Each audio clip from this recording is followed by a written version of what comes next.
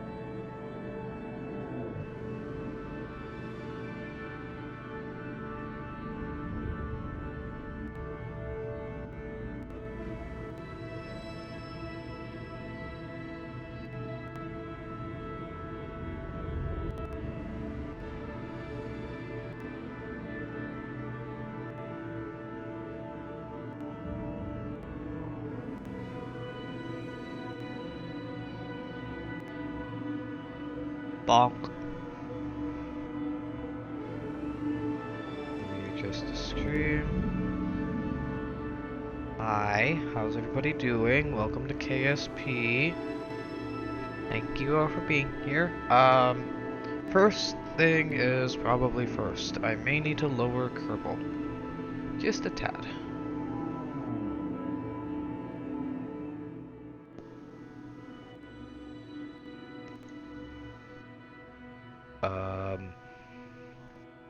I don't know why I can't hear that. Michaela_89 would like you to check your cams. Right, okay, that's why. It's only been 2 weeks. I've been waiting patiently for the device that arrived yesterday. It shipped yesterday. Welcome back, Batsloga 400. We are glad to see you have chosen to stick with our Tier 1 VIP experience. Thank you for your continued 13 months of support. Yeah, thank you for the support, Matt, and thank you for the 13... Jesus Christ, a year plus. We're already into the year plus. Says, wow, okay, I didn't think we'd actually get a year plus. Thank you so much for all the support for the entirety of the time. You were one of the only... Yeah, you are the only person who's actually been here since I managed to hit affiliate. You're in the 1% club! Congratulations! Even Mika doesn't touch that number yet.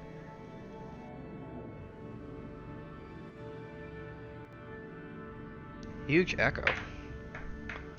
There's an echo?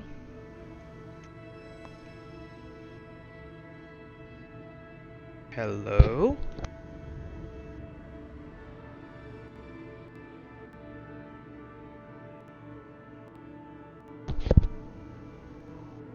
There shouldn't be an echo.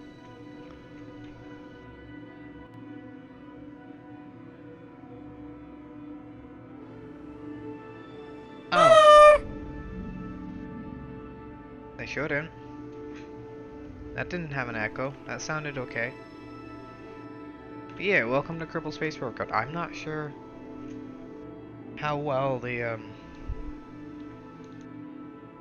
oh god, I'm gonna have to throw in some music at some point, but the major thing is I do have the capture card. I did test it. It works flawlessly with the Steam Deck, and I realized I can actually plug in my old microphone into the capture device and utilize it as a microphone capture. So instead of using like my skull candy like I am now, yes, Miss Echo isn't here. Instead of using the skull candy like I had now, I could switch to my actual.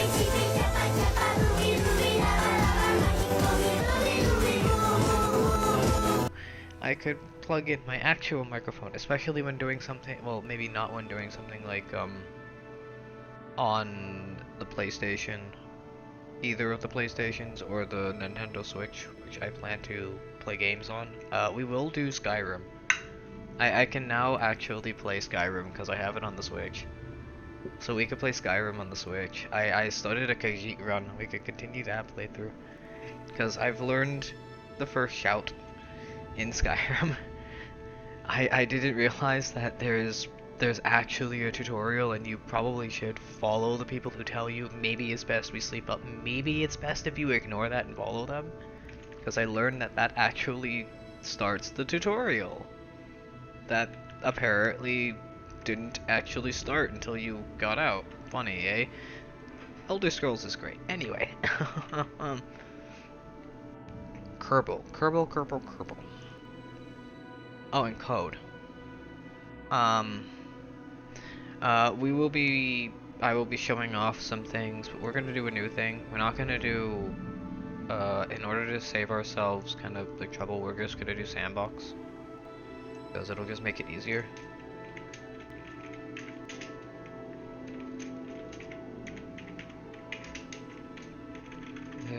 Oh, come on. Actually type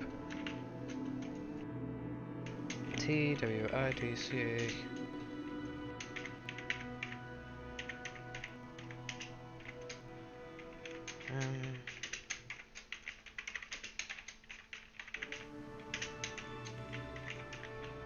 Welcome to the real-time Munlander mission world.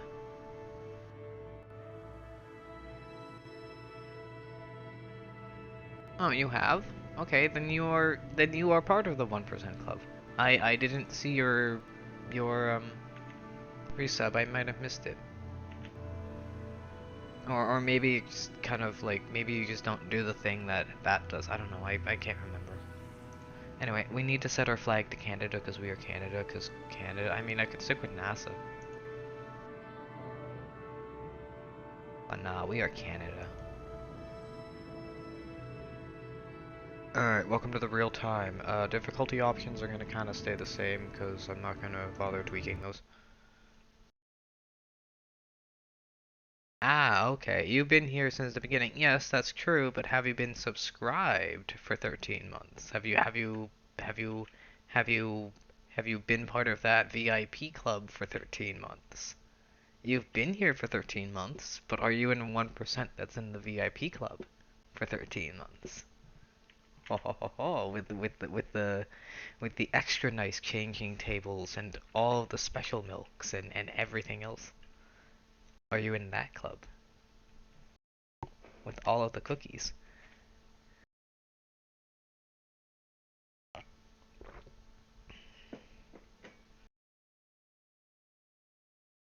Well, are you subbed?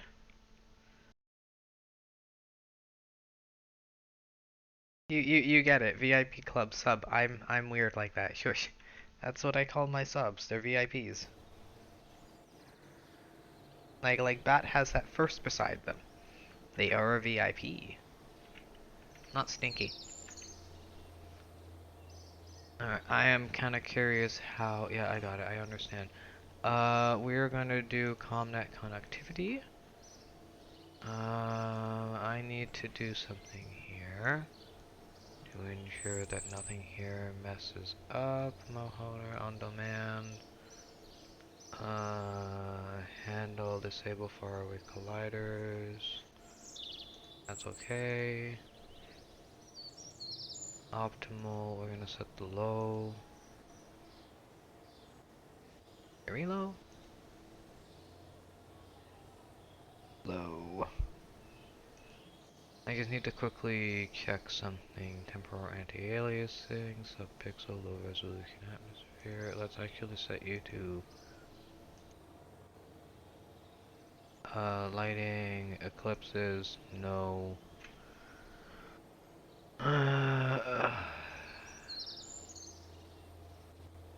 Dim light underwater, sunlight extinction.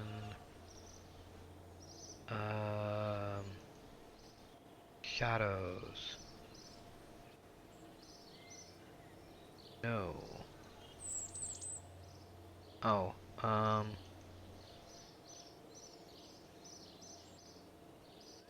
use dithering.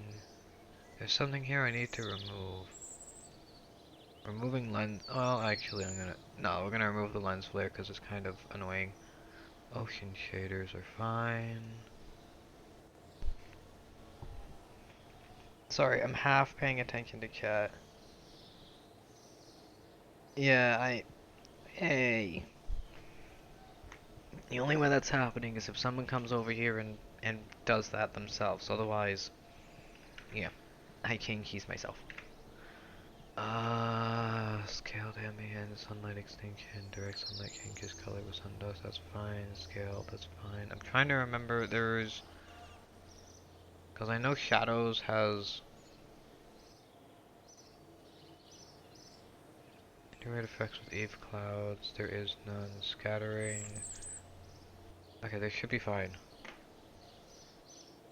These settings should be fine. Let's just head into the vehicle assembly building. And no, Sky cannot move, so we're gonna have to work things around Sky as far as information goes for the real-time moon mission. But I'm about to import some vehicles. Because I'm gonna show off, first of all, what vehicles do, and I kinda wanna modify them. Like, I need to modify them. I figured out simpler ways to do certain actions so that I can trim down the code I have. So that it's just please wait for like 30 minutes at like prograde 0-degree roll, or like 15 minutes at that flip, 15 minutes at the other side, while the other thing does its own script. Got it. Open. We need to head to this.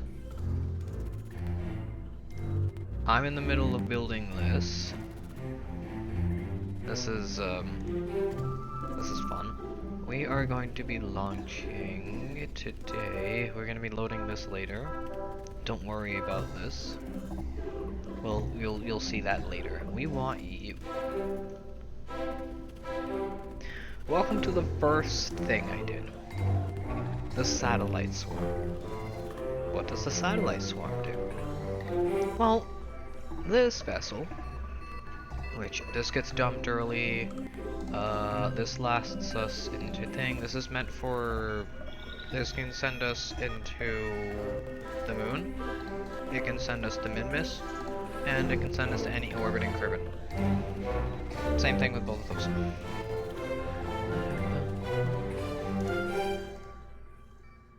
Copy down to 50. This menu of music has always been really fucking loud.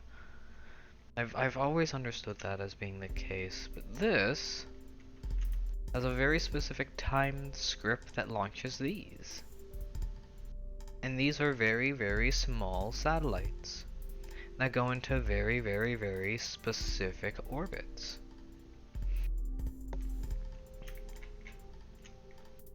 So, the basic thing here is these deploy automatically. These deploy, I believe, this side first, this side second. I would really like to get Cal units on these, but they're too small. Otherwise, I would throw some Cal automation to kind of help out with certain things. And these cannot be shrunk. It's just too big. I don't like the way it looks, I don't like the way it doesn't really fit, and there is no scaling for this, so the Cal units are off the table. It adds too much weight. But yeah, this is the very simple thing. We're gonna save this here, and I'm gonna actually show off the thing I'm currently working on. Is this.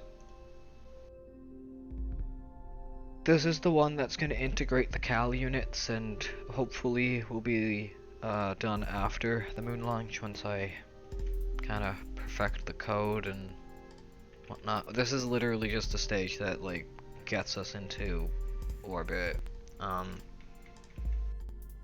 There's a lot of automation that needs to be worked on here. For the moment we got turning on the lights, I believe. That's the transfer solar deployment at periapsis. Very simple script, 0.1 seconds. It literally just, and it just extends these and activates this. Oh, that needs to be closed. No, that needs to be. I probably need to change this out for something else.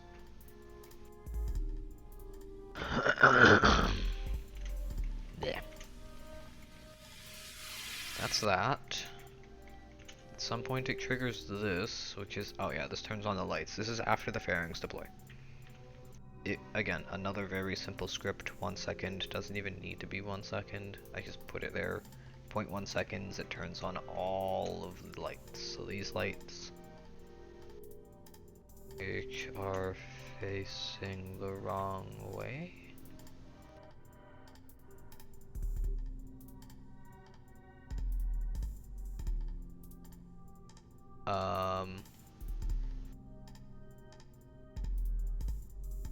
I know I recently added a light. Oh.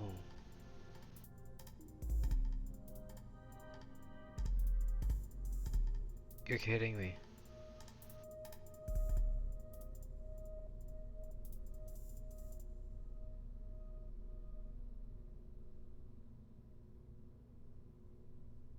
That is... Wait, what? Hang on, this is new. Because I recently modified this. Oh!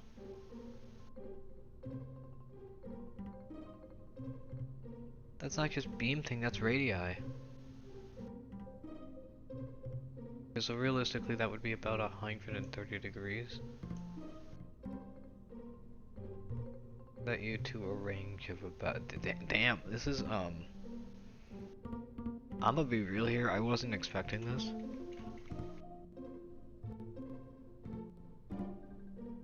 I'm being 100% real here, this was unexpected. It's off.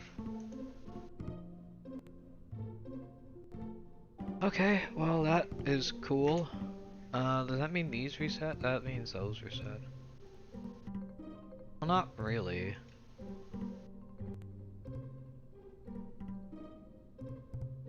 Kinda. This needs to re-increase the pitch to 25, I believe it was.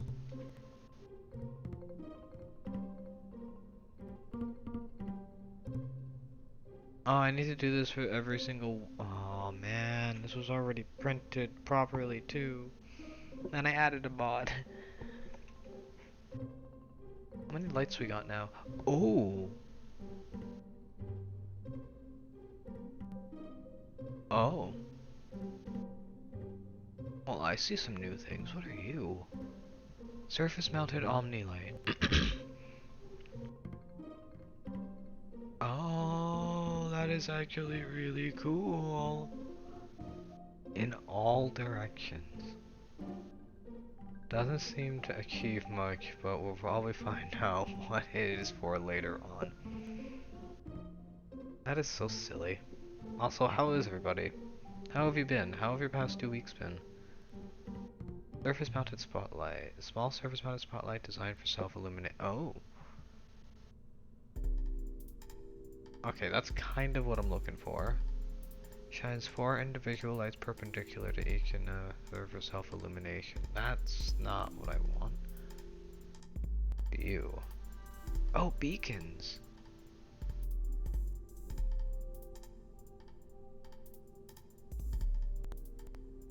What is blue navigation light used for? I know red and green are port and starboard. Yeah, right and left. Standard aviation blue nav light. White is for the tail.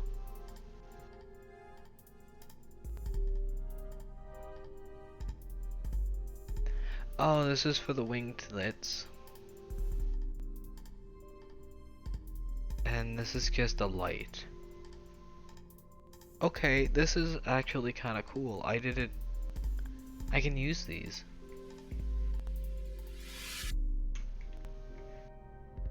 In the other builds I have, I can use these. Alright, and we're gonna load up the moon lander just to kind of... Oh, hang on, we need to... Well, we're not gonna be playing with this here until it's done, so those changes I made are useless. I gotta do that in the other world. We need to load up the lander here. It only costs 500,000 things. This is the lander we're gonna be landing with autonomously. This has been tested. It works.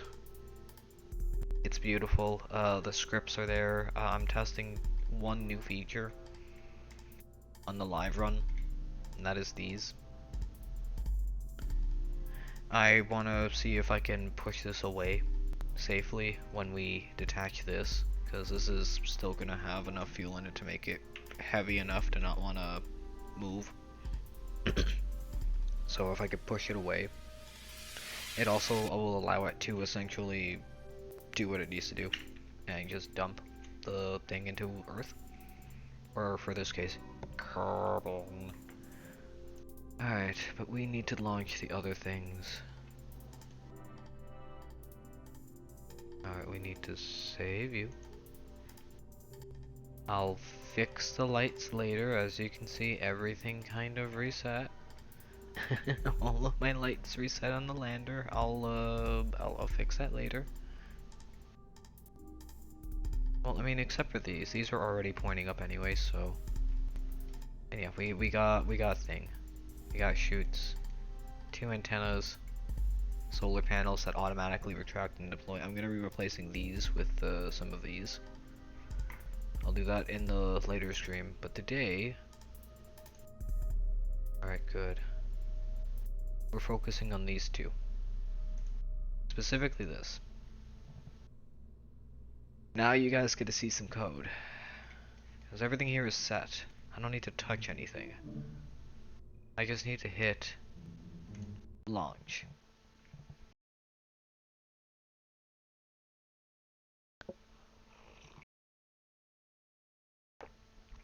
The variables are set. The launch vehicle has the code it needs. Everything is scripted. I believe I can show you guys the warped version first. Because today I kind of want to do a bit of tweaking with something and maybe launch something on the side. But we need to get up some type of relay network. I can get rid of you. We don't need you. Do we need that?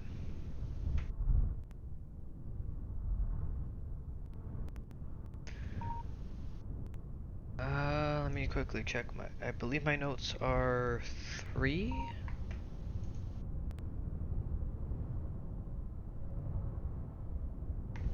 Move ASS. This is probably all gonna be in the way. We'll get that back up later. I believe it's slot 3. Yeah, slot 3 is warp.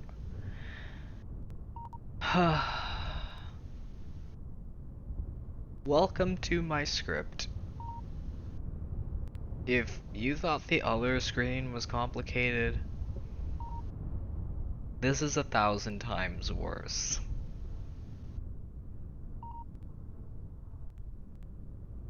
So, what does this script do?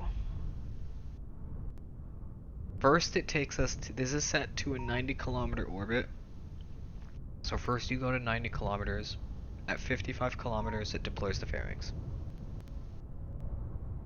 Then when it confirms that we're in orbit at roughly 88 kilometers, it waits 10 seconds. Then it dumps the lander. Then it targets the moon. And then it performs the intercept. By the way, custom 2 is the deployment, right? Anyway, that does that. Then we do the impulsive, then we transfer, then we execute with an auto warp, because it'll take about half an hour. We face prograde. We wait for our altitude to be greater than 2,300 kilometers, because that's sphere of influence. We fine-tune the approach's approach to be about 300 kilometers. We execute the node, we orbit, we warp to about 4 hours, 10 minutes. That's how long it takes to get to the moon. We wait for an altitude smaller than this. We set our periapsis to specifically 408 kilometers. 0.233. This is specific. We execute the next node. We orbit retrograde. We execute the net. Okay, so do I have a circularize here? Oh no, yeah, this is wait for that, wait for altitude, change periapsis after a fixed time. Then we change the periapsis, which is going to be lower than that, at the periapsis, so that's the high point. 408 is the high point, 300 is the low point. Execute next node, face retrograde, roll 0, do the custom action groups, roll 0, do the custom action groups. I think I need to extend these.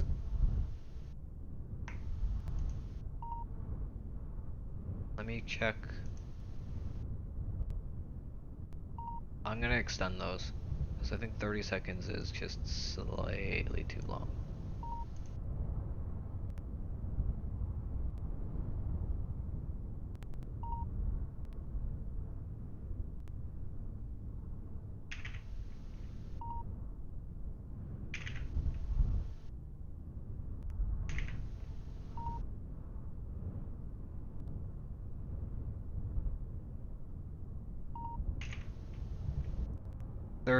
Spin 30. That 60. That.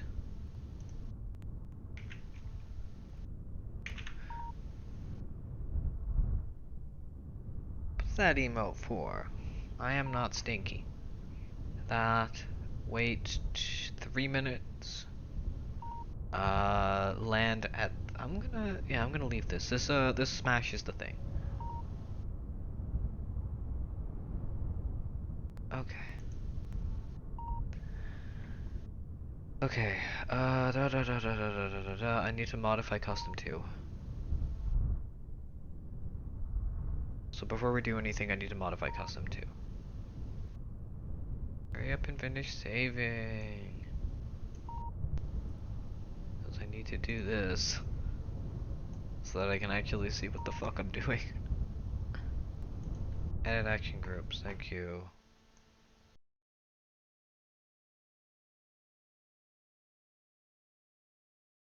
Oh, cause this has the auto. Oh, right, this is meant to stop at stage 1. I remember, cause this can have, the other stuff. I remember. Alright, ascent guidance.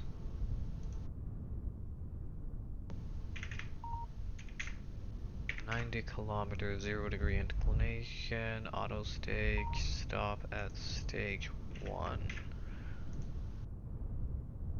Do not deploy solar panels, do not deploy antennas, those are automatically done. I think we're good.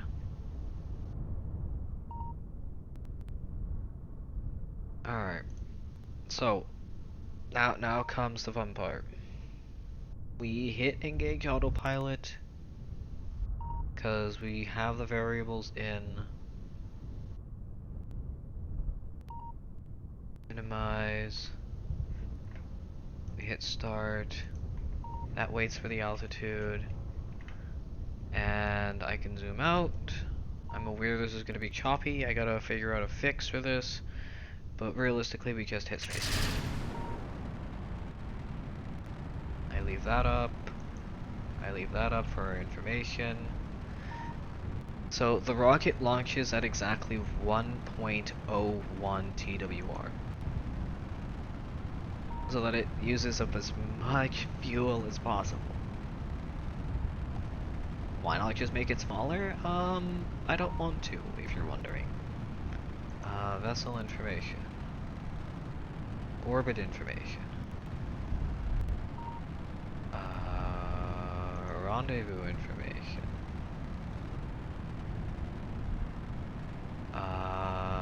Target orbit info. Yes.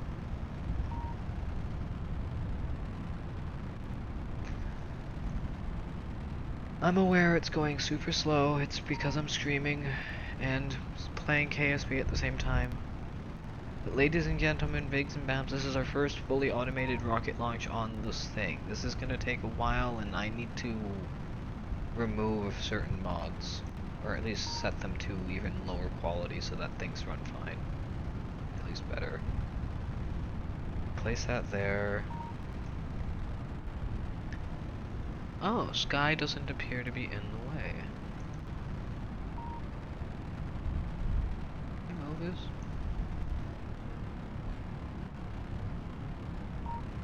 Oh, I can't move it up any further, but that's okay, I guess. You can see the power up here, you can see how much we're actually generating versus using. You got the rendezvous info. I have a question, where is chat on the screen?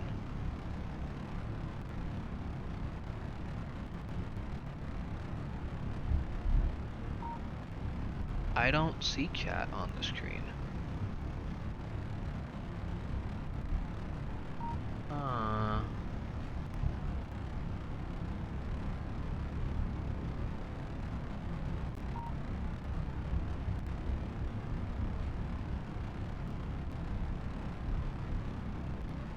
There you are, chat. I am so sorry. I missed you. How have you been?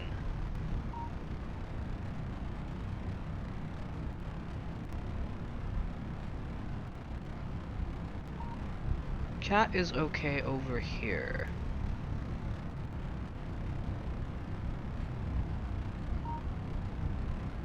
There we go.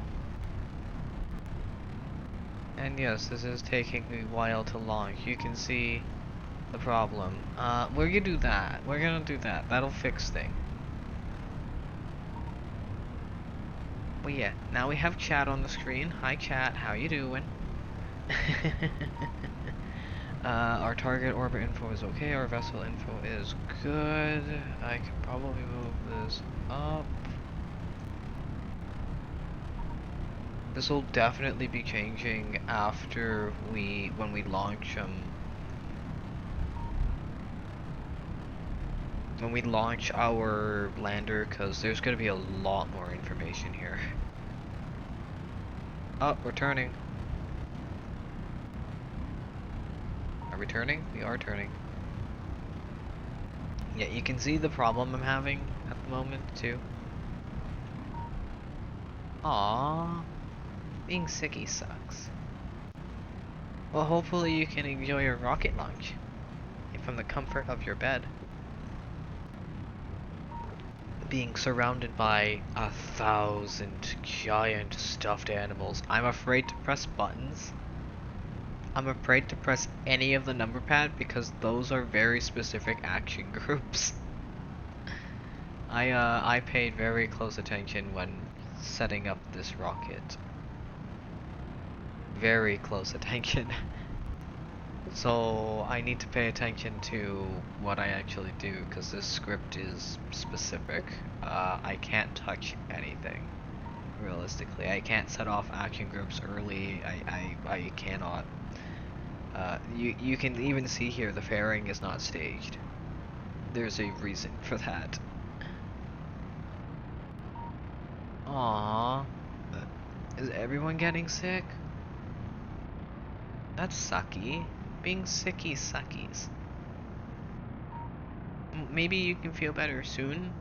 Have some soupus. Ooh, get some Tim Hortons soup and get like a bread roll from Fortino's or some shit like that, and just put the bread in the oven, make your soup on the stove, cut the bread when it's just, you know, nice and fluffy on the inside, and use that as like a butter it and put it in the soup, and you have something that can make you feel better that also tastes amazing and makes it taste even better. Cause when the butter melts into the soup, oh my god, it's so good. Am I one of the few people here who really enjoys the Tim Hortons chicken noodle soup, especially with buns and butter? Also, I think I can do this. Cause this should be better. Because our apoapsis is only 35 kilometers. Now comes my favorite part. What is my maximum dynamic pressure? 12,897, eh? This number is good to know, right here. I didn't think that it would show me that number, but that number is good to know. I never liked making the grilled cheese sandwiches. They were always a pain. When did they finally remove them? Can I say that? When did they finally remove them? Because again, I used to work at Tim Hortons. I know what it's like to make them. It's annoying when they modify the shit out of it. It's like, I want sauces that you shouldn't have it. I want lettuce. I want tomato. I want blah blah blah. It's something that should be on a grilled cheese. Alright, and now we're pushing through the atmosphere. like I said, this should have enough fuel to take us to where we need to go. That is if I didn't mess. Nope, nope. This is perfect. This is exactly what's supposed to happen.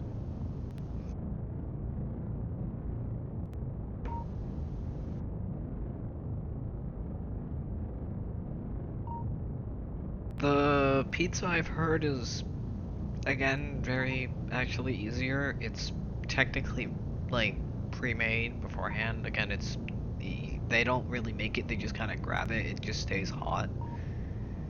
Like I figured Tim Hortons would do. They did it when I was there.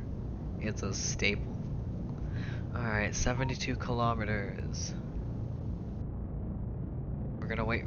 So this thing stops at about 50 clicks.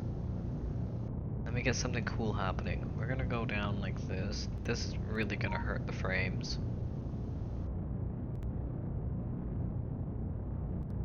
Okay, we're gonna do that now, because that tells us right where we want. Perfect. 50. Okay, so now we gotta see the first step. You see that split there? You see that split there? Watch it. Watch it. Watch it. Watch it. 54. Since we're probably somewhere else. Boom. Alright. And then we wait for the periapsis. Oh, that's a cool ass shadow. And there goes our fairings. Bye bye. You're gonna fall back to the planet. And then I usually leave it like this. Because usually I'm not warping the mission. Usually I do this real time. I really like seeing this happen real time because real time missions are just really fun to do. Yeah, now we wait for the autopilot to finish its thing. But yeah, the pizza they probably have, I haven't tried it yet. I don't really want to. I'm not sure. Like, again, I could probably learn how they do it and just if I like ask nicely. Because again, I used to work there, so I can probably just go to the one I worked at, be like, hey, explain how the pizza is done, and they'd probably explain it to me in full. Alright, there we go. Stage 2. And now we enter orbit. Again, like I said, we have enough fuel to do what we want to do.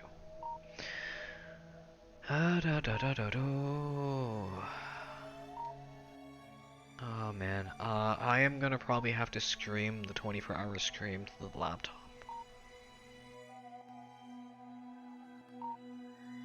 That means that there will be no sky in the corner. I'm gonna have to fix that. Or, you know, I can just figure out what's going on with the visuals while looking at the planet and fix them, cause this is me looking at the planet and it causes massive frame drops. CPU goes nuts too. Also, wow, bitrate go burr.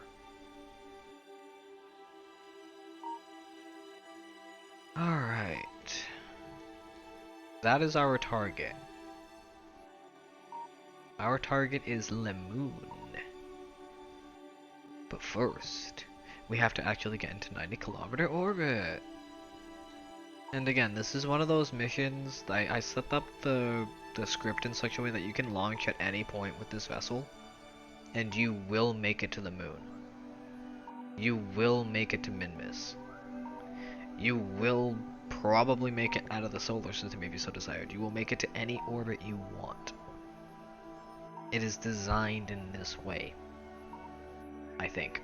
I haven't fully tested it with like extreme distance, but the script we're running now works good. And this is the solars that will need to be modified in a bit so that they are actually in that beautiful equilateral distance thing. This math was actually done earlier. I did this thing. You'll see the cool thing later. Yes, we are 24 seconds to burn. Oh, Delta V stats. There we go, that's what's missing. Maybe landing info? Not yet, not yet. Delta V stat should be here by chat. That's good, right? That's good, cat, right?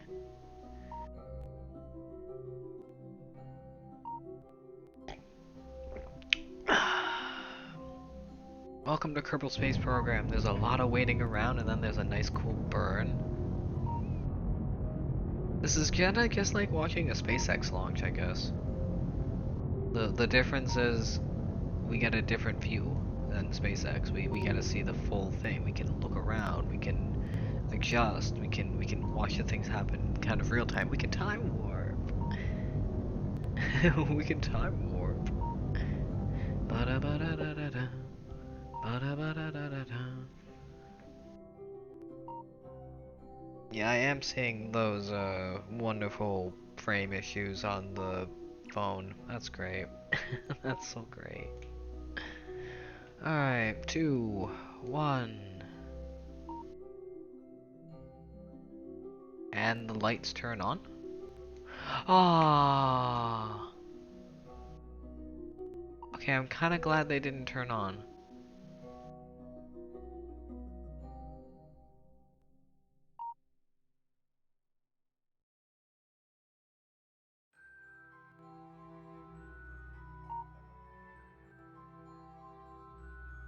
Sorry, I gotta do this on the fly. Son of a bitch.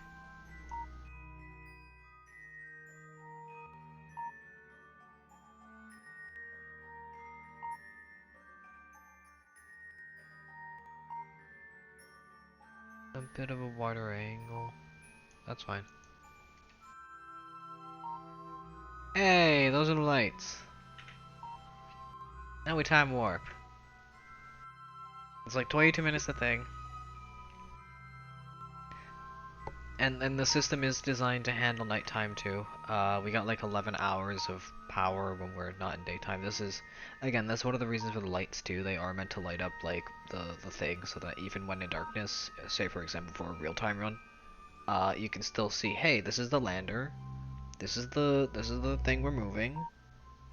Don't worry, it'll eventually make it to its destination, but you're not watching an empty screen.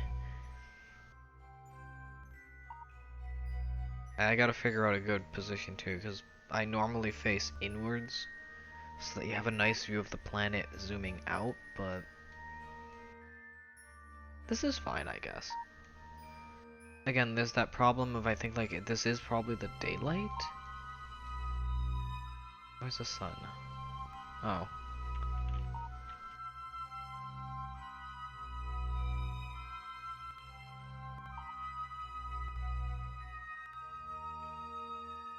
Okay, you gonna warp?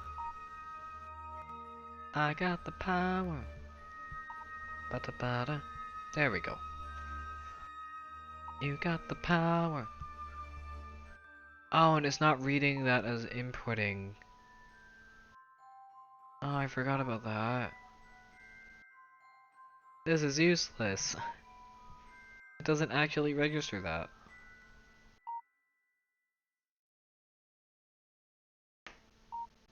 Okay, that's cool.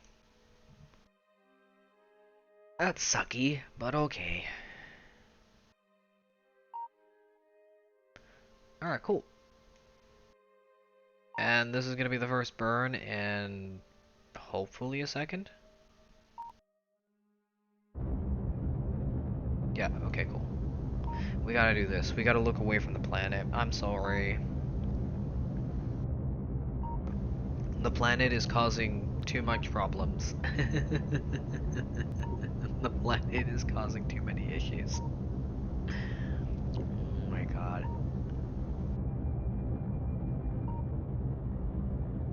Ba-da-ba-da, ba-da, ba-da-ba-da, ba. I got the power. Here's the thing, I am still kind of excited for the real-time mission because I may or may not have a concept work already made. I've been trying to perfect it, but I think the version that I really am enjoying is going to be the perfected version. Oh yeah, and then it does this. And it waits for that altitude, because now we're at our sphere of influence changes in 4 hours. And this is about an hour wait. This is genuinely about an hour. I should have time warped, but you know what? It's about an hour past we started anyways. We need to take a bit of a 10-minute thing to begin with. To make it last even longer, how would you all like to look at the planet? While realizing that this is now running at 3, 1004, 1005. Oh god. An even lower amount of time. Yeah, that time dilation is very real.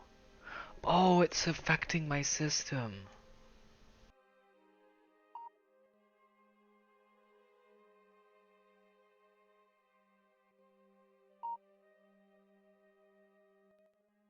Okay, so this has about half an hour. In 10 minutes we're gonna warp. I need to change. I'm an adult, I swear. Um, not a stinky babby. But again, I'm gonna mention this again for nobody. No, since nobody has gifted 1,000 subs, and nobody has dropped since nobody has dropped 1,000 bomb, I cannot. I am allowed to say I'm an adult, and none of you can argue. It's only when someone gifts 1,000 SIF gift subs, or yeah, 1,000 subs, we'll call it, that I'm not allowed to say that for the rest of the year until 2027. And then if it happens on like the first day of January 2027, I have to admit it for the rest of that year until 2028. You get the idea. For 1,000 subs, you get a lot of power. But you also help me out a lot. And you force me to pay taxes, so yeah. Also, I just realized, I've been pressing the emotes and nothing is happening, so I think we're okay. Because nothing has attached, I think I can press the number pad. Oh, thank you. I was genuinely worried I wasn't able to press the number pad. Because, again, game is finicky from time to time. We're gonna say like this. I mean, I could technically just lock it.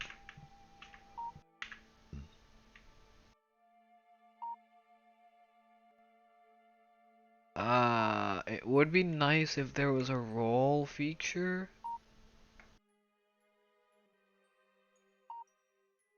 Yes, we're gonna leave that there. Since we are facing prograde, we are gonna leave all the information up so that you guys can get a better handle. We'll actually move the delta V stats here so that it's right by where the node actually is, so that if you look by here, you can see more detailed delta V. Cause everyone loves knowing how much delta V we have. Also, is the chat overlaying over top of anything? No, except for MechJev.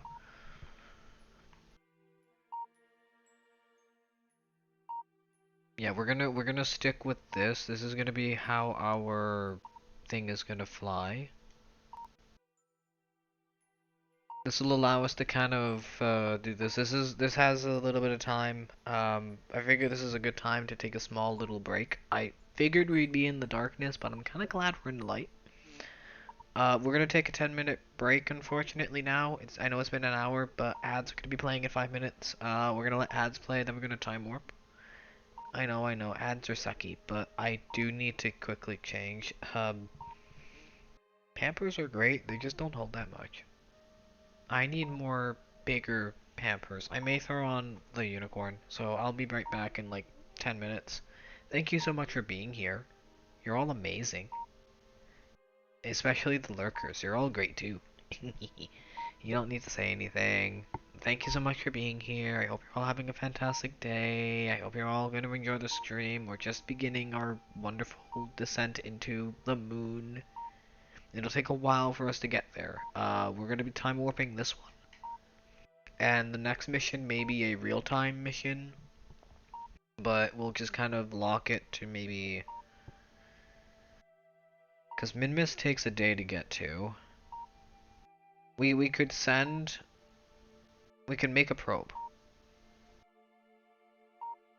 Yeah, I'll be right back. Thank you so much for being here and enjoy the small little break while enjoying the, Batsloga 400 asked me, is Sky a soggy bab? Well, if you consider the way Sky handles those Kerbal rockets, you might say they're more like a damp sponge than a crisp rocket scientist. But let's give them a little credit. At least they're not crash-landed on the moon yet.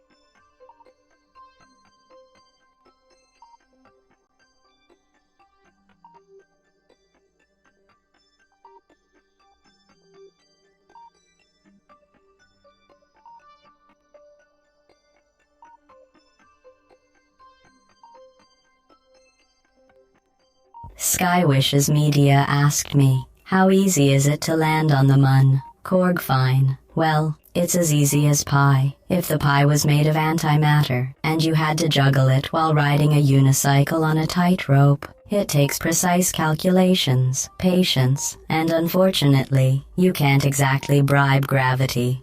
But knowing you, you'll probably crash a few times before you get the hang of it. Good luck not turning your Kerbals into cosmic debris.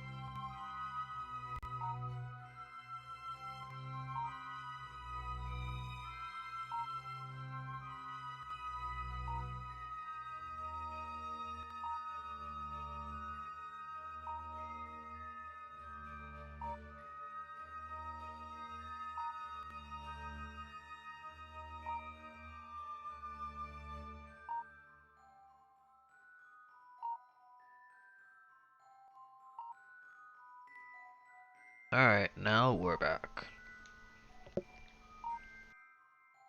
I noticed the double audio issue, I need to check my audio levels. I have a feeling it was.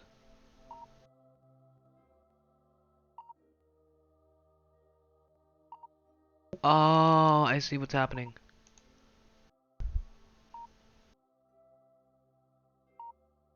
It is double audioing.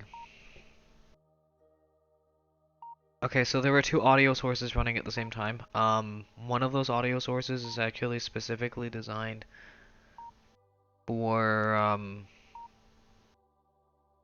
the stream that for when I do Xbox stuff and stuff. Okay, we're back though. The audio should be fixed. I apologize for that. Thank you all for sticking with me. Back to the free camera. Cause we can now actually warp a bit. Cause we just need to wait for another 1,000,000 meters. I can accelerate.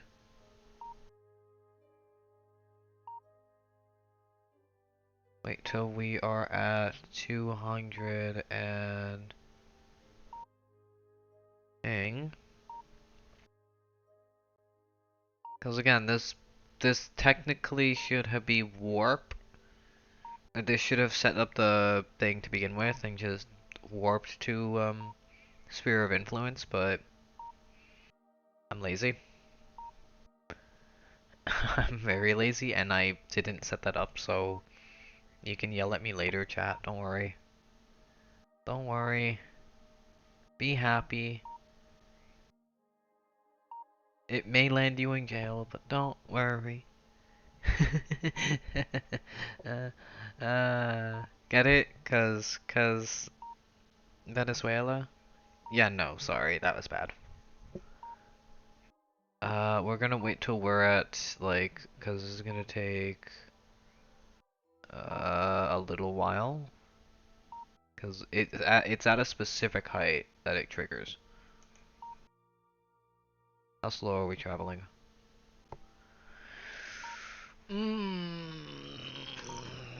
Fast enough.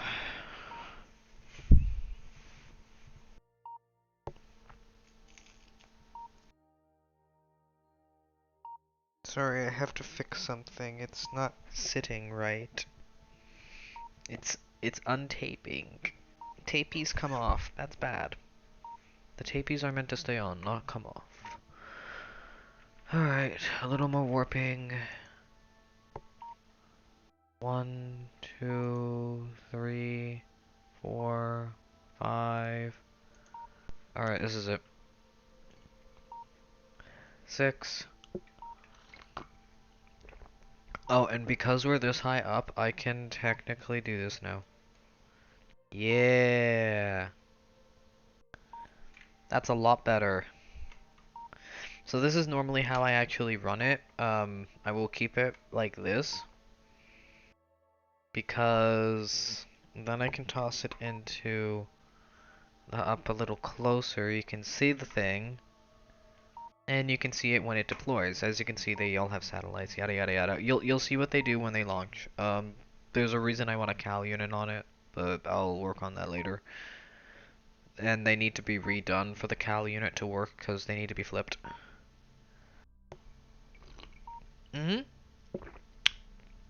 So what it's doing now is fixing the orbit to the specific 408 kilometers.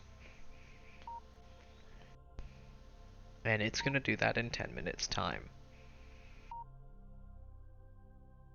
Perfect. Perfect. See, this is what I'd like to see, a SpaceX style launch. That just blows me out of the water. Cause the next time we do this tomorrow will probably be the real-time mission to the moon. This is just the prep work. Just getting the satellites in orbit, making sure we have a stable connection, sending something to the moon, I guess. We'll send something at low orbit for lulz. Maybe... Well, I mean, we are gonna smash this thing into the planet, so that's fine. Alright, cool. And now we face retrograde.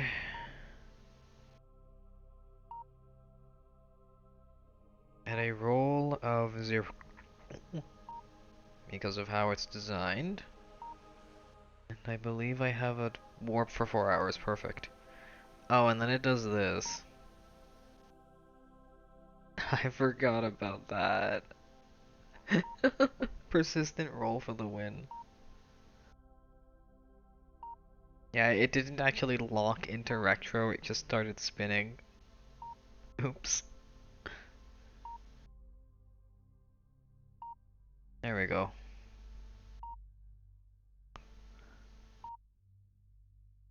And now we wait for the thing, because the Sphere of Influence is gonna happen in, oh fuck, half an hour.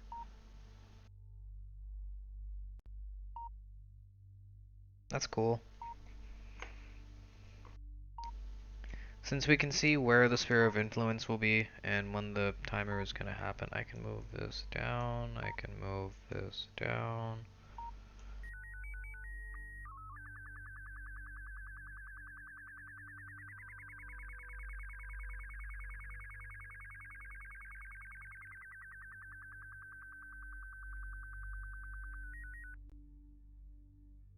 If anyone has a slow, it's an SSTV scanner. If you have an SSTV decryptor, you can decrypt that.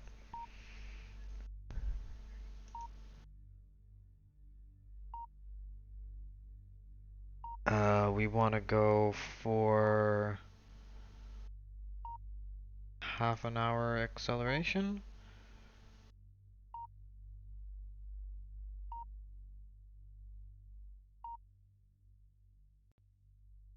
Twenty-six, 25, 24. I am watching the time to Sphere of Influence switch. I want to wait for it to be like 2 minutes too, so that we can actually see it happen. Again, the real-time mission is going to be, we don't touch it. I will literally walk away. 11, 10, 9, 8, 7,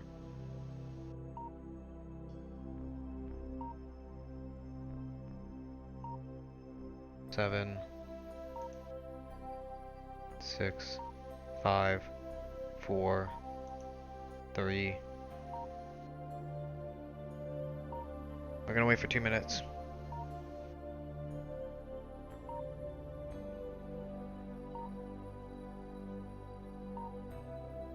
2 minutes, 50 seconds, 40, 30, 30, 20, 10, 3, 2, 1, there. 2 minutes. 2 minutes before the map, 2 minutes before something really cool happens. And again, I really do like this game for things it does, and just this. This is not a sim, by the way. This is gonna be the launch. I do have the simulator mod installed. I do have Crash installed. I have played with Crash a bit. It is actually a really neat thing. It's great for like when you want to test something over and over and over. Hi Kyan, how are you?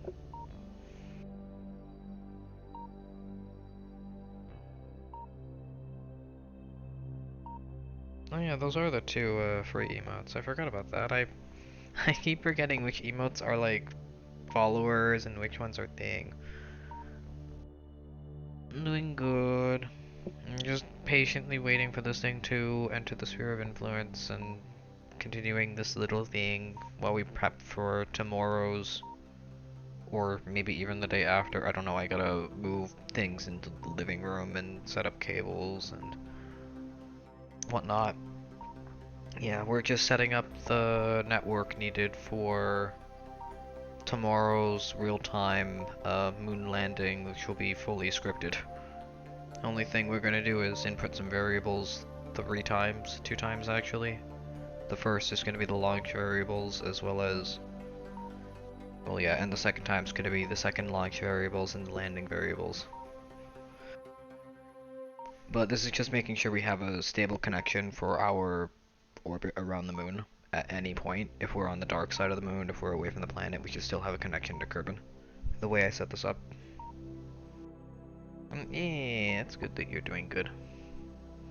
Yeah, I'm doing good. It's been a while since I've touched Kerbal Space Program and streamed it. Probably gonna need to... Ooh, I'm gonna need to figure out a way to... Again, because the next stream that I do will be the big one. That's gonna be 17 hours. And there's our sphere of influence. And we have about a few minutes before we cross that boundary. Not even. There we go. And that's why I like facing that way. Because when the sphere of influence crosses, oh baby, you gotta see this thing turn.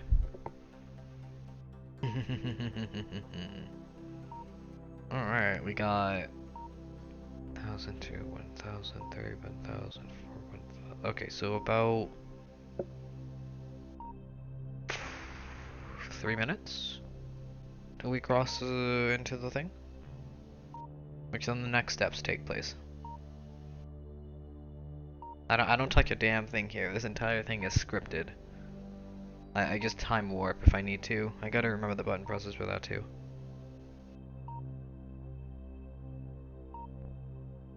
Alright. In fact, no, I don't need to do anything. I don't need to do anything. We are a few seconds out. Let me just leave the mouse there so that I can look ugly. No. It'll just be there because we need it to be there. This should now... What is the current apoapsis, periapsis? 107. Yeah, this should increase it. Radial out. In. Out. Beautiful.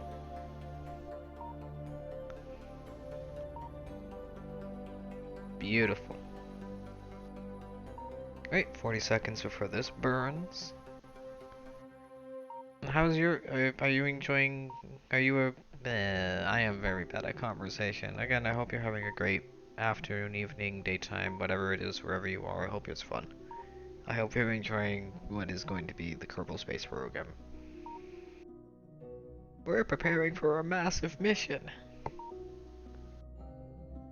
This is probably gonna need, like... I'm gonna have to go over the script for the landing mission, because it is split up into 3 scripts. And 2 of those scripts are on global things. Which causes a small issue, but also doesn't. Beautiful. Beautiful. Perfect. 408, 133, 103, close enough. I don't know why I do this. I don't think I need to do this. If I remember correctly, this is there just for the real-time mission. Because in the real time, I mean, it is a useless piece of code if we're going right into an execute. It is a useless line of code if it is going right into an execute.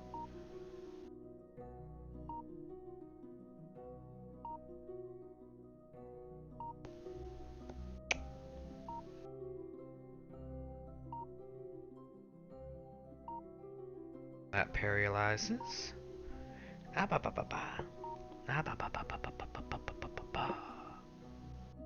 3, 2, and that vertical speed drops to 0. Beautiful. And we burn.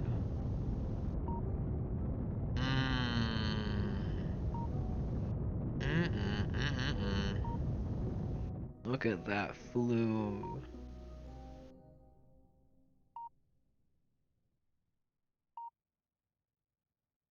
Beautiful. We wait a minute. Oh, this is at the thing. This is the thing. This is the moment. This is the moment. Okay. Since we're already facing the right way, this should automatically do it. Alright, this is where things happen. I'm gonna stay like this.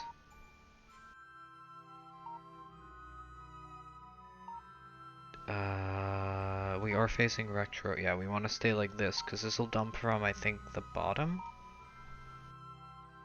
Trying to remember which side it drops from. I'm pretty sure I changed the script so that the bottom delivers first. It could still do the top first accidentally.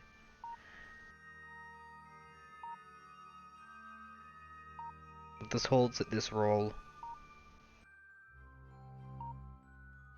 Come on. Come on. Okay, good, it's the bottom. There we go. That's what I like to see happen. That reminds me, aim camera. There we go. There we go. And now we've entered the SpaceX portion of the mission, which now we're actually bouncing off of this relay. How neat is this? Alright, so in about 30 seconds the next one's gonna dump. I intentionally give it a bit of a 30-second delay before it rotates, because that gives it enough space. I don't need to worry too much about like where things are spacing wise. This helps ensure the thing, because it holds the same thing. It doesn't really have much ejection force, if I remember correctly. It's like, I think 1. Number 2.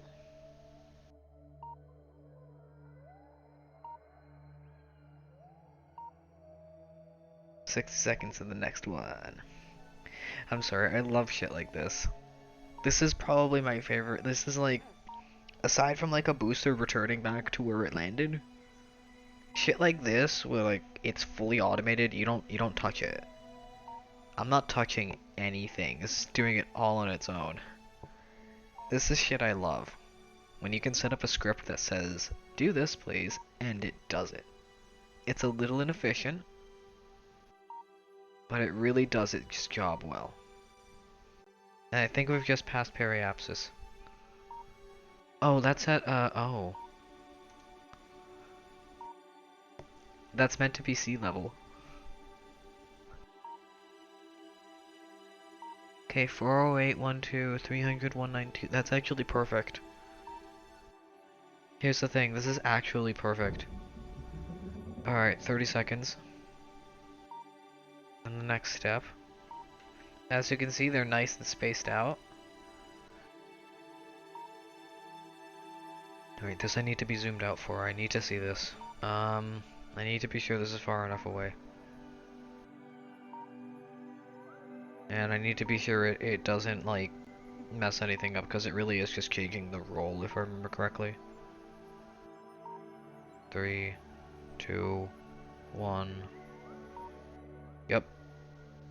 Alright, we good. And it waits 30 seconds to drop the next one.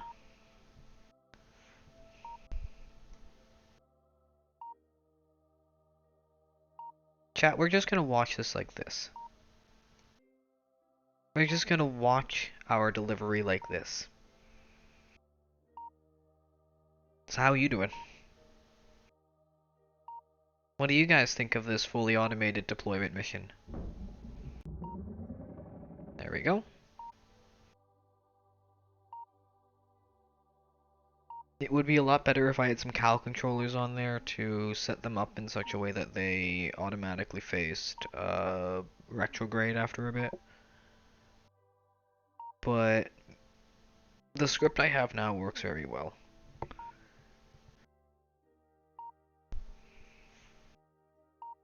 Let me tap that emote to see what it is. No boopies. I need a boop emote.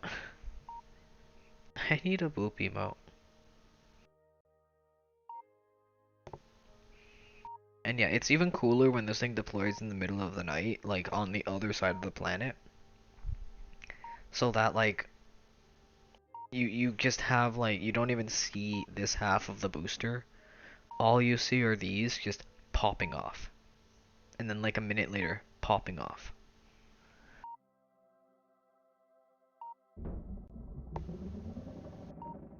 Yeah, I do. I need one where it's like booping me though.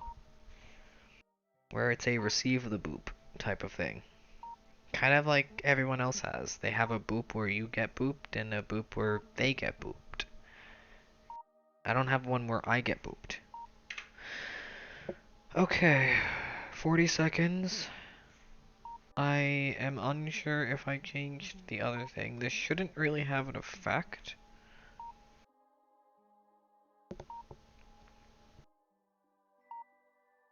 But the next stage after this is just bring it into Smash. I could technically let it land, but I'd rather just watch it go Smash. I've never actually seen this happen. I usually set these up real time, launch, go to sleep, wake up like 8 hours later, and this is done at like 8 hours 50 minutes. Cause this is a 7-hour 44 mission. This would be 7 hours in. If I did this real time, this would be 7 hours in.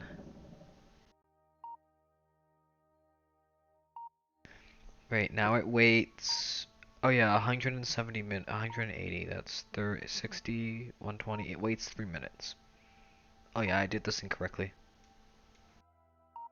And those things are now far enough away from each other.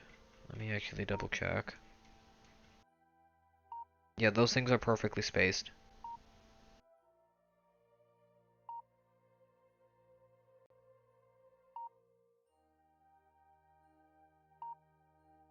Perfect. So we can fix those into their orbit soon. Those little things we can fix into their orbit very soon after this thing lands. In like 2 minutes it'll do its maneuver. This is the other reason I want to check this. I want to make sure that it just kind of stays above this one. This is the one that needs to be watched. When it does what it's about to do, by the way, that's pro. That would be retro.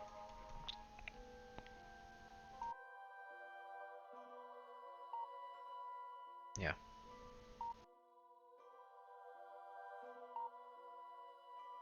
Yeah, okay, that's pro, that's retro. That's retro. Okay, cool. Okay, cool. And that's this mission halfway done. It's now the other half is just time warping and setting these in location. I think the next thing I want to do will be a real-time thing just to kind of... Well, no, real-time takes too long. And if I do real-time, I gotta make sure that my system is hardwired in. That's the other issue. It cannot be like soft-wired, it needs to be hardwired. It cannot be run through Wi-Fi. Also, you see how much Delta V we have left, right? 1,265? Again, this is meant to get you to min-miss as well. This is designed for min-miss deployment, this is designed for mun deployment, and this is designed for Kerbin deployment. Great. 60 seconds until the next stage. We should be far enough from the satellites, from the relays. It looks like we are.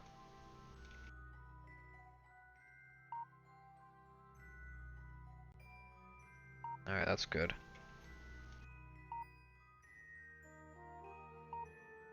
Can aim back there, because it's gonna rotate around there.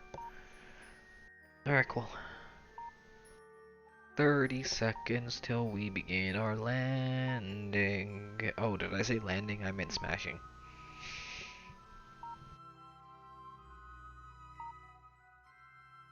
But yeah, at this point we are now running off of relays.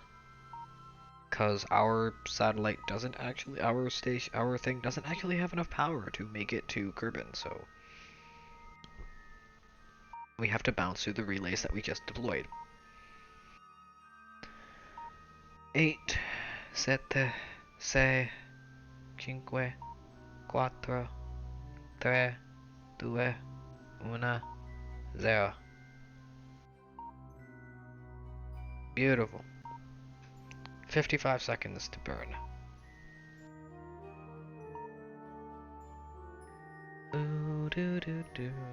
Kerbal Space Musics.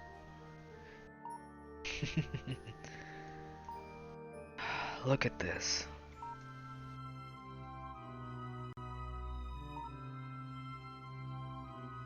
To think that we did this, and we didn't bother touching a single thing aside from the launch variables.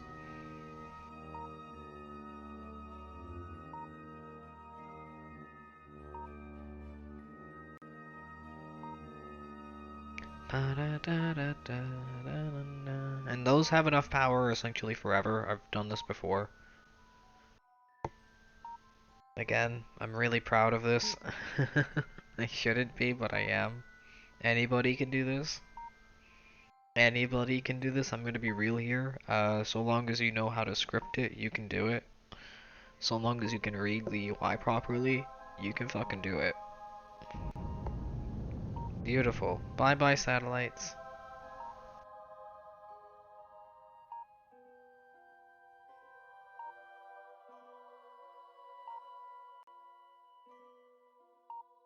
And there we go. And what happens next is simple. Shit just closes. We're in hibernation mode. We're done. Yay!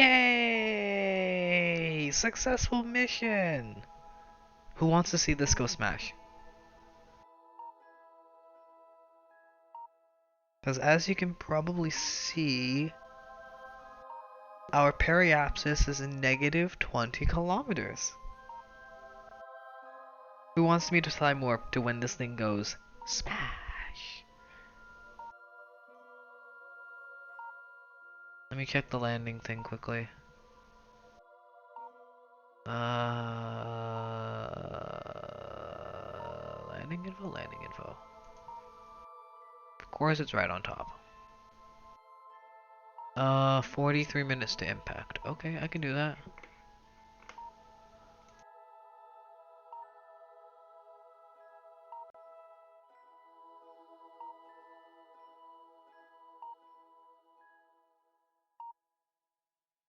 We're gonna watch that height. Cause again, we don't care about this thing. No, we do. Oh, it's gonna be on the dark side.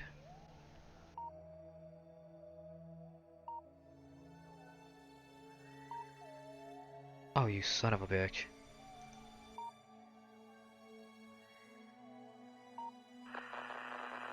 Alright, beautiful. We have no connection to Kerbin. Yay! Son of a bitch had to be on the dark side, though.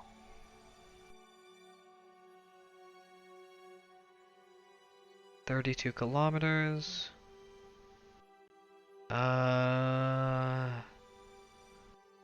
16 minutes to smash. That could change. We're gonna set you to you. Oh yeah, that's definitely gonna change.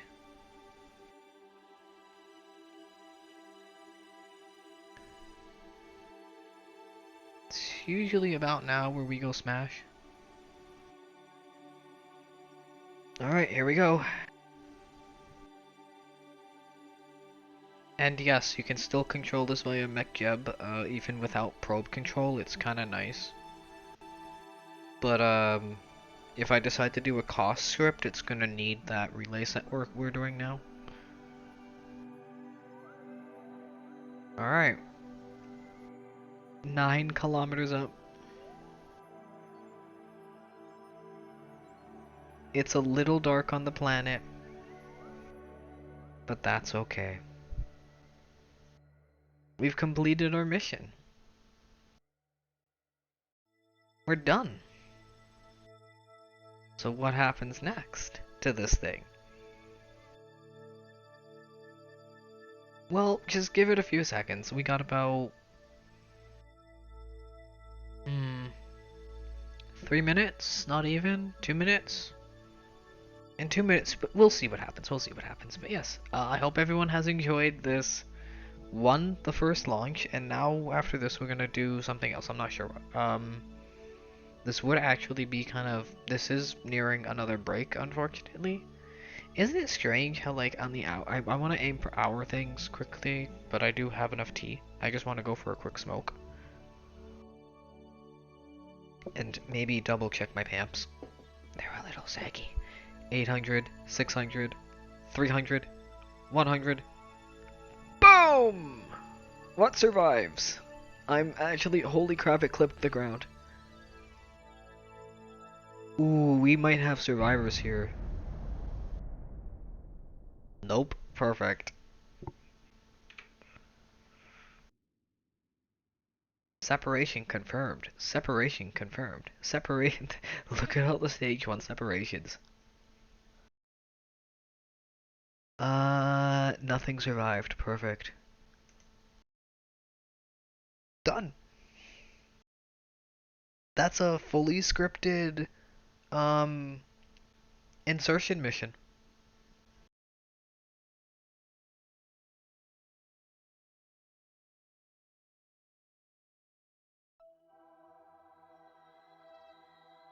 That's it. And we have our first relays in orbit. I believe we need to do the bees first. Okay, the periapsis. Let me check Satellite Swarm B for a second. I'm actually kind of glad nothing survived for the crash. I have had times where debris has actually survived the smash in the planet, and it's been like, great, now there's debris. Now I need to send a recovery mission to recover some debris that I'm just gonna yeet back into the planet. With the recovery mission. Okay.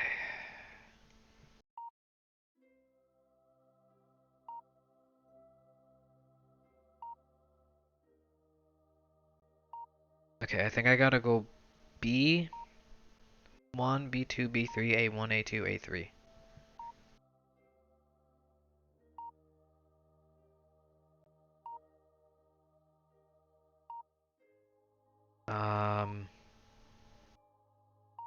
Yeah, okay.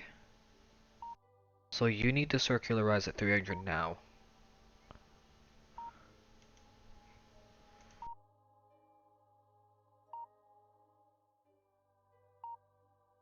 Periapsis. Okay, that's in 28 minutes.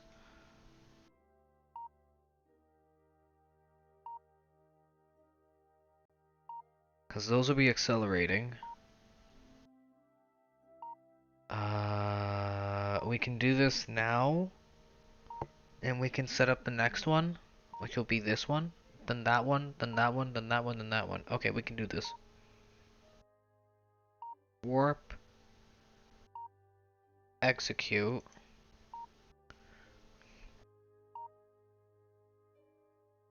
This should be what I want. I'm about to find out.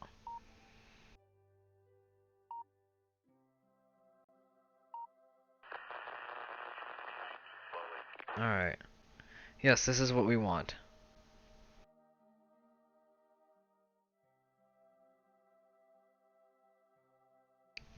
So this is the first one.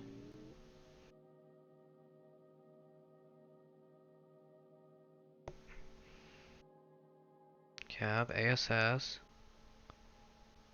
Radial in, force roll 0.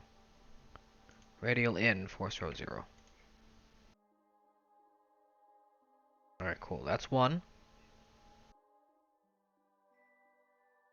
Oh, and then we need to shut down the engine. There we go. And this has 24 minutes of power, but it has... what's the orbit? It's fine. It's got enough power. Alright, cool. That's one.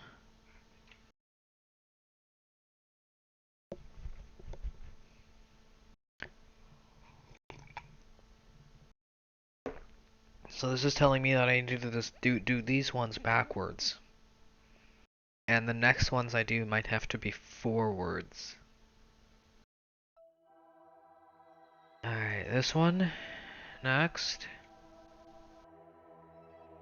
B3, B2, B1, A3, A2, A1. So this one next.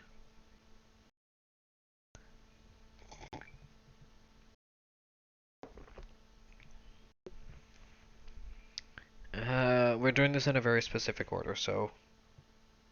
Again, sorry if this is not as entertaining as what I normally do. I'm looking forward to being able to show off the capture card. I could do that tomorrow when we can save the real-time moon mission for like the weekend. I was gonna say, is that like...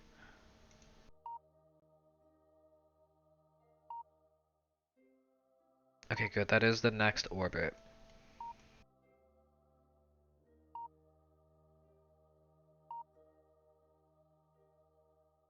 Okay, good. I want to prep these all in right now, actually.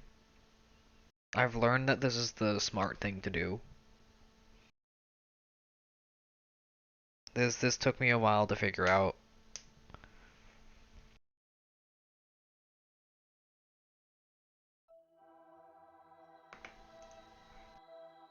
Alright, this needs to be added in orbit.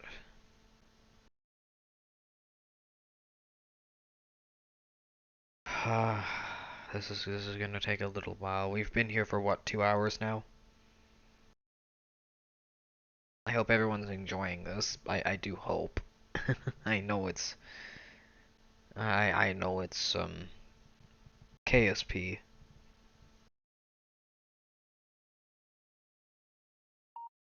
It's a lot as fun as most people think it is. Create node.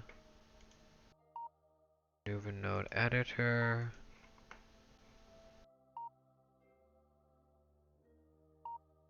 And we want to add an orbit. Okay. Oh, I want that up.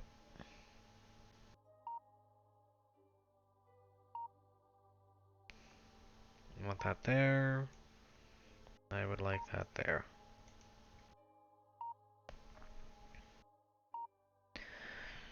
Okay.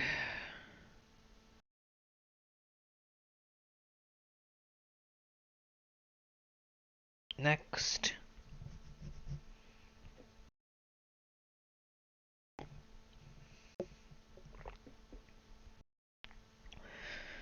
Ba ba ba ba ba ba ba ba ba ba ba ba ba ba.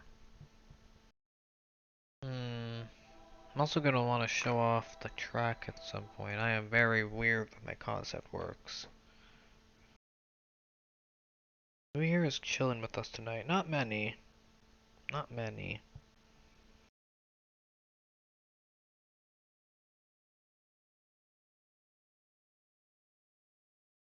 That lonely two. Lonely two. I'm sorry, that's bad. Alright, number 3. Periapsis. Create. 2 orbits. Tracking station.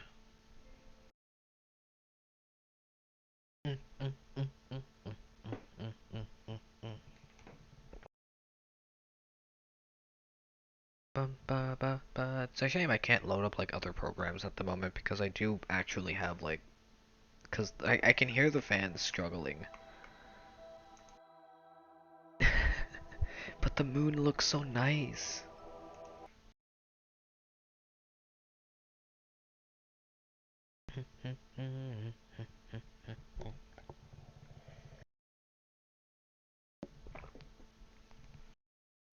Begins to crawl.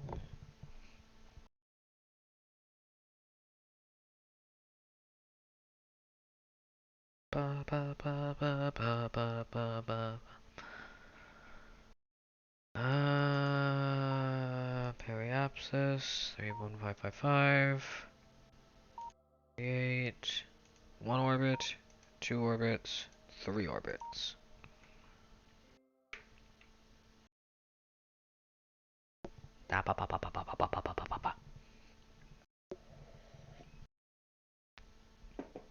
I wonder where Jeb's gonna fit all of their Pampers.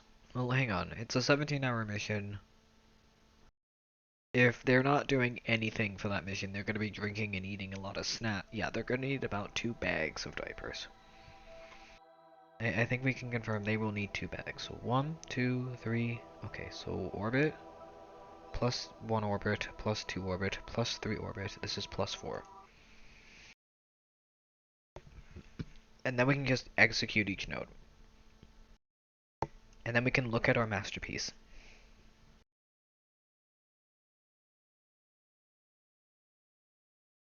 While hopefully not being in the middle of receiving a change by an adult. I mean, what? We are the adults here, right? Right? Ba ba ba. Do do do. I'm in to fold. Create. 1, 2, 3, 4. And I actually would like the ASS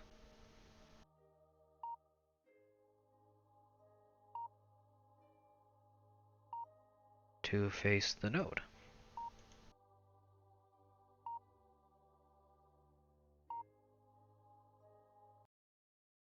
Alright, beautiful, and now we are executing nodes, one after the other. I could technically set the other things to follow the node first. I need a change already. Shit. Shh.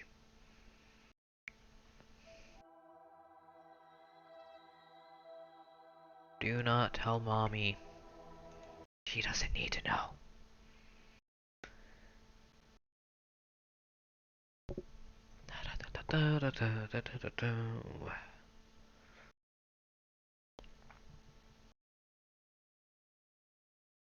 Here's the funny thing.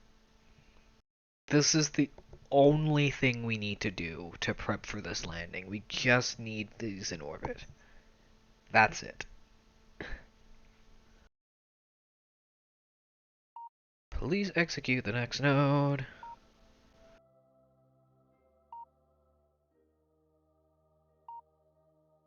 Alright.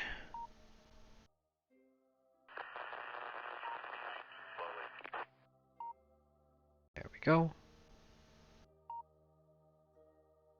They do get kinda close, but I mean, that's expected. I did prepare for that by setting this up the way I set it up.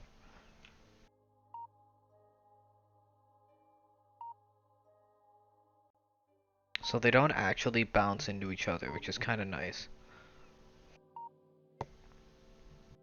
And it has enough power to do this. Oh, thank you. Alright, radial out. Roll 0.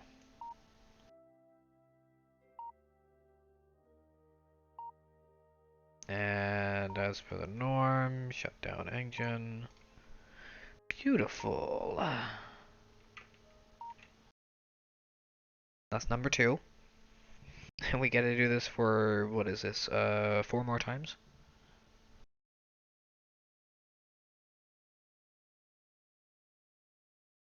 Yeah, welcome to what I was doing for the past 2 weeks. Launching, landing, crashing, launching, landing, crashing.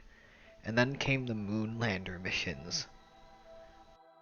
Getting to orbit, making it into orbit, waiting an hour, waking up to a crashed lander. Like, 9 times I crashed into the moon. That's when I realized something important. You can't just auto-script a landing spot. You have to place it down yourself. You don't get an option. 1, 2, 3. Alright. Here we go. It's beginning. It's beginning, babies.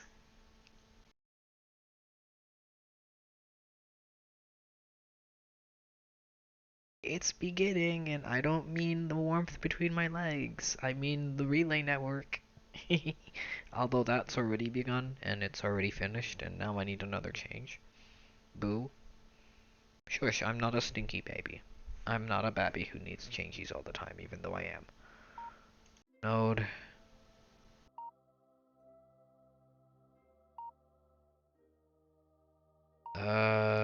Execute.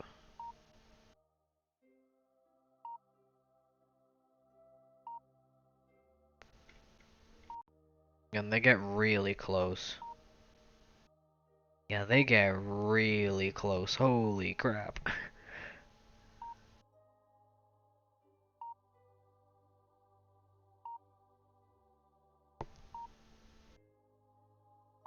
And it does what it needs to do. Alright. That's number 3.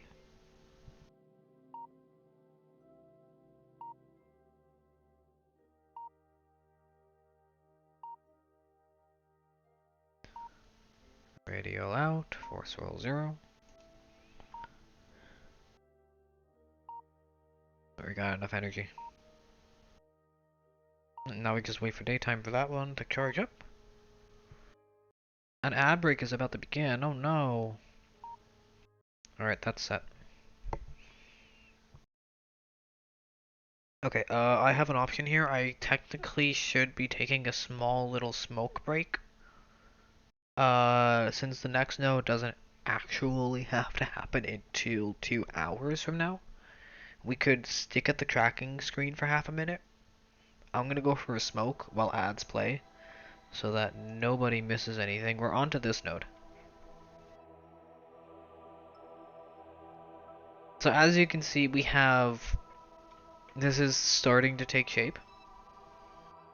This is what I want, so that when we're on this side of the planet, if we happen to land here and it's dark, we can at least have a relay to bounce to, that'll bounce to another relay, that'll bounce to this Earth. That's the point. So yeah, we'll be back in a minute, we'll finish off these 3, and then we'll send a little scout to the moon. We'll actually survey the moon. How's that sound? We'll send a survey thing, a polar orbit.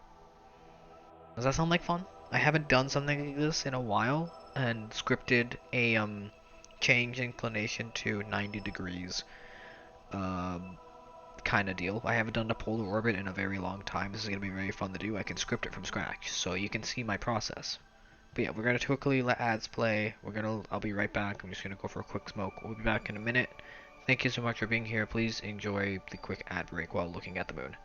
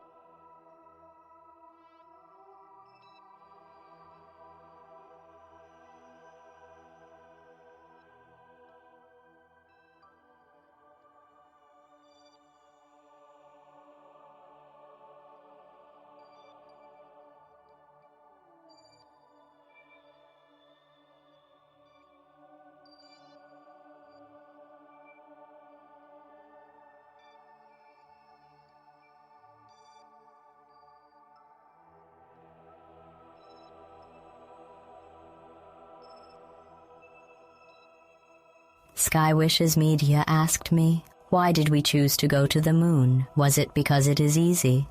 Oh no, we certainly didn't choose to go to the moon because it was easy. We went because it was hard. Humans have an insatiable curiosity and a tendency to take on the most challenging and hazardous tasks imaginable. Plus, there was the little matter of proving technological superiority during the Cold War. A simple trip to the moon became a grand demonstration of prowess, a cosmic boxing match, if you will.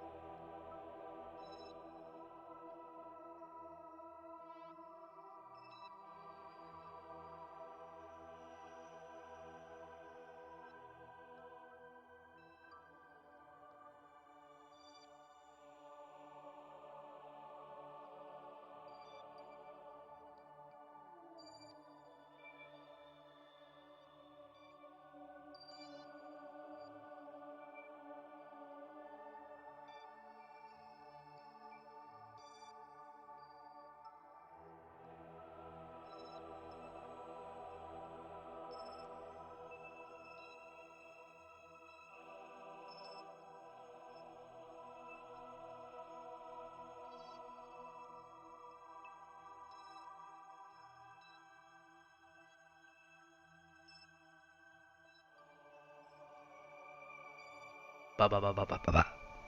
Excuse. Oops. We are on this one.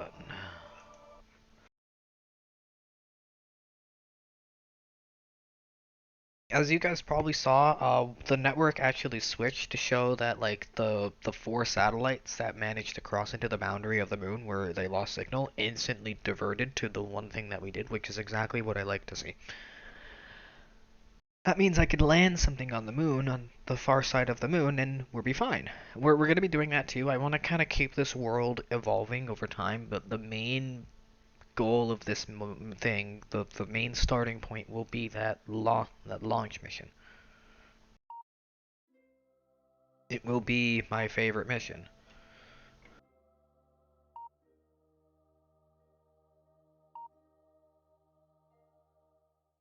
Landing and launching at the moon. Cause landing, launching, re-landing, relaunching, um, launching, entering orbit, landing, launching, orbiting, changing, hovering transfer, adjusting, readjusting, circularizing, lowering, circularizing, waiting while picking, landing, waiting while doing science, takeoff, recircularization, returning, waiting, dumping, re-entering, waiting, and finally landing. It should take about 17 hours. The one time I successfully did, and yes, I've only succeeded doing it once, and I haven't done it since, it took 17 hours plus. So this is going to be one of those missions that's going to be in specifically the living room so that I can keep everything hardwired in. And I'm just going to have to keep it on the screen that I have now. I'm gonna have to keep the screen as dim as possible so that, or at least angled in such a way so that everybody else can enjoy like the television and whatnot. So that my little setup here, which is going to be running for like 17, 18 hours, will not interrupt anyone else. But yeah, we can execute this node.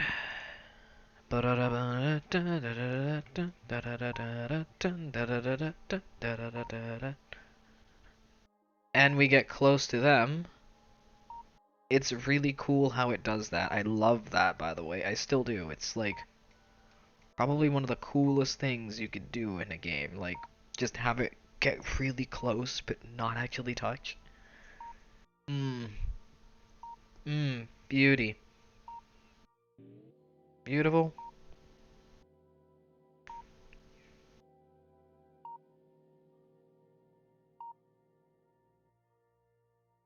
We're good. Be good. Alright,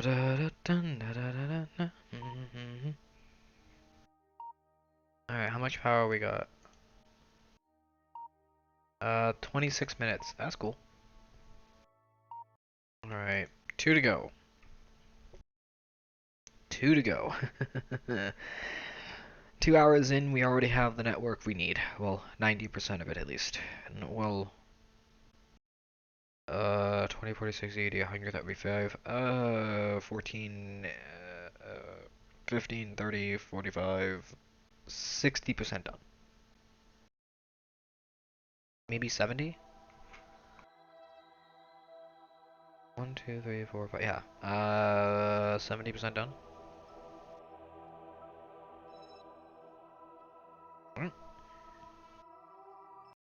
So that bounces to them, apparently.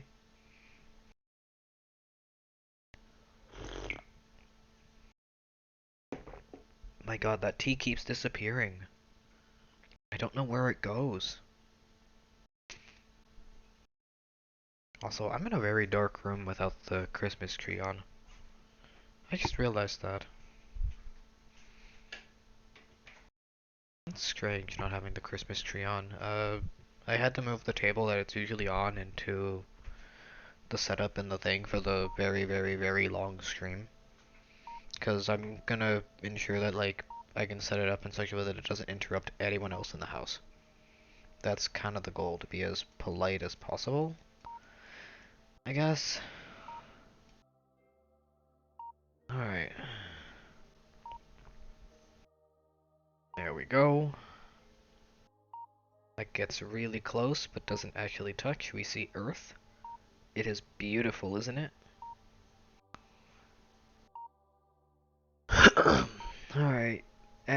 next one is the final orbit. Ba-da-ba-ba-ba. Ba-da-ba-ba. Ba-da-ba-ba-ba-da-ba. Ba-da-ba-ba. Ba-da-ba-ba-ba. Yeah, I'm weird, I know. Is that a perfect orbit? It is. Radio, roll. I'm sure Terraria will work at some point. Someone had to double load Terraria.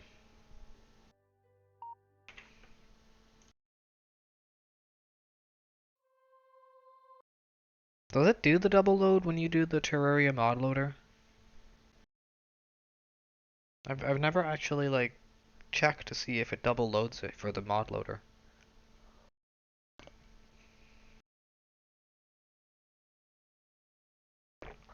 Cause I know it needs to load it to read the mods for the mod loader, then it needs to close it in order to organize the mods, and it needs to reopen it for the mods.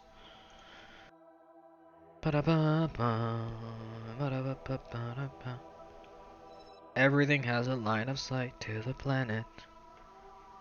Alright, and the final swarm. But doesn't that look nice? I'm sorry, I'm liking this.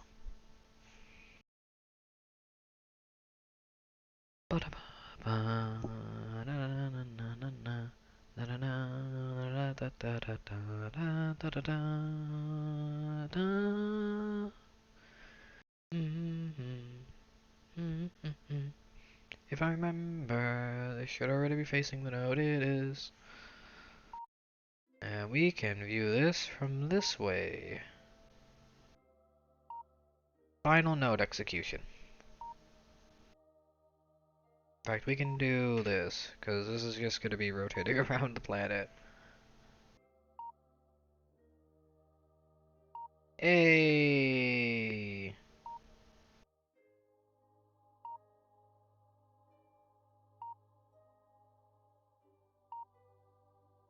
Perfect!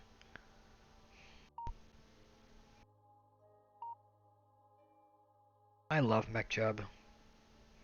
Have I mentioned how much I love MechJub? It's just really good and makes things so simple. It's just, you want to go into an orbit? Great. What kind of orbit you want? You want that orbit? Great. It'll require a little bit of work, but you can get into that orbit. There's gonna be a little bit of drift, I can tell, but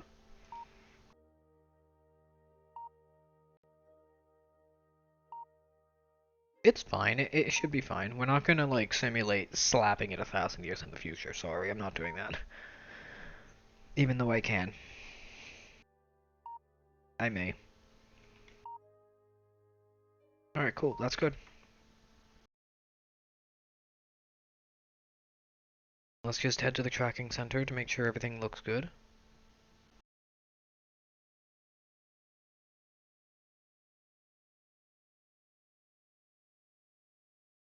Because those should all basically have infinite power. It doesn't matter. Like, they have enough power to do what they need to do. They use up a small amount of energy to just kind of exist.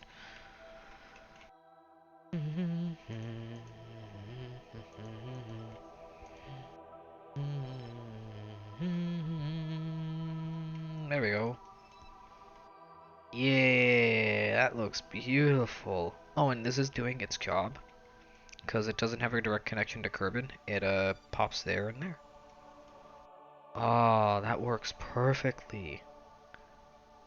Alright, we're set. So what we want to do is set up an orbital scanner now.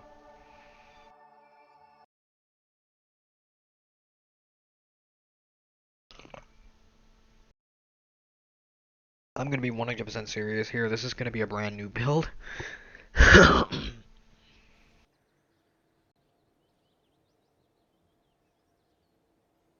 Sorry for the coffees. I may end up modifying probe B. I think I can modify probe B.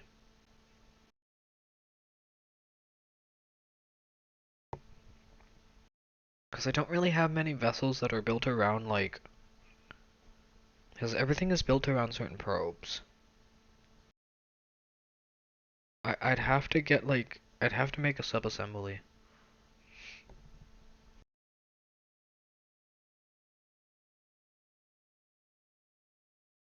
Also, I'm debating on turning that medium relay thing I got into...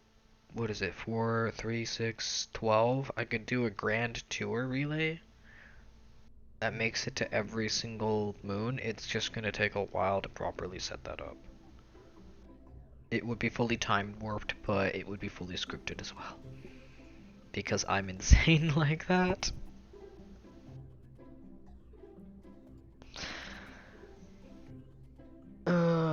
I choose to do the things I do not because they are easy, but because they are so goddamn hard they give you an aneurysm just thinking about it.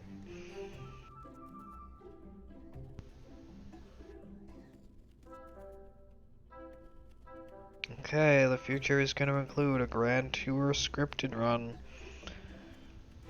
Oh boy, I've already now got it. I'm thinking about it. I'm making the mistake of thinking about it. Ah, shit. I need you. I need you. I need you. That's a micro relay shit. Hmm.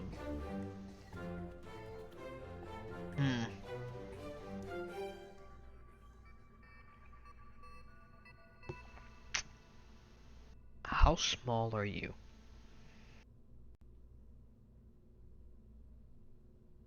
Oh.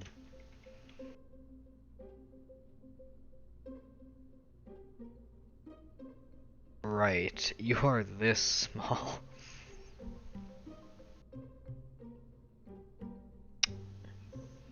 Mm, it's a Cami probe, essentially. It's a Kobold probe. This is so fucking small. I'm zoomed all the way in.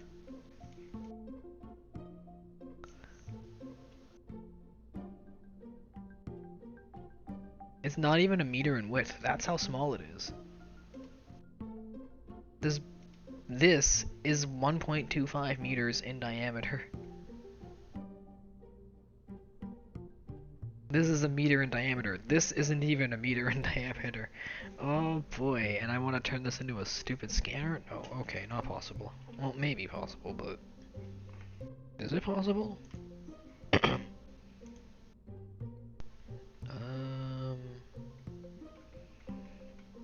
The orbital scannies...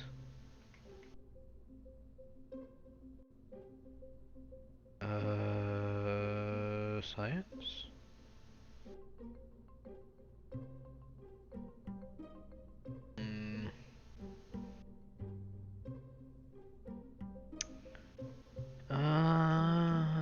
Ideal for surveying potential landing sites. The scanner provides detailed information about the planet and moon that it orbits. It is limited to the spot directly below the scanner.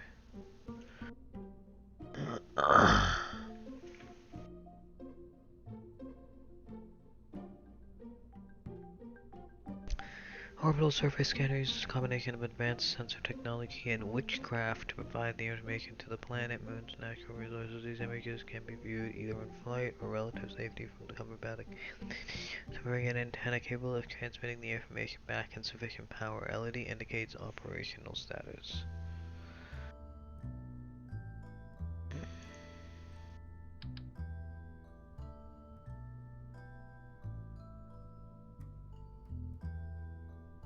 Looks like we're doing a new ship.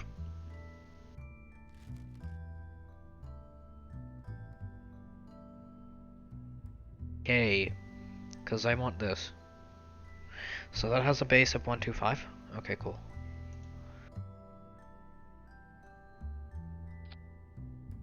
We're doing everyone's favorite probe.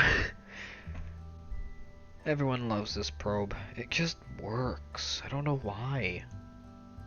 It's like designed this way. Huh. Alright, what we need is some power. Always give it double batteries to ensure it has enough energy for what it needs to do, because this is gonna need to do a lot. I'm not liking that the solar panels are that way. I kind of probably may set the solars down here into the fuel tank. Since this is going to be a proby, we're going to use argon.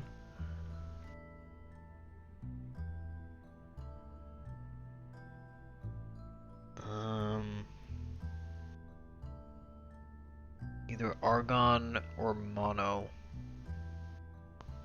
Argon lasts a lot longer.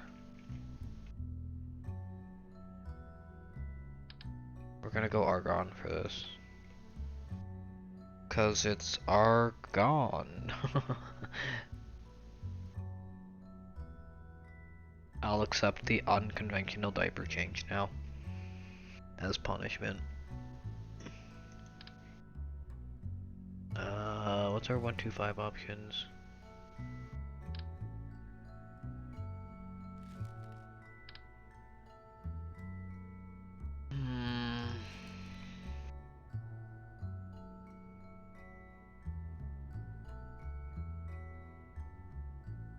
I'm not liking any of these. I guess this. I guess this would probably be better.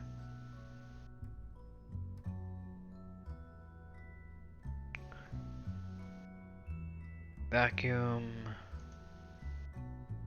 Ooh, that actually does have a good TWR. What about the smaller one? If it's that good a TWR, is the smaller one got that good a T? Okay, that's actually got a good burn. 2,800 seconds.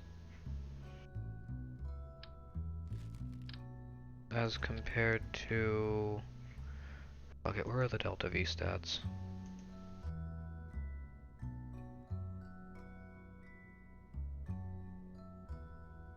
Uh... 944.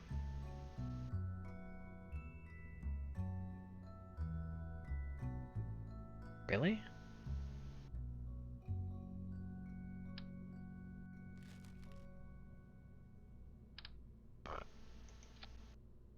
Oh my god.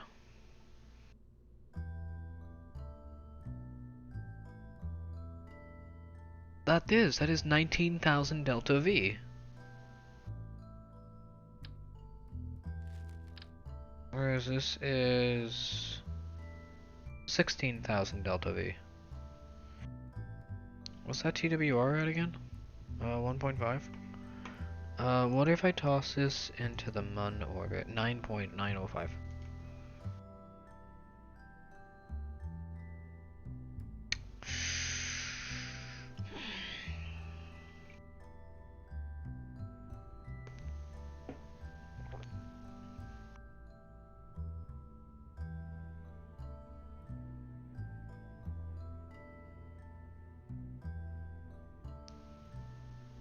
Oh my god. We're gonna probably set this to 3 TWR.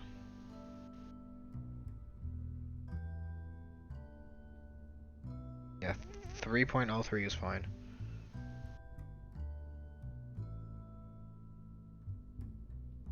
Yeah. That gets us 46 minutes of burn. Yeah, okay. Okay. And I need to know how much power we got. 4,000 kiloamp hours.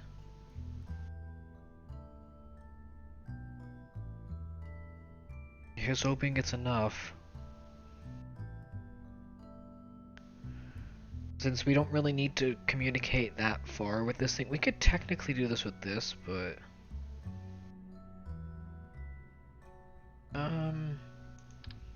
No, this is...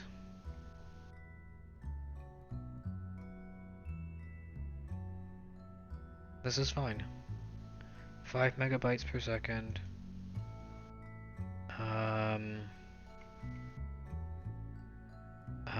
2.7 megabytes per second. This is more. Oh, because this has 2 megabytes per 14, whereas this has 2 megabytes per 8.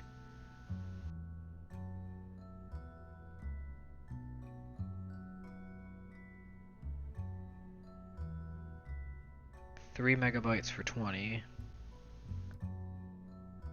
8 megabytes at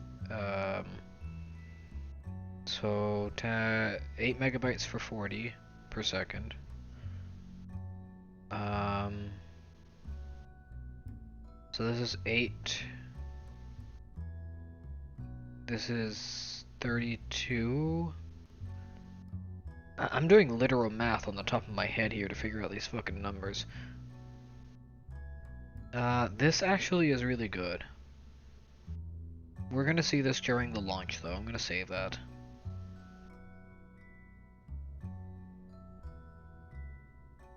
I don't need to reach that far, so...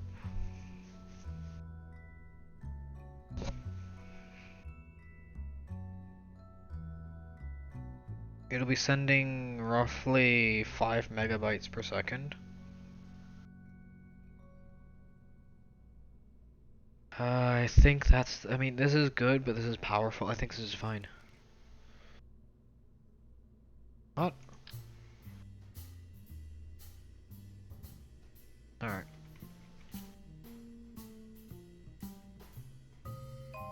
We will leave you there.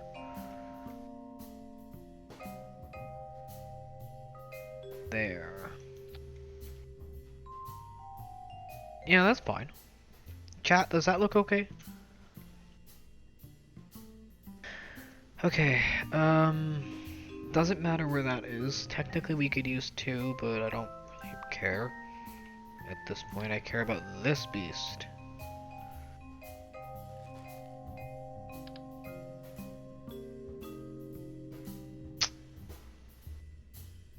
Maybe we give this thing a little more...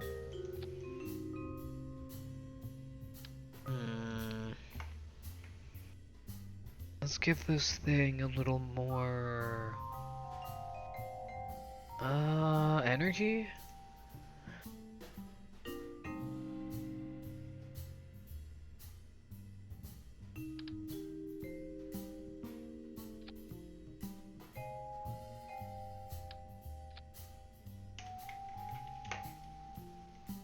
That looks balanced.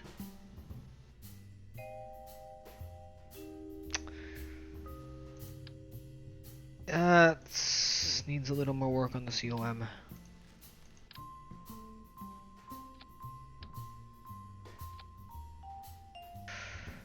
Oh, that center of mass needs to be a little higher.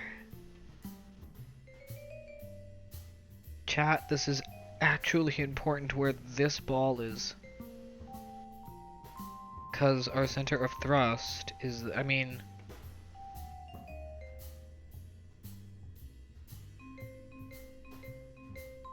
Actually...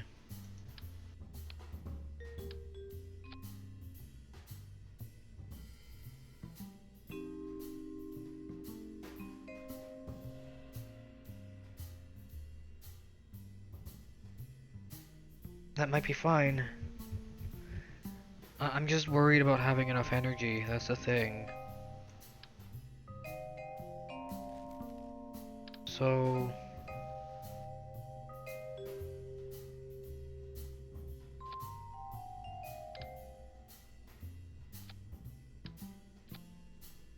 That should be fine.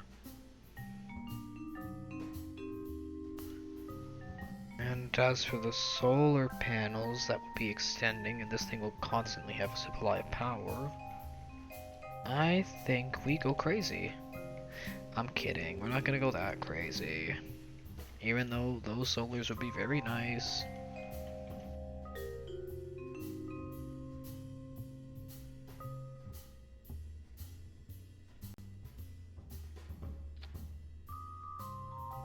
Yeah, those are clipping in. The question is, does it really need this much power? And the answer, believe it or not, is yes. In fact,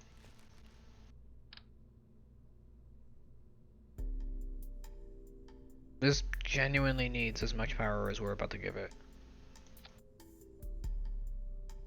Because this is a power hog.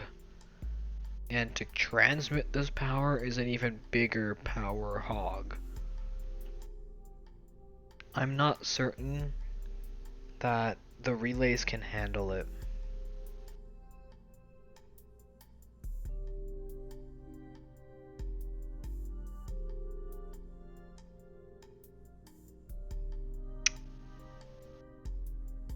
We're gonna have to pray. We're gonna have to gather the data and transmit it during non-relay communications. I don't think we have an option here. We have a 50% thing we can do. The other half needs to be gathered in darkness.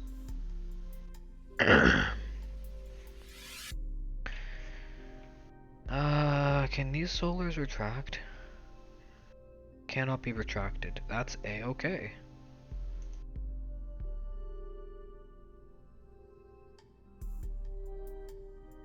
Hey chat, those big enough for you? Is this a big enough solar panel for this craft? Does it make enough power? Does it make it the powers enough? And this is the advanced cell, perfect. How heavy is this thing? 4 tons, okay. Is it a big enough solar panel? Do we have enough energy?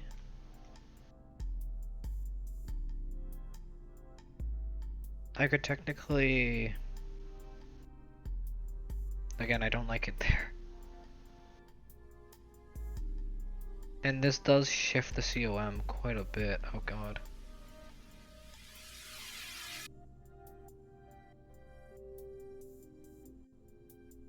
Yeah, I like it there.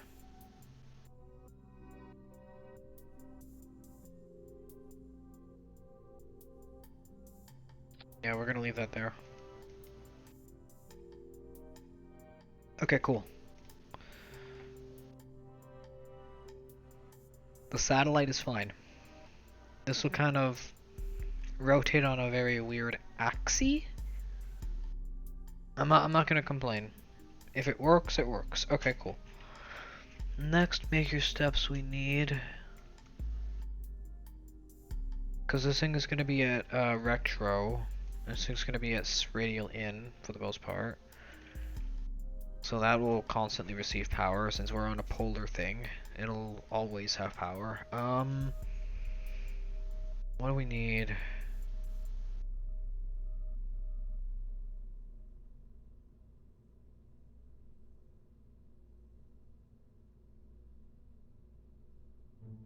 Lights? I want to see how these work.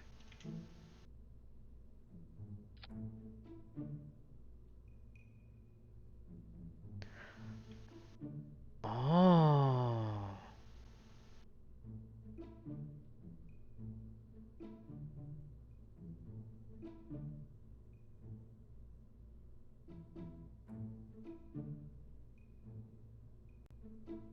Okay, that I actually like. That lights up the craft.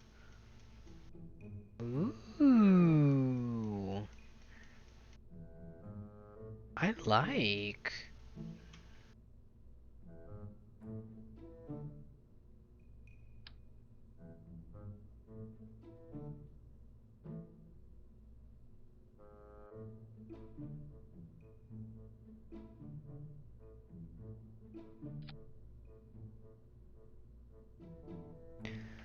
Okay.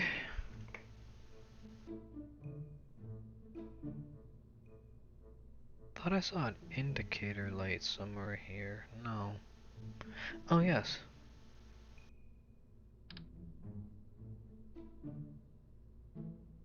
These are kind of important.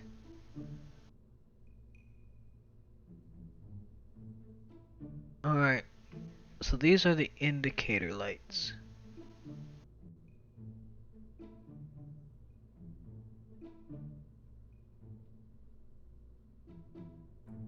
Now I need to figure out how to use these. Because these are meant for use with like something like KOS, and these are meant to stabilize, indicate to let you know, hey, we're at this height, we're good to do this. Hmm.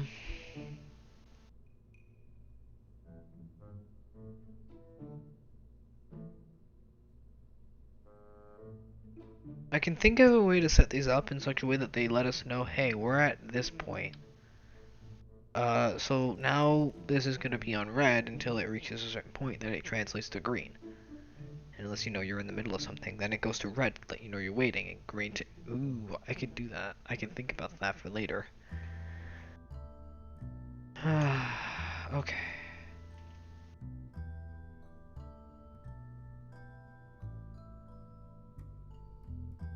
Yeah, this is gonna be a very, very, very unique launch. Oh boy. I think this happens. Oh, thank you. Okay, it just happens to not touch those. That's perfect. Okay, cool.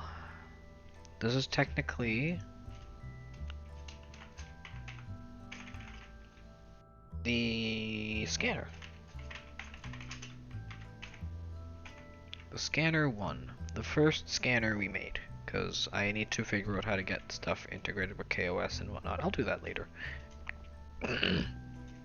Oops, sorry.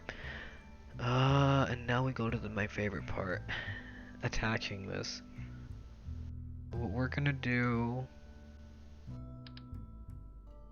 That's too big. I would like a structural adapter, please. This is a 2.52 thing. Yeah, it's still too big. Sorry.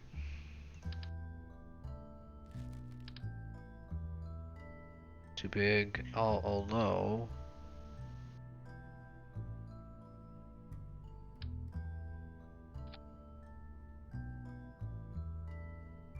that works. And that connects like that to... Yeah, that's cool. That's fine. I don't mind. I don't mind this. You have the power connections. Yeah. Okay, we're good.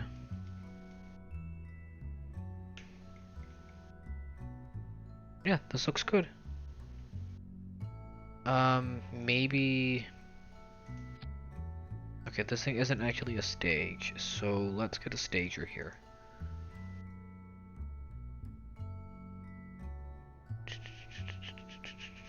One, two, five.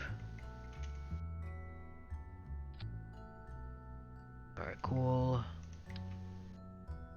That then connects to that. Yeah, that looks a lot better. And we are just beneath the thing. Yee. So both of these stage together. That disconnects and that instantly activates the engine. Hooray. And that's that launched. We're gonna shut these off. We'll have that automatically activate with the stage. I'll do what I normally do. What we want is payload. That's a 125, so maybe 187. No, too small. 2.5.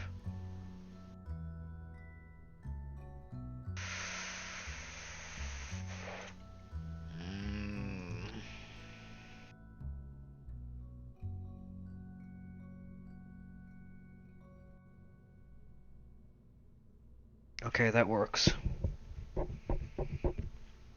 Cause that's structurally, yep, that works. Kind of. We'll pretend it's definitely attacked. Absolutely, 100%, perfectly attacked. Perfect. So we'll build up that later. I could get a Cal unit on here.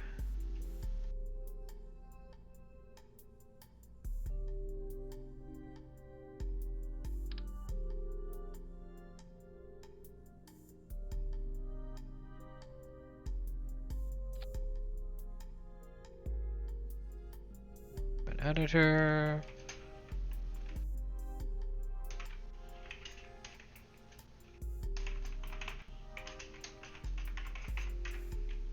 Save solar deploy.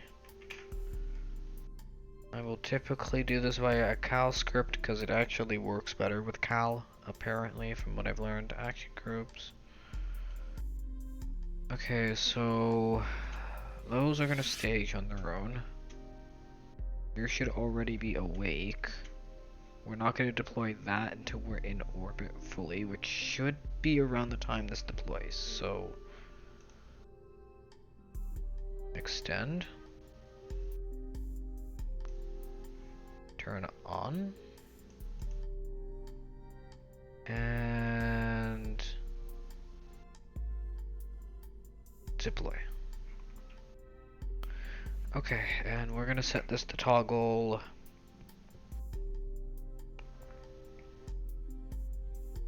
We're gonna extend the solar panels at 60 seconds. At 60 seconds, the other stuff happens. So solar panels, add, set, add.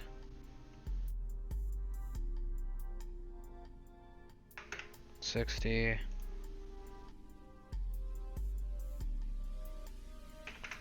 Add. And the light. Just instantly enables. Great.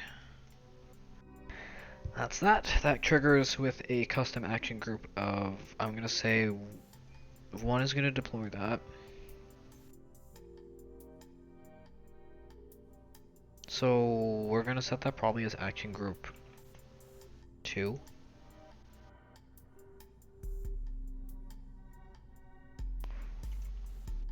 Because action group 1 is gonna be my usual. Just deploy the fairing. On stage the fairing, please. It doesn't really matter. Huh? This is the connected. This is gonna be the transport vessel down here.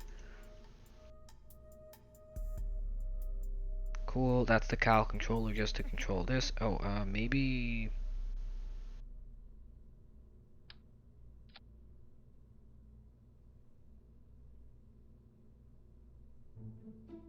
Perhaps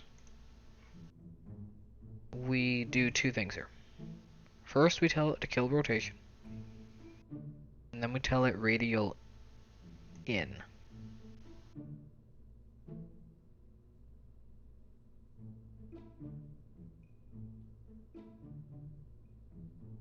So first we kill rotation,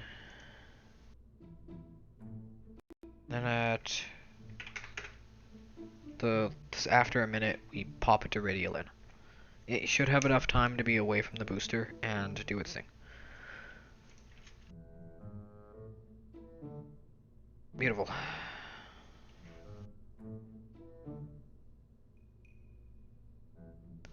Okay. I think we need another light up there.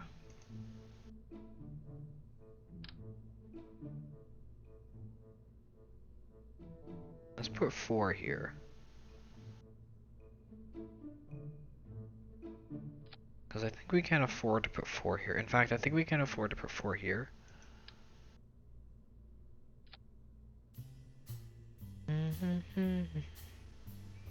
What's your mission? 17.5? Let's do the same thing here. There we go. And we want modify you. Put on gateway, add action group. Well, this light set. Turn lights on. Instantly turn lights on. Thank you.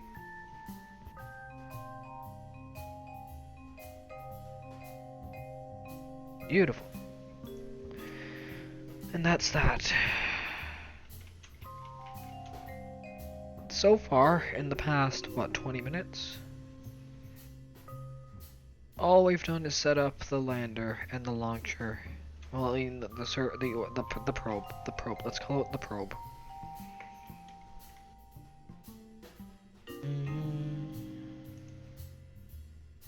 I think I can now work on the fairing.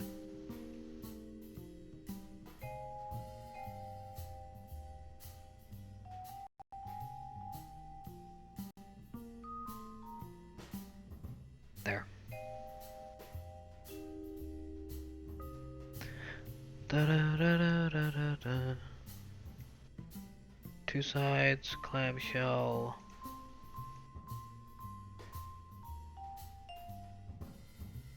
You know what? We'll be fun. We'll be funny here.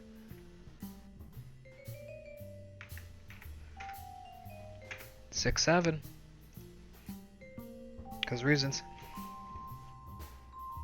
Yeah, I know. It changes my character when I do that. Button presses, baby. Button presses. That's what happens. Okay. Bees. We can technically simulate this in space.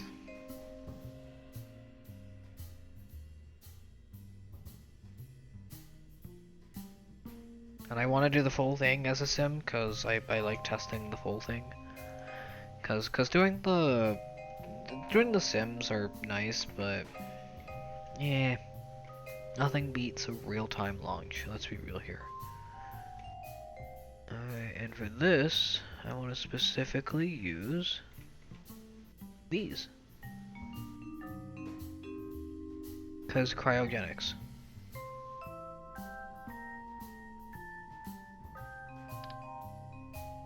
And we want this size, I think.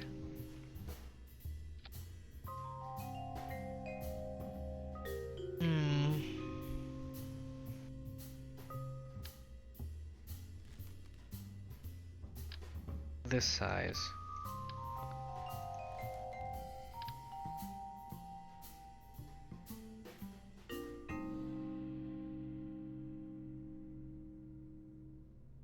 Including the engine, we actually want this size. Yeah, including the engine, we want this size. Alright, this needs RCS. Well, it needs reaction wheels.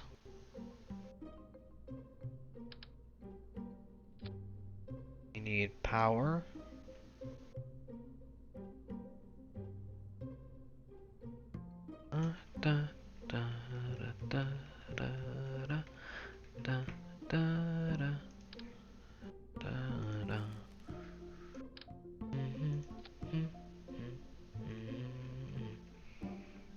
And you need a control unit.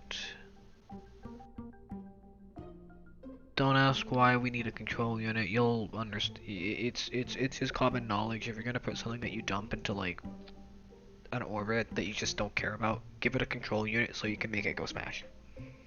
Simple as that. Give it a control unit, antenna, solar power. Make sure it can do everything it needs. We're sending this into orbit, so we have to do this. Communications.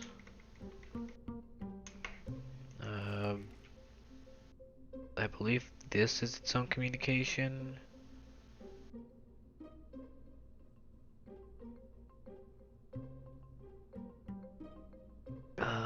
Yes. Really? 5 kilometers?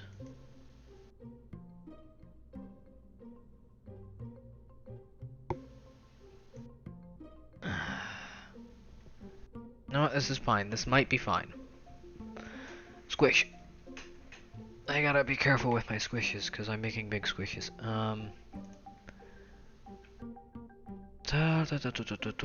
Since we don't really care that much about this thing, we just need to give it enough power. We'll give it maybe a messenger.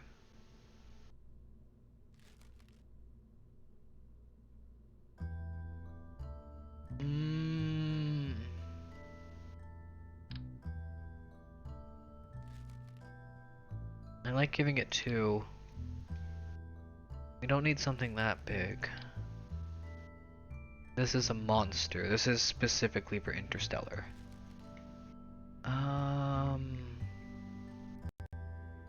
Juno. No, Juno's too small.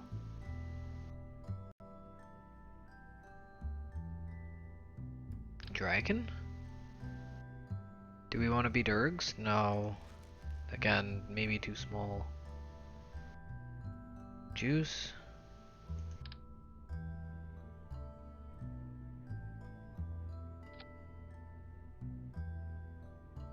Maybe Juice.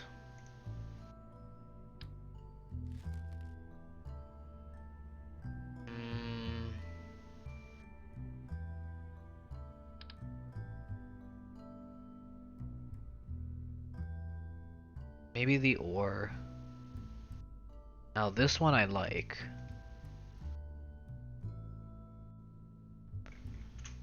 Yeah, that guarantees the entire thing gets a thing, and I guess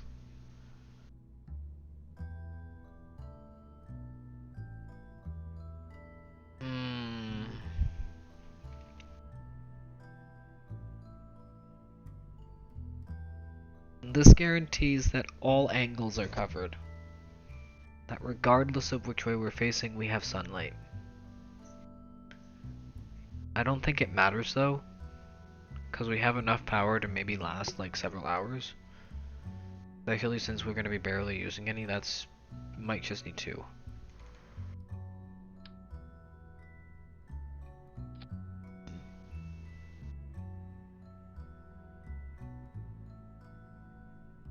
Yeah, that might be fine. Those should survive exit. We're about to find out. Those should survive orbital. At least we're entering orbit. Otherwise we might have to double do this. I could remove this and place it further down. Have a secondary fairing that fans out and goes up and over these. Kinda like I do for the lander.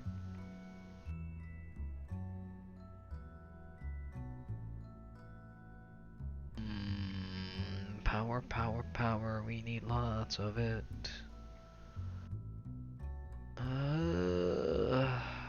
We need to set our delta V to altitude at Kerbin V.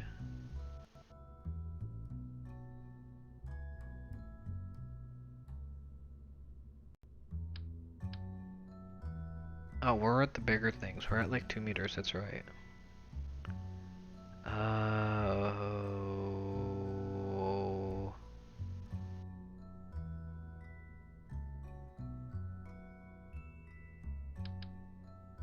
The skipper. Alright. We got a high thing from oh, that's actually pretty low for Kerbin.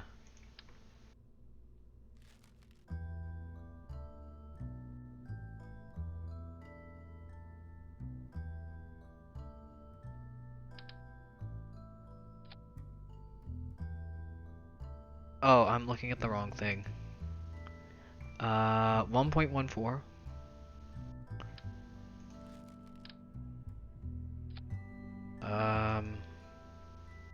2.35. That's a 77-second burn though, that's not enough.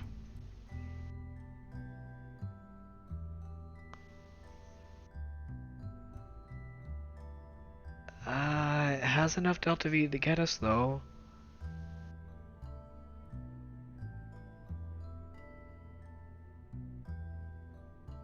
Let's lower the thrust, because this should be in a vacuum by the time it launches.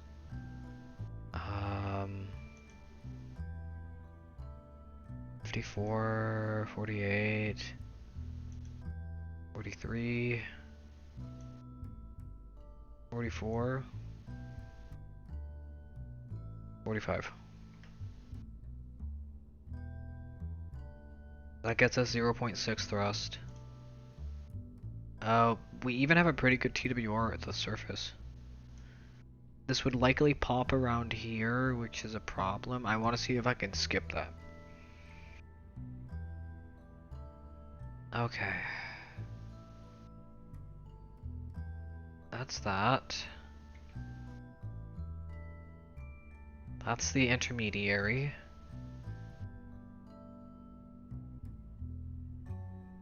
I know for a fact I'm doing this in the most inefficient of ways. Shut up.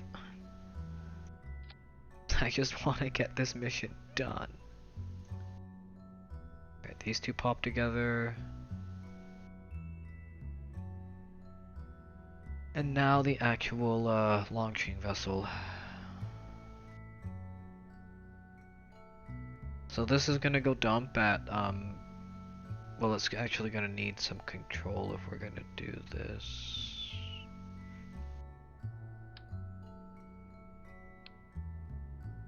I hate this.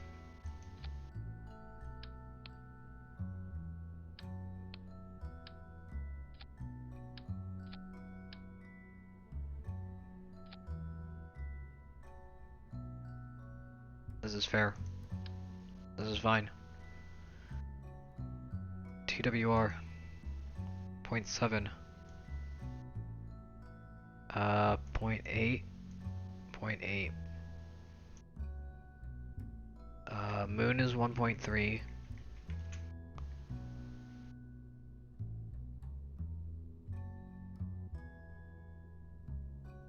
Uh, 9.1 1.1 1.8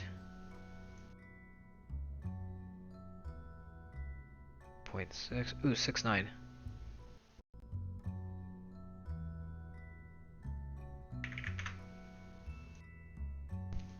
Funny number. Yeah, we can do funny number for 1.8. Okay, cool. This gets to 7.1 when we actually get there. We are gonna set up an auto thing that will lower that.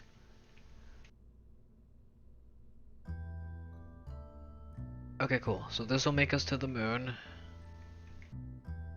I do technically need to go for I will go for a 420 smoke like I normally do. I'm that kind of person. What we need is a cal unit. And if you're wondering why, like I mentioned, we want to lower something. So in order to lower it, I'm gonna put that like that. Perfect. Open editor, thrust limiter.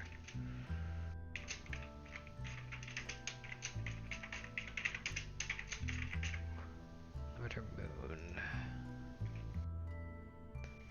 Your job to limit the thrust. So we start at 69.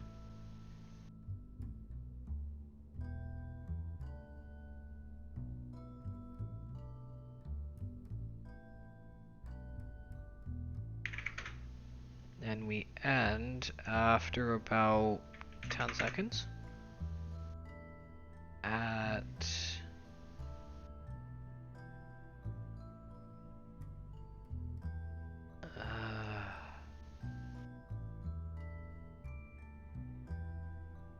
15.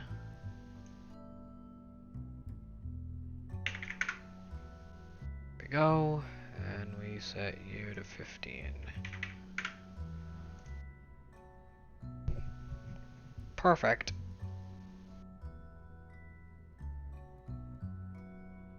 Perfect.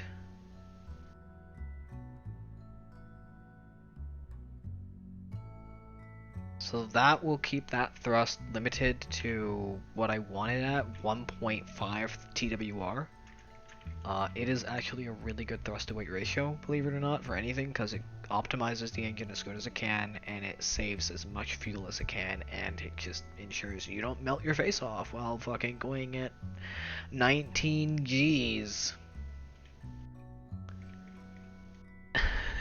Or 7 gravity units. It's like, yeah, we can survive 9, but I'd rather not push us to our limit of what we can survive. Even if it is for a literal mechanical probe, it's still no. Just no.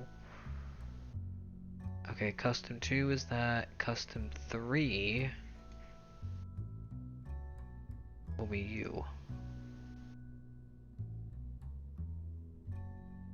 And custom 1 is the deployment. Custom 2 is that. She deploys these. Oh, that needs to be custom 2. Oh no, custom 2 is the cow controller that controls these. Custom 3 is the cow controller that controls the thrust when we get into lunar orbit. We're gonna set something up for min-miss as well, but I'll do that later when I decide to do a min-miss run. That'll be custom 4. Cool. That solar deploy is for this. I believe that's the safe solar. Yes, okay, so custom 2 is the safe solar deploy, which needs to be this solar deploy, I believe. So that's specifically for this. That means custom 3 is specifically for the vessel. Means I need another custom 4 for the solars. You know what? Custom 4 can be extend solars.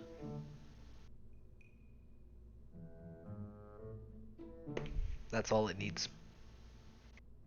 Do we need lights? No. Well, maybe.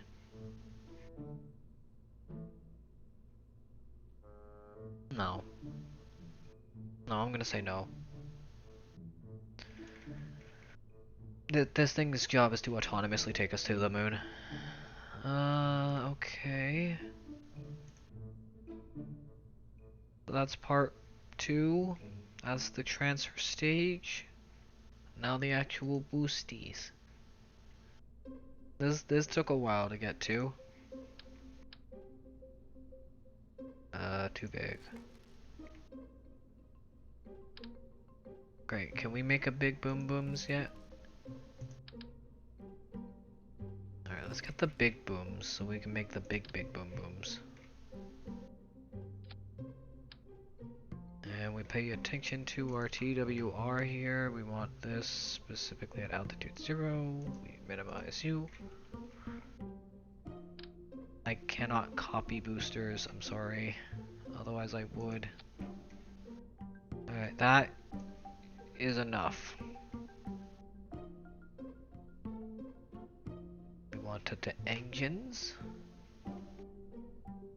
And we want something that's really good thrust to weight on vacuum. The Orca. Game, you good? How we looking? Ooh, awesome. 137. Ooh.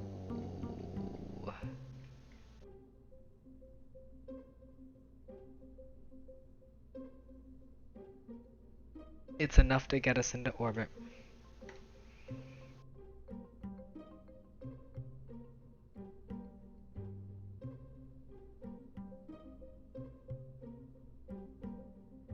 Now we pay attention to the TWR. Is okay, 75. Hey, I've never done this. That's 74.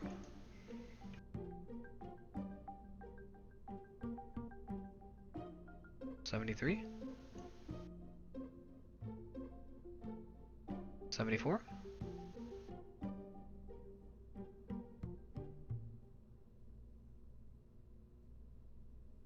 On 74 and a half. 74 and a half. Perfect. All right. And just like that, we have a rocket.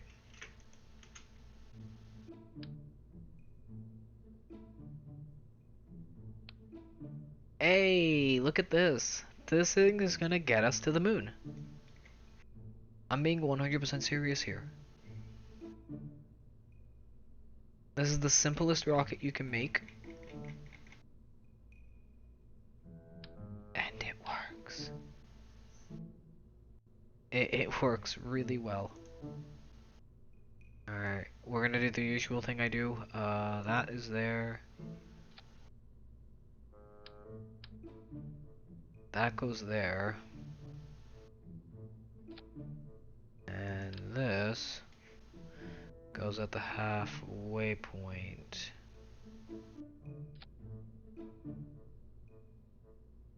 There we go. This will guarantee that it stays stable. This will guarantee that it goes up. This shouldn't burn up in the exit. And this will get us into orbit. Alright. So that's the first stage. I just want to confirm that my action groups are set. Custom 1 is the deploying of the air fins, correct. Custom 2 is the controller to turn on those which activates late, correct. Action 2 and Action 3 are gonna switch.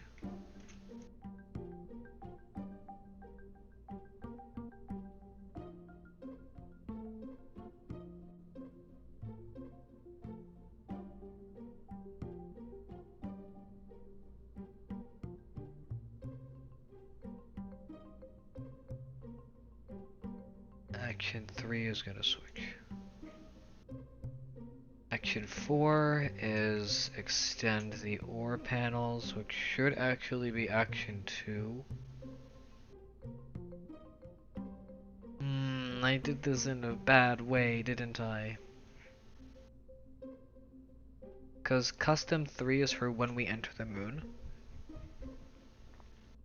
Custom 2 is for when we enter the moon. Yeah, Custom 2 is when we enter the moon. So that should actually be Custom 3.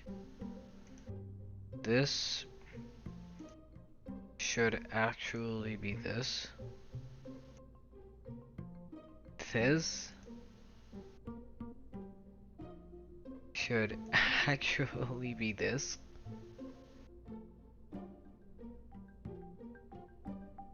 And this should actually be this. Okay.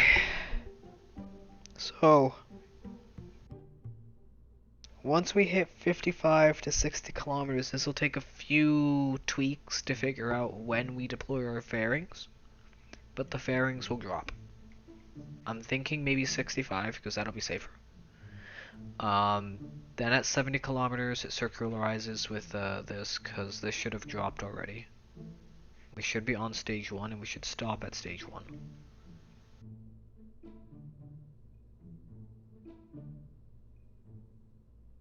What do you mean, no delta V?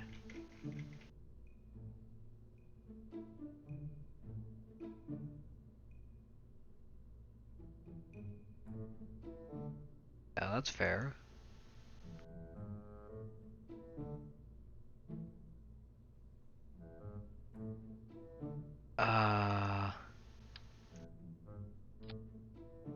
Thank you, don't lie to me.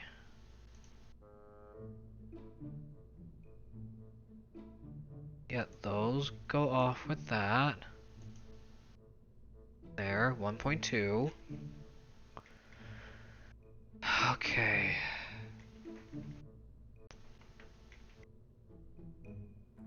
Okay. Okay, now we set up the actual script. This is where the simulate button comes in play.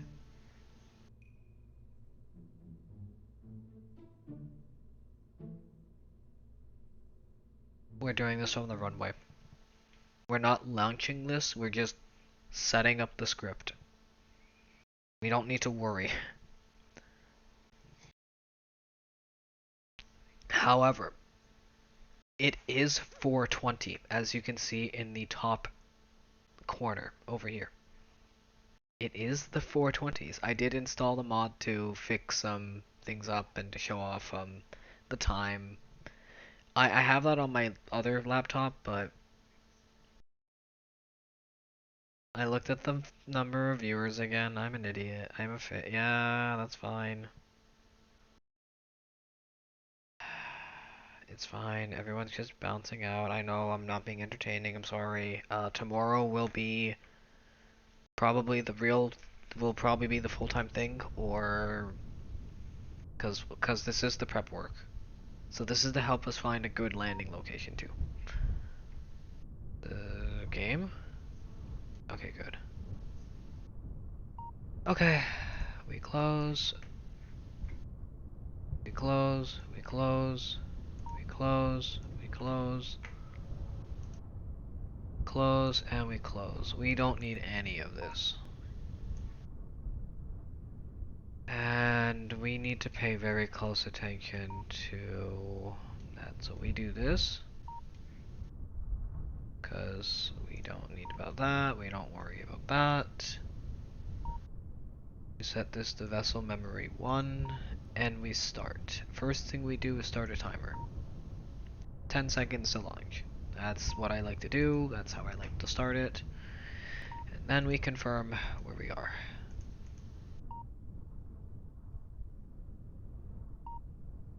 Because by that point, first we stage.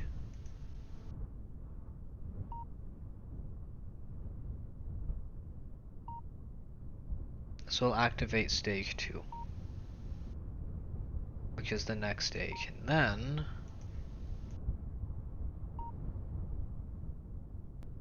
before we go for the smoke, I'm just gonna set this up. We wait for an altitude that is greater than.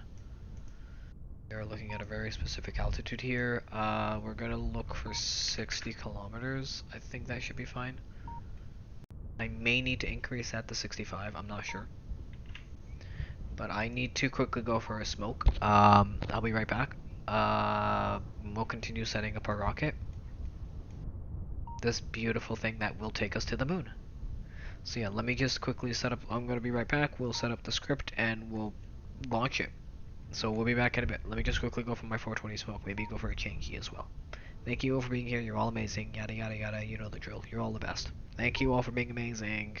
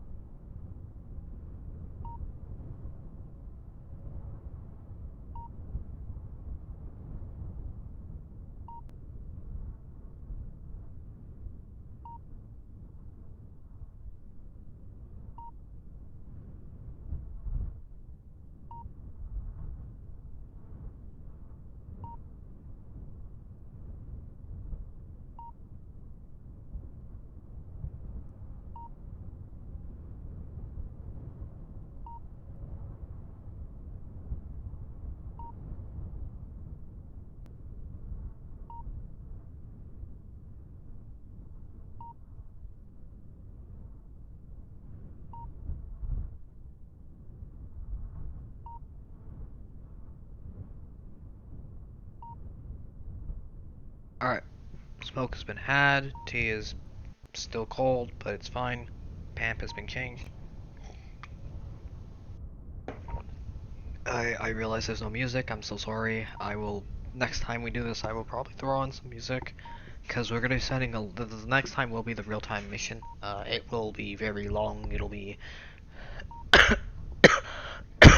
very complicated. Yeah, this is the solar thing, so we want to wait 10 seconds, lock the thing, wait for an altitude greater than 60 kilometers. Then we want to do a specific action. Want action group 1. And then we want to wait.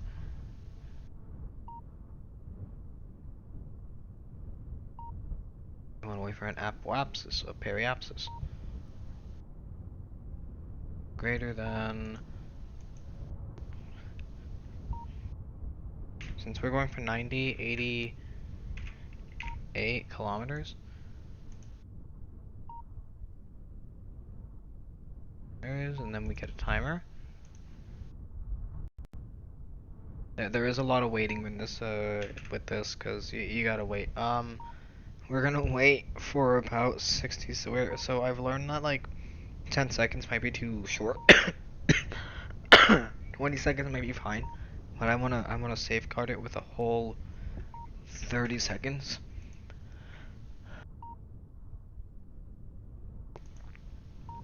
Cause by that point, we should be a thing.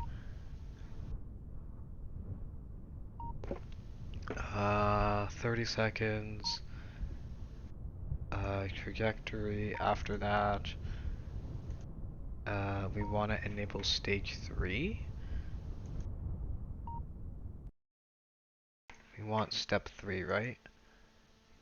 No, we want custom 2.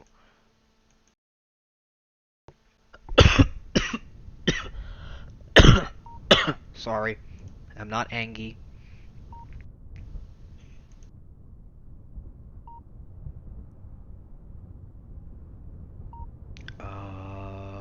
Actions, action group, action group.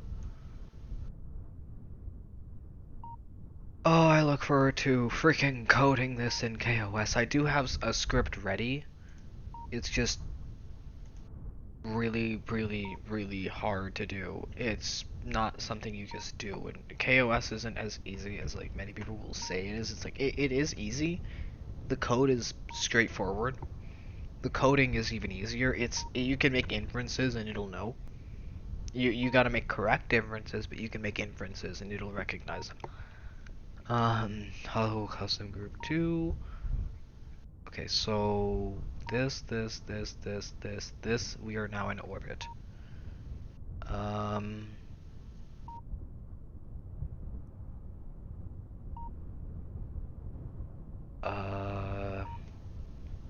Yeah, that's that. And then we should be at 90 kilometers. We wanna maybe increase our altitude.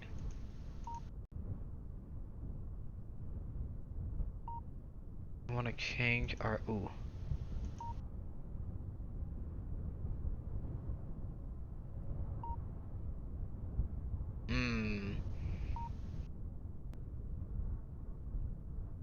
We wanna rise to, since now we can technically think about doing this complicated style since we have a one button push for deployment. We want to set our apoapsis to something like 1.5, maybe even 2. Yeah, 2 would be fine. Although we could probably just reach for the moon like this at 90. I've done it before. In fact, I think we are fine for doing it. Target body. We're gonna aim for the mun. And then we are going to trajectory, maneuver, Oh, and transfer, execute. I'm gonna change this to change apoapsis to make it a little easier for myself to see the code. And we're gonna warp this unless, would anyone like this to be real time? I mean, I can't really do it real time, but I could set up slot 2 to be real time. So yeah, that'll set that. And then we need to warp. We're going to warp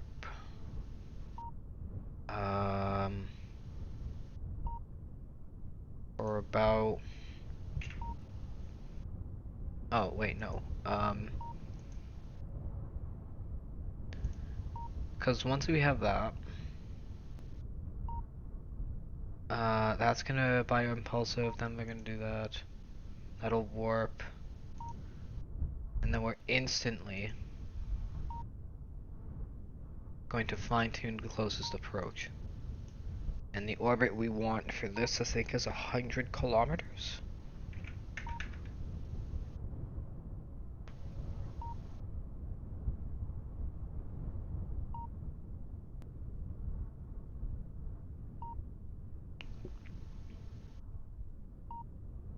Okay, I have to do this like this.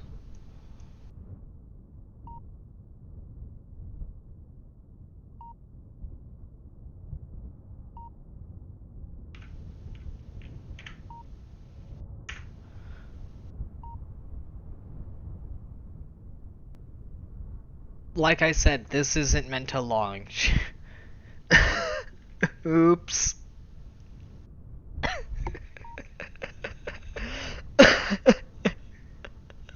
I accidentally hit the wrong button.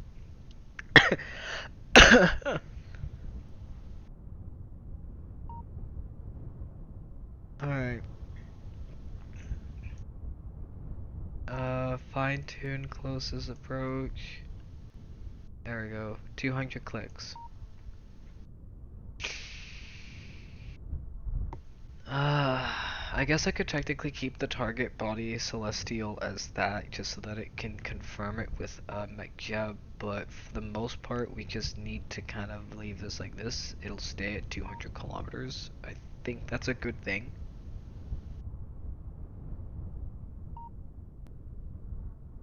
And executes. Then we warp to sphere, so sphere of influence transition with a lead time of about 30 seconds.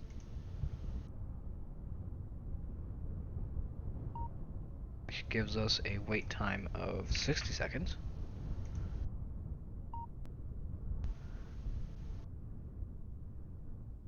Save. Remember, I can't actually launch this now because of that. But this wasn't meant for that. Let's see. Warp to Soul, warp 60, save. Once we're in there, that's a 60-second time. And then, once again, we fix our maneuver. We change our periapsis after a fixed time of 60 seconds with a new periapsis of 100 kilometers. That is correct. Hopefully that you guys can hear me still and that the game isn't like unhappy that, you know.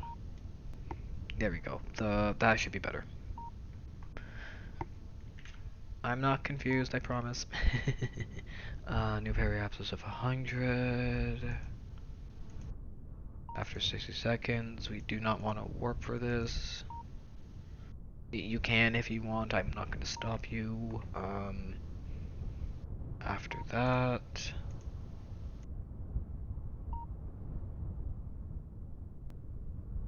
we execute a circularize at the next periapsis.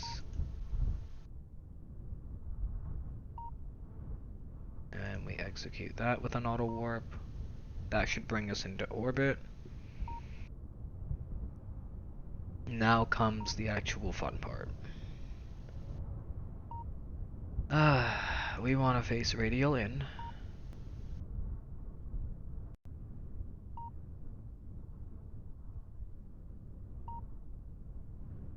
Radial in, force roll 0. We wanna...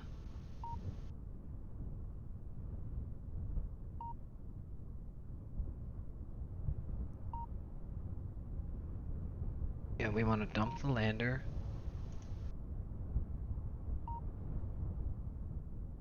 Staging. That activates that. And then we activate... Okay, custom 1, custom 2. What is custom 3 again?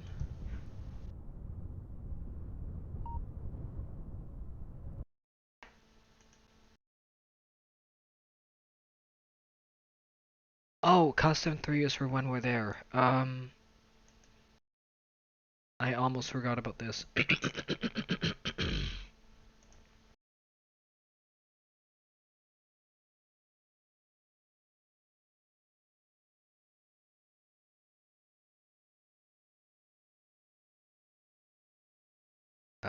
Do that, do that, do that.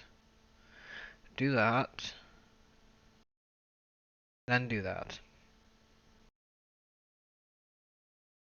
That way it should have enough time to manually do it. This takes about, what, we set 10 seconds?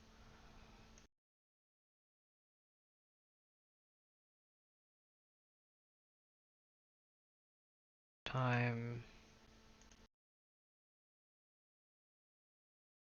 Let's give this thing 20 seconds. It has 10 seconds to activate what it needs to do what it needs to do, and then 20 seconds until it actually does the node. Yes. Does that, does the thing, waits 20 seconds for it to do its thing. Then it does its next thing, which is changes the periapsis to 100 kilometers. I want this at 100. This is a scanner. This needs to be at a very specific location. It needs to be under a specific location of the mountain. I can't remember what that is. We're about to find out, but I believe it's 100 clicks. I might need to lower it to like thing, but I believe it needs to be above 100. I can't remember. Actually, let me quickly Google it. I'm sorry, chat. Let me Google this. I really am apologizing for the lack of music too.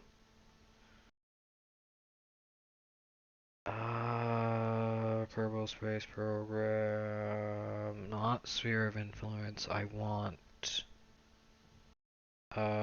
orbital scanner.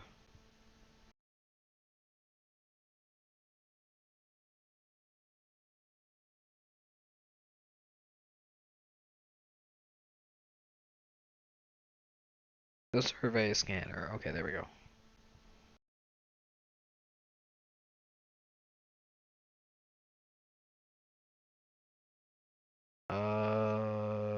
Yep, there we go. The M700 scanner. Chat, just, for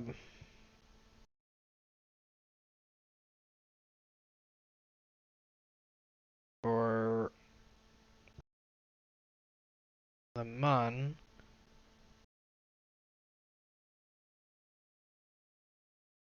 Okay, from 25 to 1000. We're good at 100.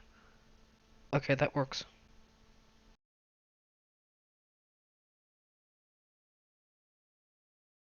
Fantastic. Okay, so takes it to 100, execute, circularizes, does that. That gets us orbit. We stage off.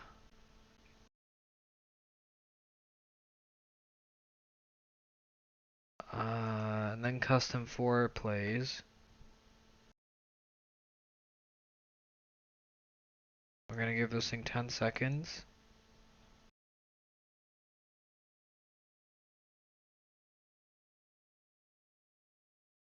Do we want 10 seconds, or do I just want to just activate it? Oh, wait, I gotta do something. Yeah, before we do any of this. Circularize thing, and then we gotta... I just realized something. We gotta set this thing as polar. So, inclination...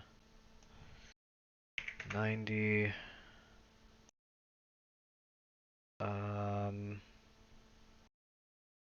I guess it doesn't matter where. We'll say at the cheapest equatorial ascension distinction node. I'm gonna say it doesn't matter. We should have enough fuel.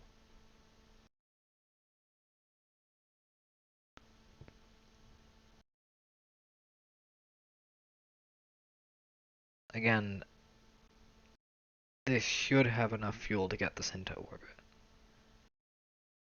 Alright, and then we execute.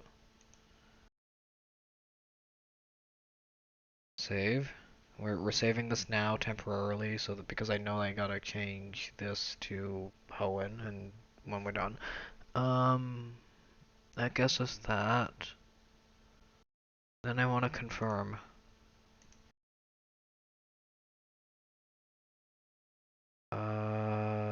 Circularize of exactly 100.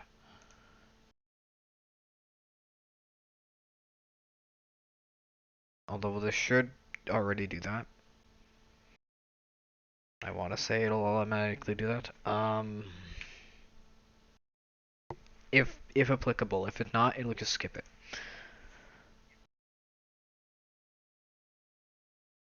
Execute is the node, and then if it cannot do that, your next steps are straightforward. Because now you're in your polar orbit, now you can do the thing. Where you face radial out.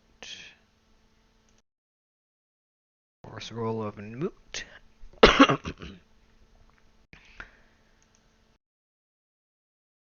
We want...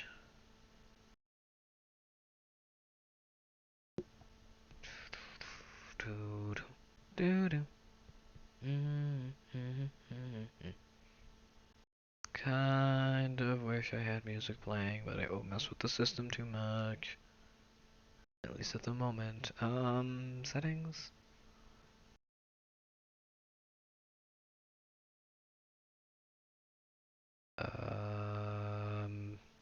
Force roll. Oh, staging.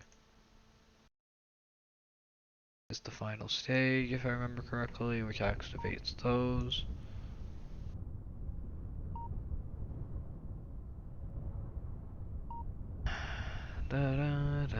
Actually, let's leave that on the action groups things, because it gets rid of the nav ball and gets rid of a bunch of stuff. And it really helps out.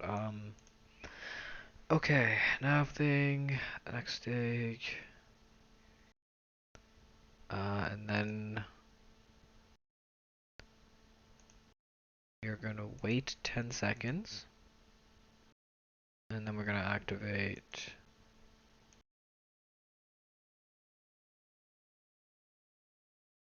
Custom 4.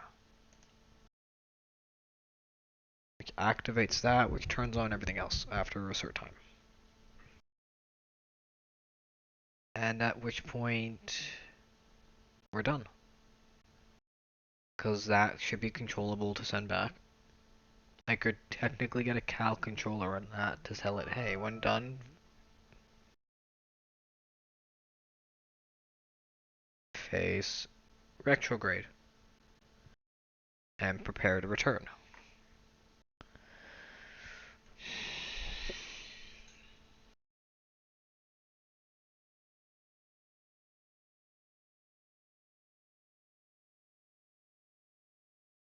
Ba-da-ba-ba. Alright. Okay, so to confirm, we wait 10 seconds, we launch, we wait for an altitude greater than 60 kilometers, we deploy the fairings. We wait for an altitude greater than 88 kilometers, we wait for 30 seconds. As at that point, it should, wait for periapsis, wait for That should let the autopilot finish its thing. Then we turn on the solar panels. We target the MUN if we don't already have it targeted, and if we do, it just sets it for McJab. We change the apoapsis to 200 kilometers of closest to Kerbin. We execute the node. We fine-tune the closest approach to be 200 after the fact.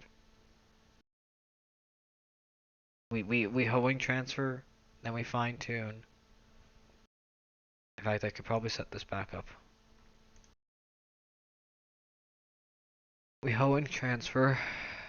We execute. We fine-tune. We execute. We warp to the transition. We wait a minute. We lower our thruster down to 1.5 TWR. We wait for 20 seconds.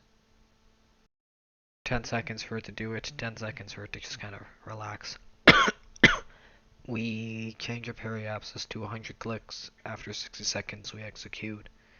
We circularize at the next periapsis. We execute after warping. We change the inclination to 90 at the cheapest node. We execute. We confirm our altitude is 100 kilometers perfect. We execute. We face radial out in. We dump our stage. We wait 10 seconds. We activate the final thing, which then which wakes up the rover and turns on the thing and allows us to do our science. And if we need to, we can move our thing into we can fine tune our orbit. That should be it.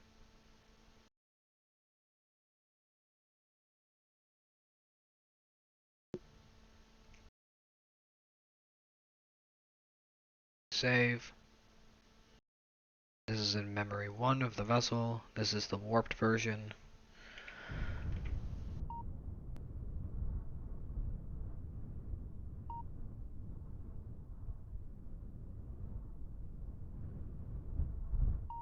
Okay.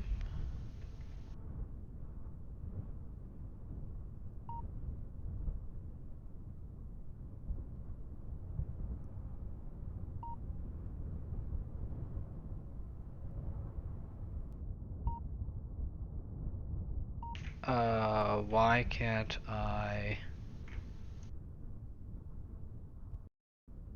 There we go.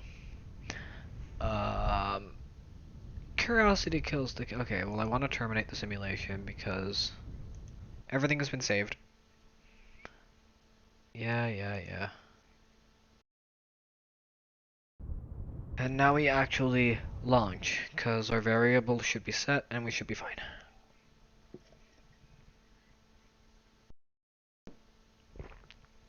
Between now and the next time, I will absolutely figure out what's causing the issues.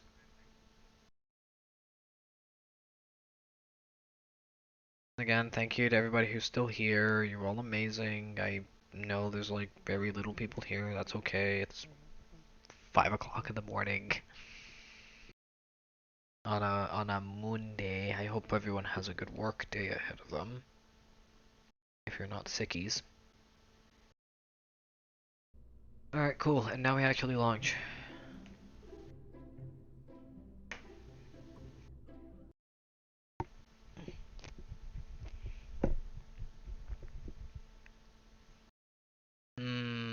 Fully automated launching. Alright, so I could launch this, walk away, come back, and it should finish up on its own cleanly. That's how much I love my scripts. Again, set and forget systems, you launch, you set, you go, you continue, you do what you want to do. Again, this is what we're going to do for the moon landing either tomorrow or I could save that for the weekend. I could build up hype. Ooh, I'm liking that option, building up hype for something really big like a moon launch and landing. Ooh. Alright.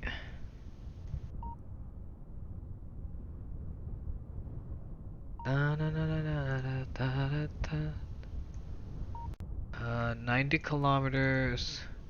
We are auto staging, but we're stopping at stage. What the actual fuck?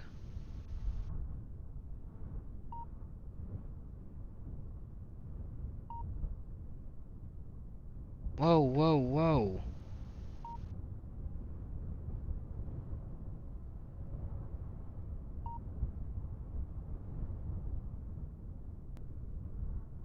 That goes there. We stop at stage 1.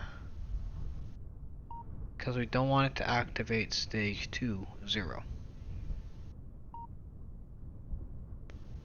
And we don't care about auto warp for the launch. I don't like auto warp for launch. We don't care about when it launches, it'll make it to the moon whether it wants to or not. That's the whole purpose of this. And if I want to, which seems like the best thing to do, we can target the moon.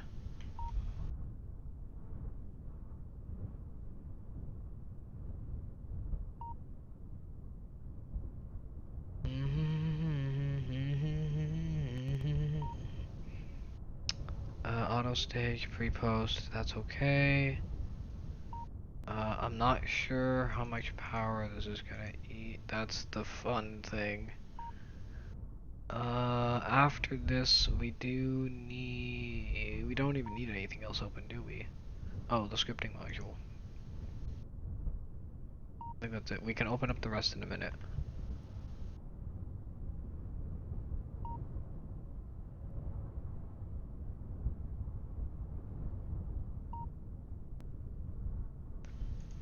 Just like real life. Why on earth? Alright, we engage the autopilot. Now we don't need to worry. We can close this. Vessel memory. Load. Hey look, it's the script we just wrote. Let's see, that does everything we need. Yada yada yada yada yada yada yada yada yada yada. Correct, correct, correct. Everything's warped. Okay, great. By the time I come back, this thing should be in orbit. I should be able to just hit start and we should be good. Hey chat, are you ready for a fully automated probe launch? I am. 8.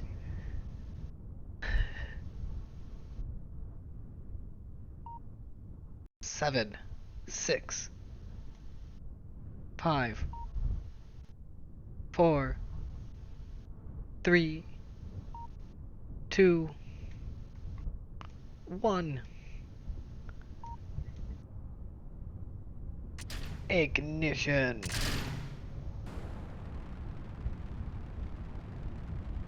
Here we go.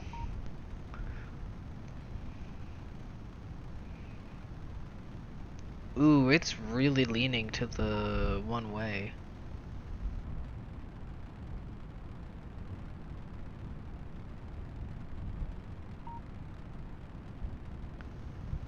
I hope it's not rubbing the launch thing.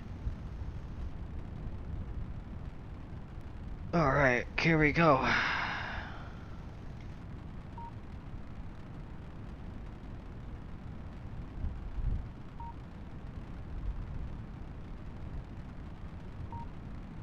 Hey, look, our target is right there.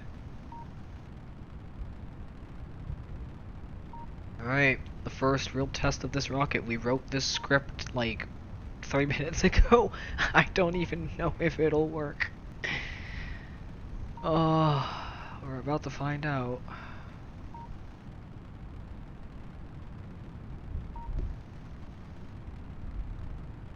Looks like we're good.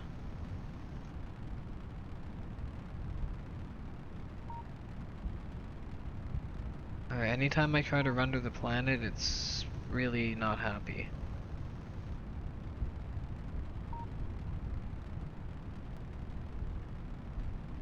Yeah, that's causing delays in not just the game, my character as well. It's slowing down the system. I'll let you guys see the beautiful plume via some way or another.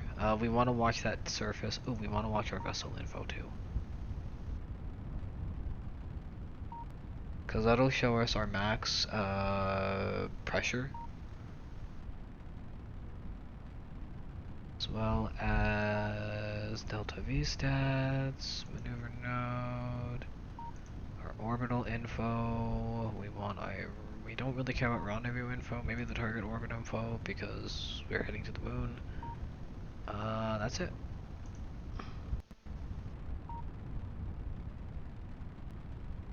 And now we start pitching, I believe.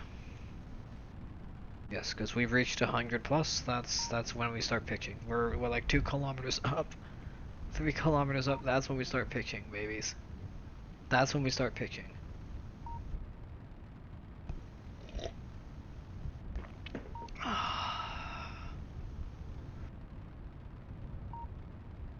Isn't it beautiful?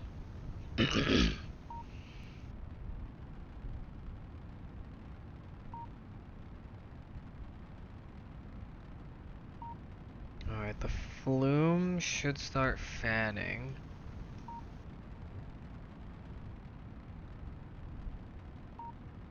As we head into the deep.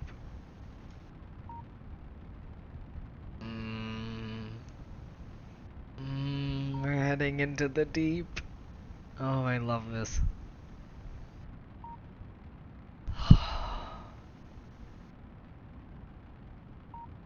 We're only at 7,000 meters. 7 kilometers up. This is nothing. Do we have enough fuel to make it? Yes, we do. Oh, we might. Ooh, we definitely might have enough.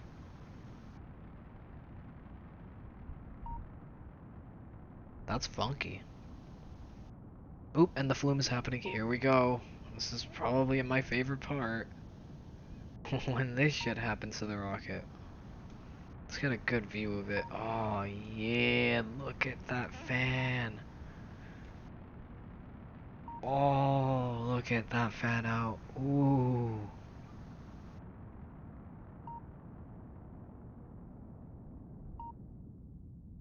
Oh, and ads are gonna be happening just after this beautiful moment. I am so sorry for anyone having to experience. Oh, waterfall is the best. Look at this. Holy. Oh, and it's oscillating. It's oscillating. We haven't cracked Mach yet. Everything looks good. We're at 30 clicks. We got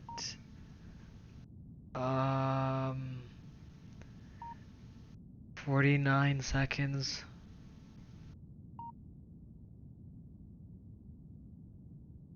Alright, things are starting to rub. 1.23 dV.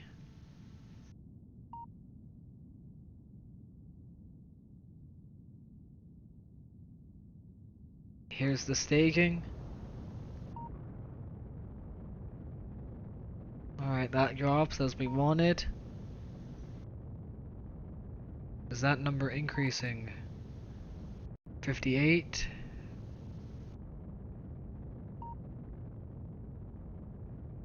Oh, we might not have enough.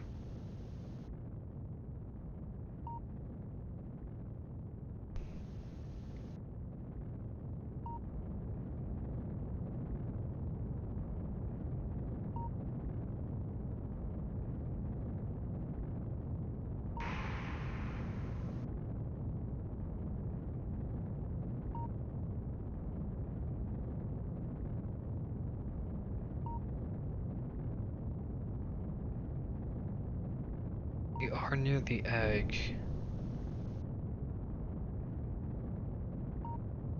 I may need more delta V in the first stage.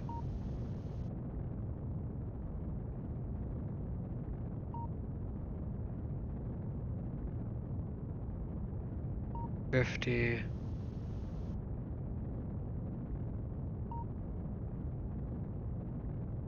Come on.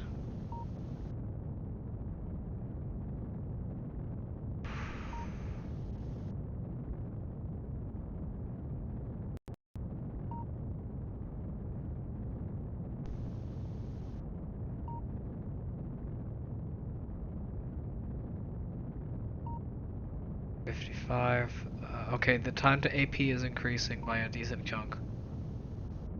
Okay, we are out of the vacuum. We do have heat, but it's not much.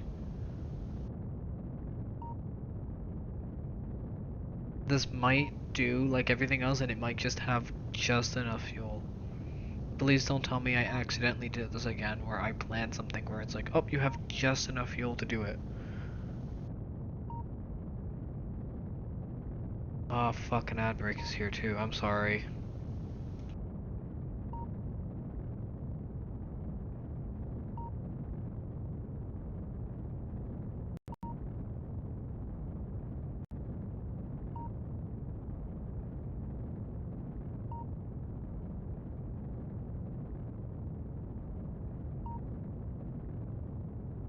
At 73, 78. Our engines are heating, but they're not overheating. 85, 90. Oh shit. I did it again.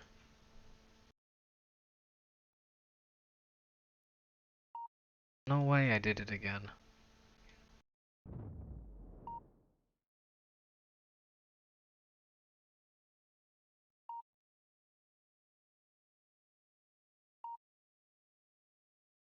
Let me zoom out for this.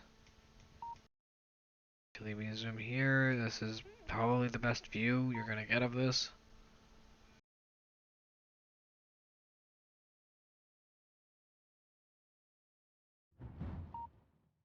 You little.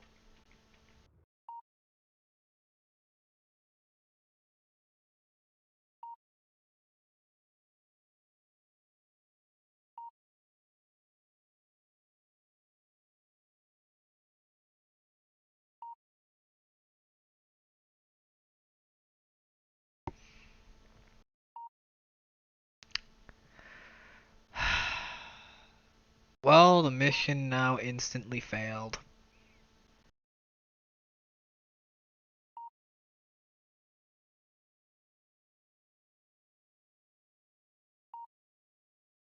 Doesn't matter if it makes it into orbit, it has no power to last forever. You fucking...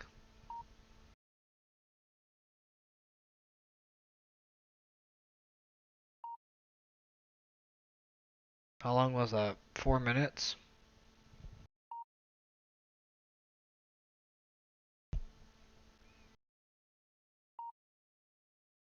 Two lessons were instantly learned upon launch. One, we need more fuel.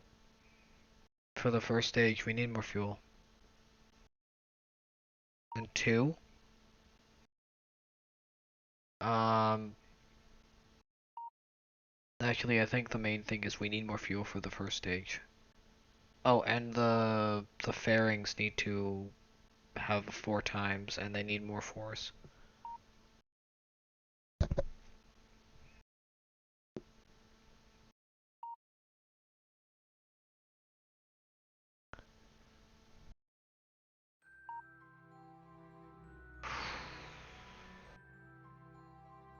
I don't know how it's still connect.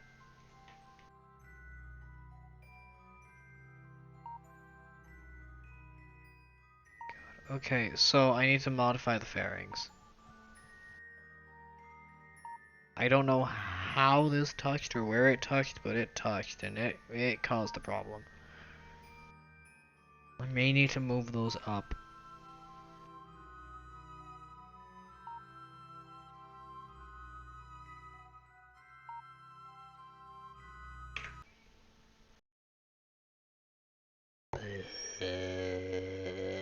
Stupid.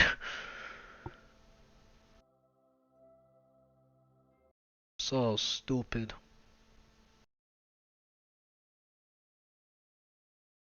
Alright, here we go.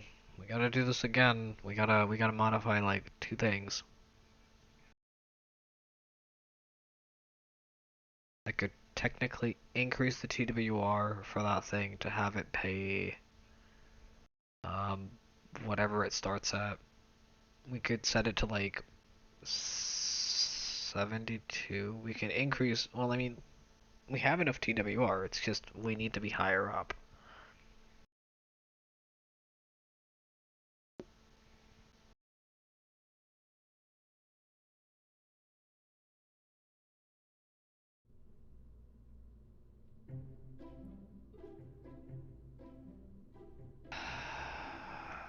This is... Don't know why that's there.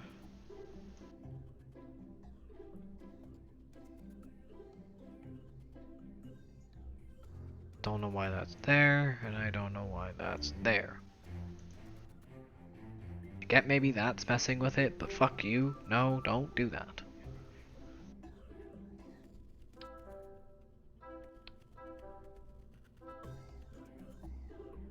Sort by size. Ba-da.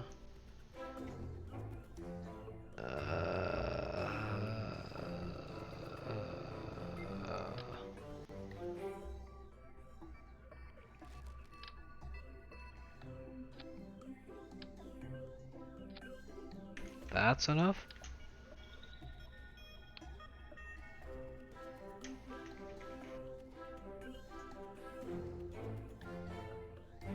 Da, da, da, da, da, da, da, da. All right.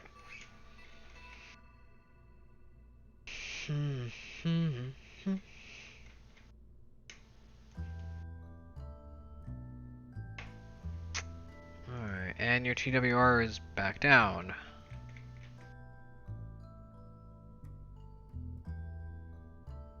80?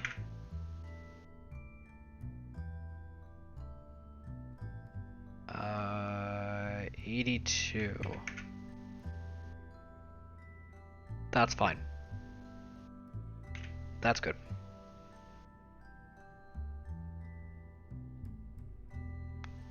Gets me a little less burn, but a little more action. Actually, maybe 81.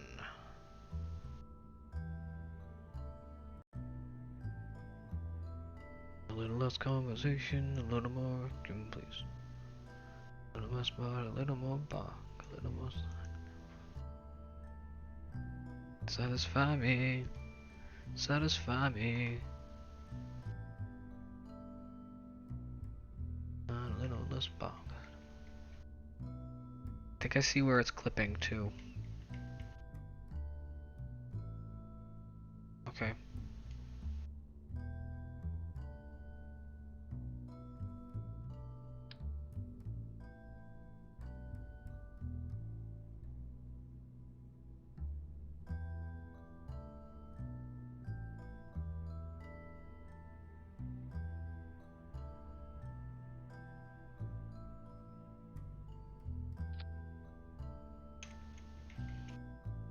Let's buy a little more ball.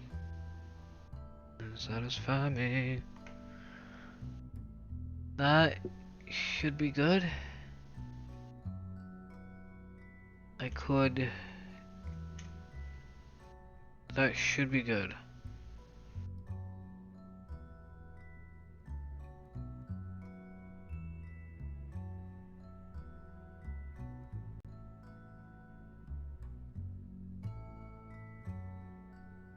I want to say that that's good. Also, we're going to set you to 4.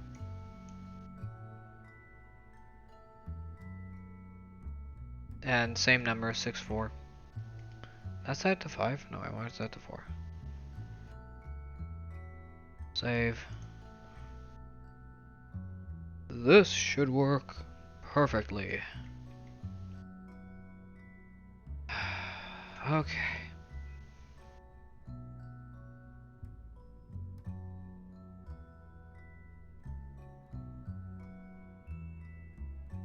this doesn't work, I can do something else to do this. So this is set to vacuum. 1, 2, 3. This has enough TWR to last 164 seconds. It does have enough to get us up. Again, the only problem we had was the other thing went kaboom. Okay, this should work.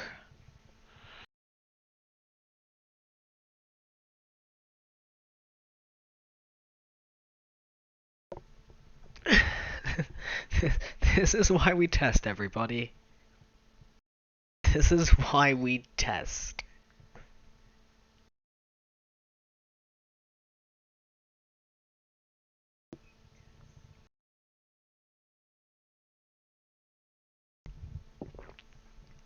Satisfy me.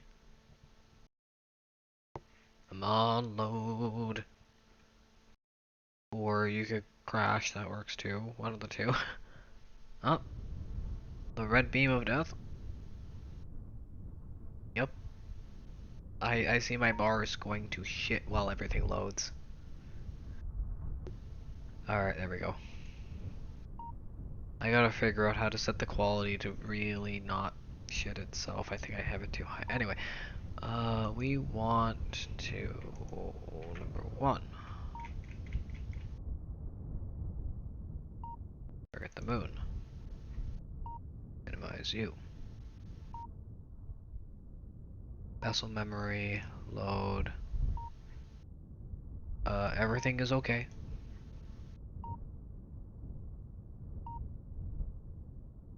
Ascent guidance. Everything is good.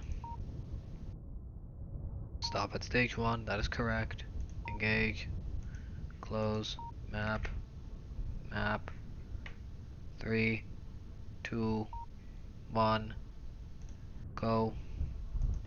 And then in 10 seconds we kick off.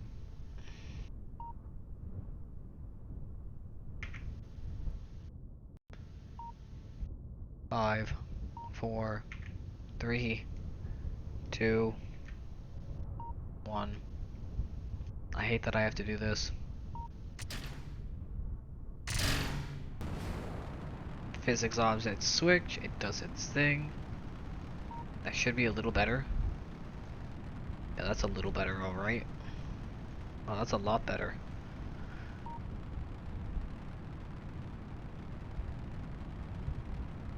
Satisfy me.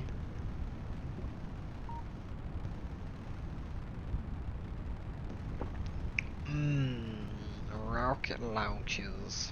Complicated math. Also, I'm out of tea. I probably need to get more tea at the next break, which is going to be in like 40 minutes.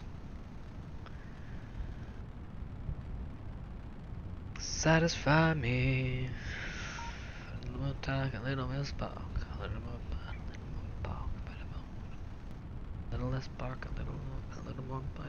Okay, I really need to remember that song. It was a great song, and it was like the main. Does anyone remember what was that show that had that as its theme song?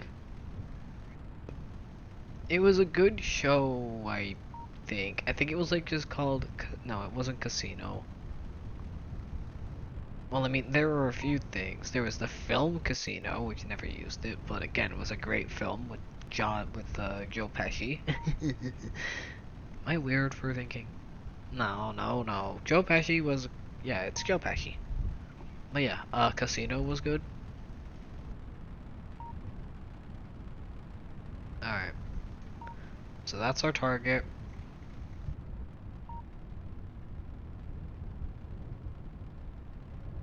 That's funny. It froze as I looked for straight up. But yeah, we want to see that beautiful flume. That beautiful flume with our target in mind. There it is. We're heading to there. We're going to the moon again. But this time I'm doing something I've never done before. Automating a satellite deployment for a survey. I think this is a little better. Cause this is okay. Again, it's reaching the thing at the 2 kilometers, which is what I like.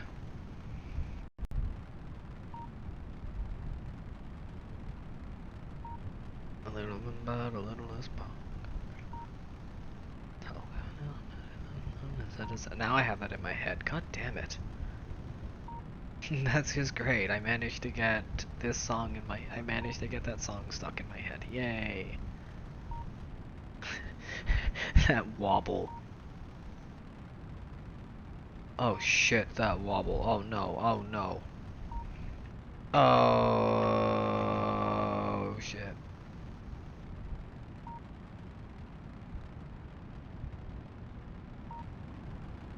I guess I didn't notice it before.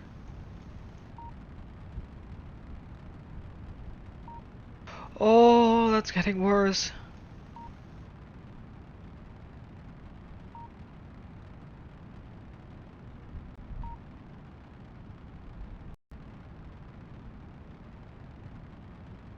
Fix?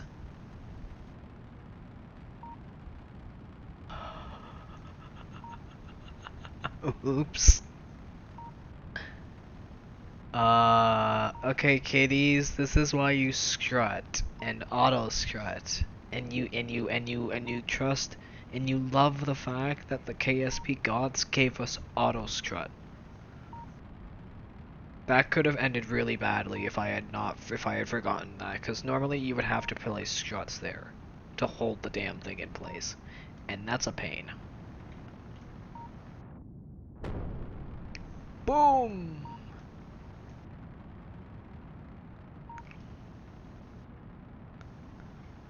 How much fuel we got? Ooh.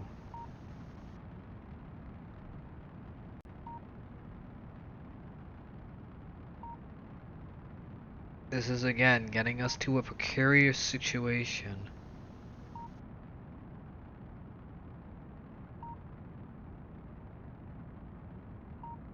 This might just be enough, cause that extra thing, I believe that might help us push out with minimal rub. No, we're not gonna push out with minimal rub. We're still gonna have to deal with rub.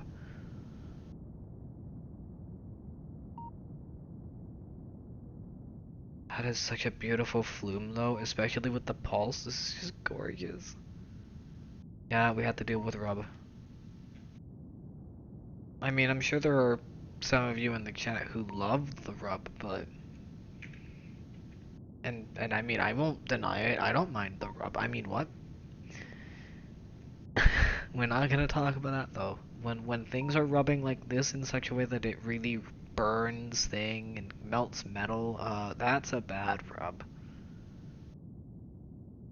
We want it to not do this.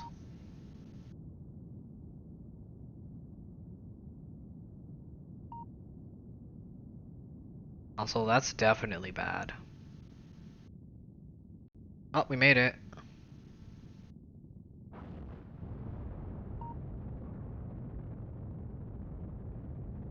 "45 clicks, we are at 31 kilometers.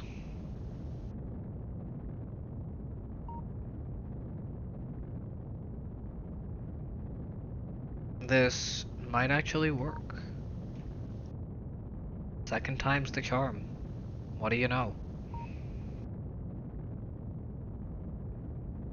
Because it's got less work to do now because a lot of the heavy lifting was done by the booster.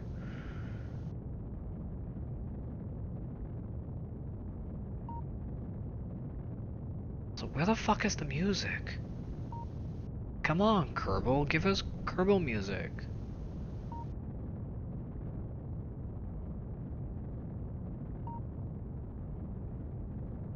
You were like blaring it every other time I do real-time missions.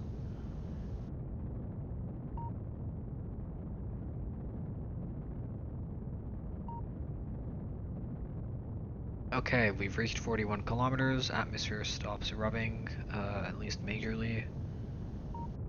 We have enough delta V. Yeah, that little extra helped. Okay, got it.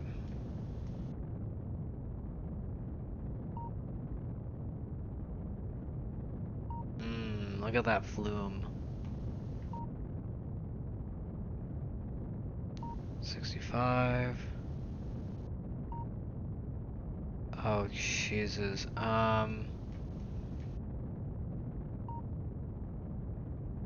Oh boy. This is probably one of the most interesting launches I've done. I haven't done a launch like this since early KSP days where I had no idea what I was doing. So this is what it's like to be super fuel efficient.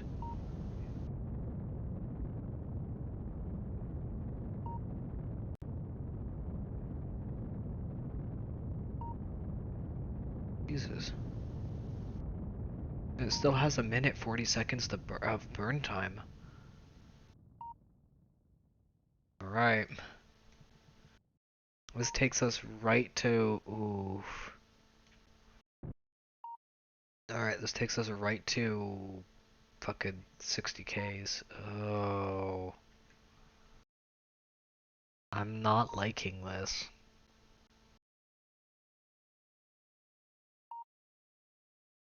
This better not blow anything up. If it does, we have to figure something out. Hey, it worked!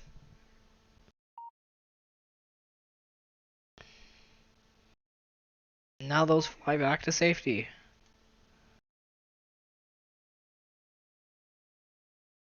Now, to stage 2. Orbit.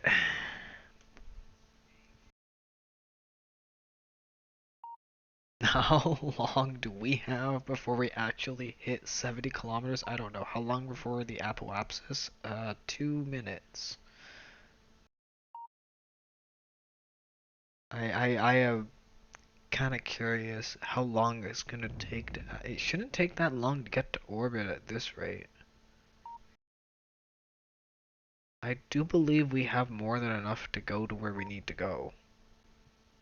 This might work perfectly.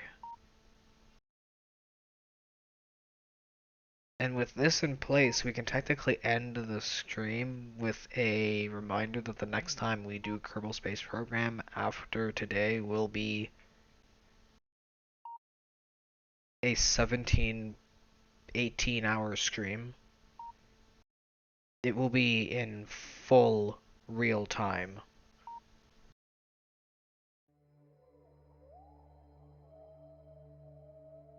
Alright, cool. And now things do their thing. We have 2 minutes to burn. I didn't expect it to take this long to get to this point.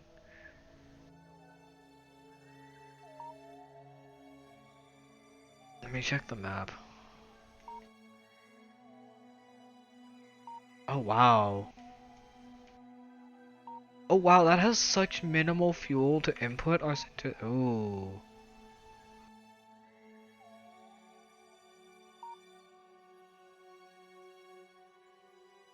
I was not expecting that.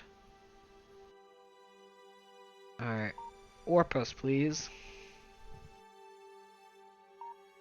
Warpy to the time thing while not screwing us up. Alright, cool.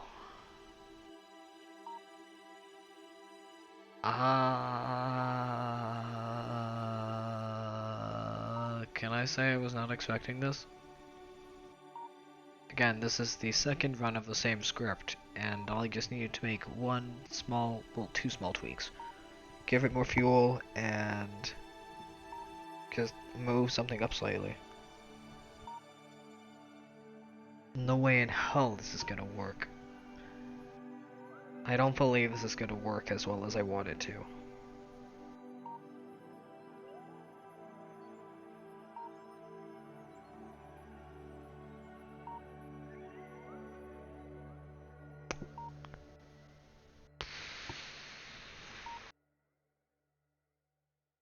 "28 seconds to burn."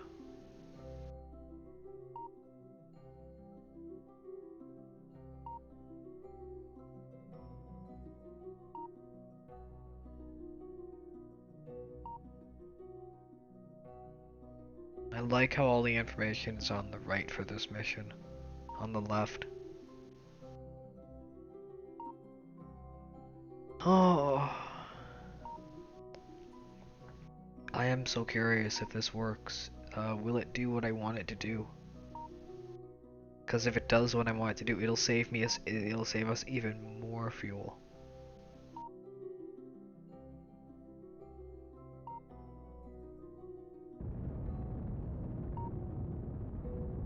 We have a minute 37 left of burn. We can do. Oh. No way. Nah, nah. So this is just the orbit. This is the easy part. This is the autopilot to orbit. This is easy.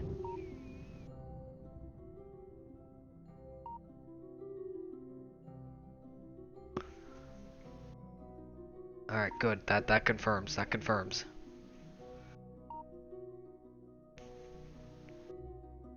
Alright, cool. And we let it drift for half a minute.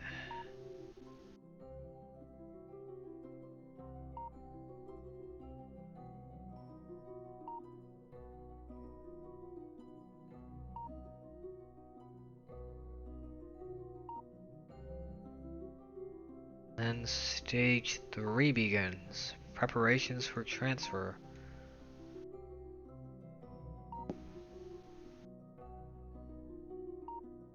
I'll leave it here for this bit.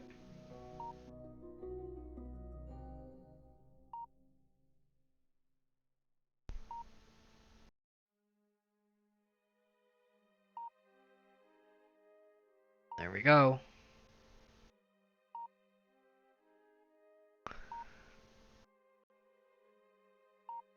That gives us our power usage too. And I have this thing auto warping, so we're gonna do this.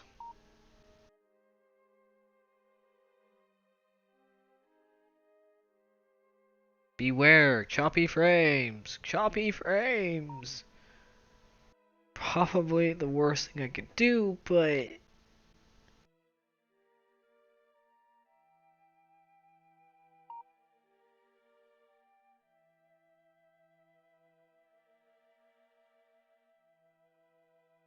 oh no, definitely the worst thing I could do. It's not even warping.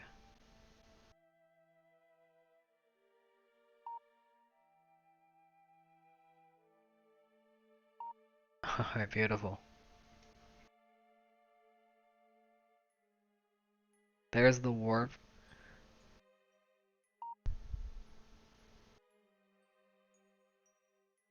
My god.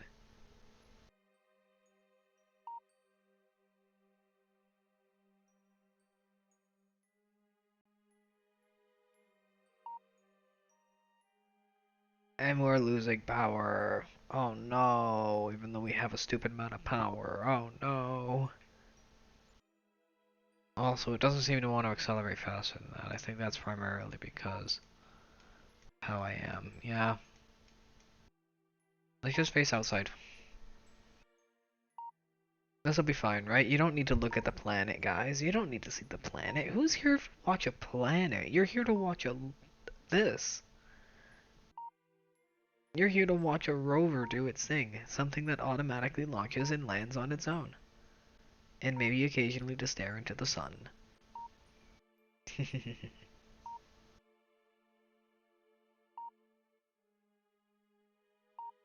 Also, this gives me a good idea of when I need to burn, like, for non runs, so that I can get a good idea for, like, transfer nodes, unless there's, like, a mechanic now for that.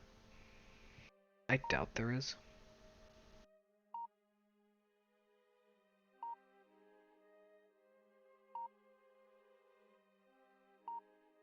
I could definitely do this on the PlayStation, because I have KSP for the PlayStation, and do this on a console thing, just to show that I can do this on console too. Maybe not like the full automated launch, but certain things that could be run by a CAL. Because CAL is actually a pretty useful thing.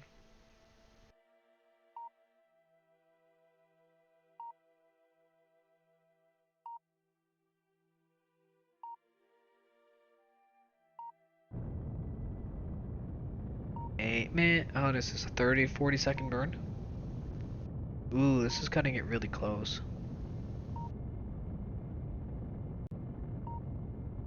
Oh yeah, this is cutting it really close.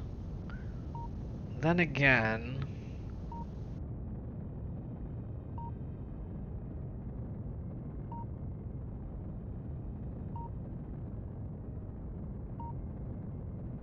that flume is beautiful.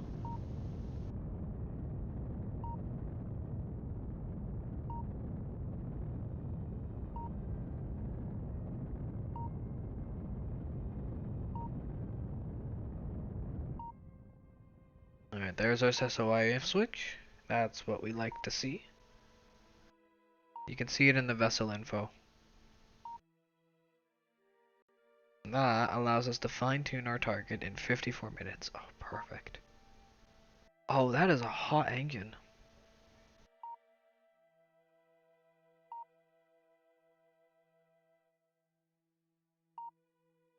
Is this actually going to work? You know what, chat? You need to keep in mind, I'm not touching a damn thing. I'm just sitting in my chair, just like probably the rest of you, watching this thing do its thing.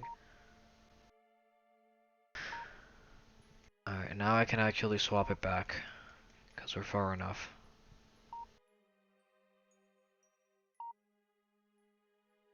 There we go.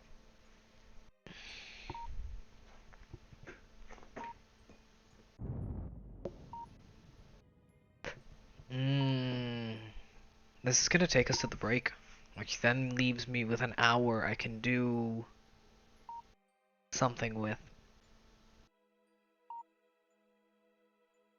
What can we do for an hour?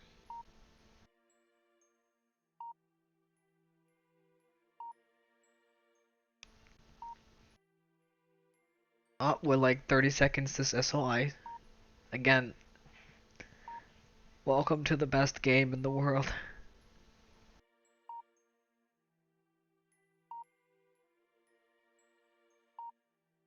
I don't need to do a thing, doo-da, doo-da. Yes, I know that sound obsolete, but it doesn't matter. Alright. Do-do-do-do-do-do-do. We should see something really cool. So, I'm gonna leave this here. There we go. Watch this TWR. As soon as that timer clicks down to 0, as soon as this timer clicks down, for those who weren't here when we actually scripted this, watch the TWR. We set up a CAL unit to do this.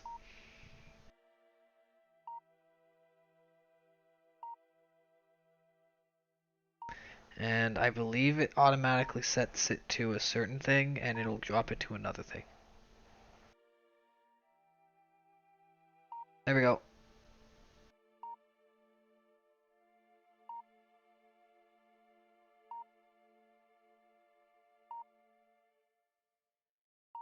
Okay, 3.26. It drops it to a bit of a higher number than we want. But that still gives us 3 minutes of burn now.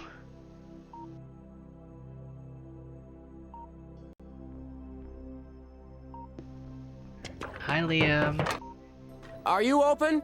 Yes. I'll have a Krabby Patty Deluxe and a double chili kelp fries. Would you like some moon sauce with that? Or maybe some moon cheese? Oh, I need the orbital scanner in place though. But hi Liam, how are you? Good morning.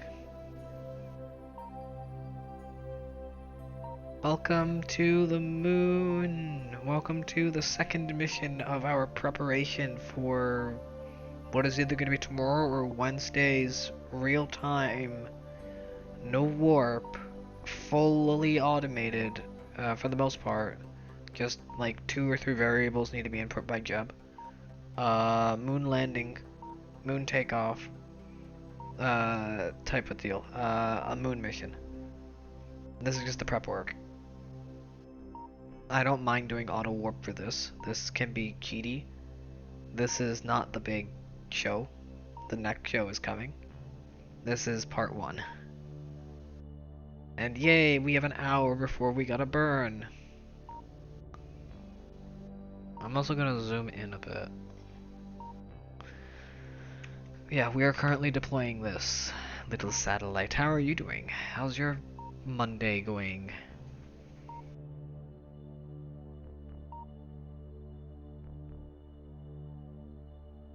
I'm doing good, thanks for asking. It's good you're doing good on this Monday. Is it gonna be a dark side launch? It's gonna be a dark side burn. Yup. No, it's gonna be a light side burn. Nice. That's good you're doing good. In 16... 0...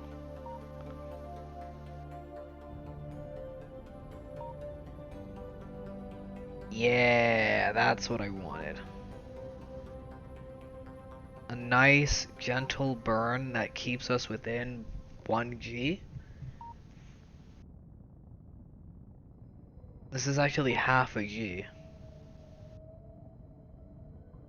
There we go. This is nice, this is efficient, this is smooth. This does its job. This might actually do what I want it to do and get us into polar orbit. Perfect. Oh. Sorry, I'm just checking the stage thrust to weight ratios, checking the time and everything on the map, cause, well, I say on the map, I'm just looking on the fucking screen right now, even though it's getting like, what is this, 10 frames a second? Not even. Everything has so much to process.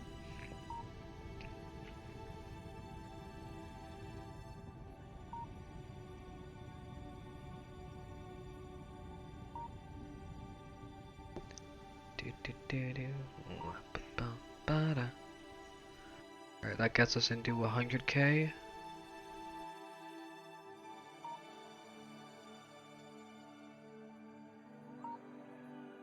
Wanna say close enough? Close enough. Alright, good. 600 and oh, this has just enough. Oh, holy shit, we have just enough fuel.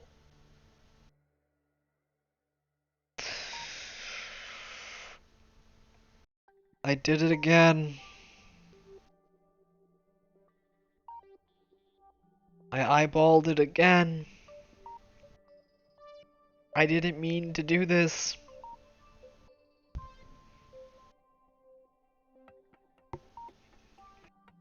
I have enough for Delta V to send this thing smashing into the planet afterwards. We don't have space war junk.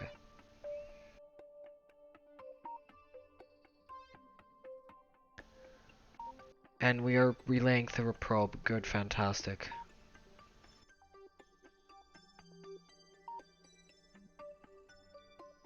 Oh, man.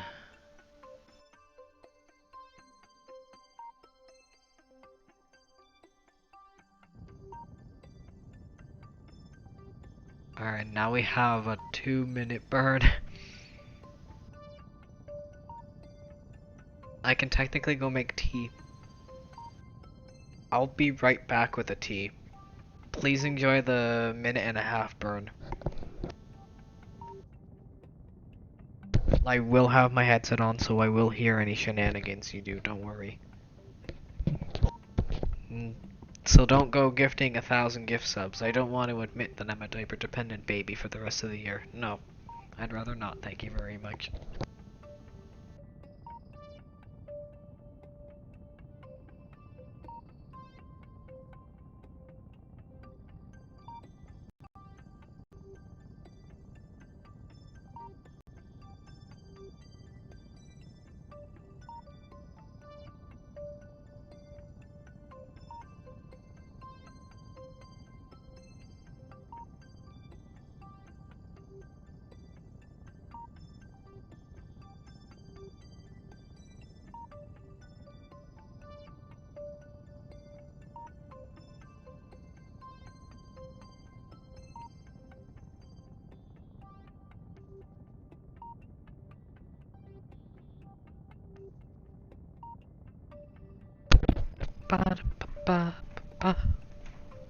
Alright, tea is brewing. Let me quickly check the status of the burn. Oh, halfway there. Nice. Yeah, I hope everyone's having a fantastic Monday. Again, this is gonna be kind of a more chill stream for the next few things while I still test around with my new capture device. We will be streaming from this again, this is why I said Wednesday is likely going to be the next KSP stream, because tomorrow, or maybe even later today, I don't fucking know, I will be streaming from the PlayStation 3, I want to say. Maybe the PlayStation 4, we'll do another PlayStation 4 stream. However, this time, it'll be with the UI you see now. With the chat on the side and Sky over here, and I'll be able to hear what's going on in the game, even though I should probably not, cause it has a slight delay of like 2 seconds. But I don't think it matters, because we can play with our own music now. Ooh hoo hoo hoo hoo. I'm actually looking forward to doing my own tunes. And yes, there will be a small delay between the screen and the audio. I know there is. It's inevitable. Even the FAQ is like, there's a delay between things. Like, yeah, you can't stop it. Sorry, latency is a thing. Our orbital inclination should be a fair 90.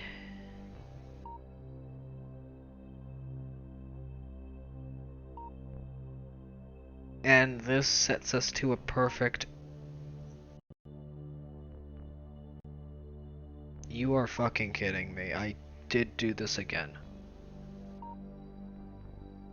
You are kidding me.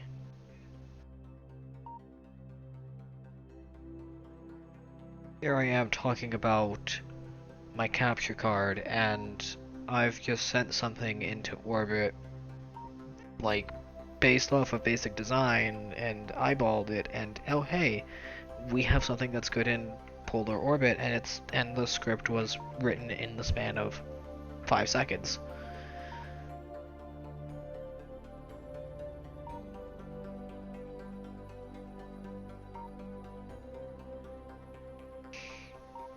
Oh boy.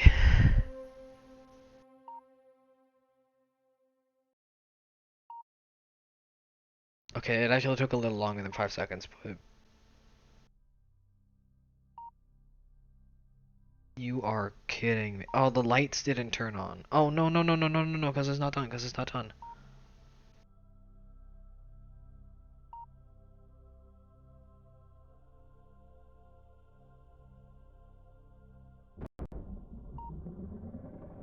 There's the probe!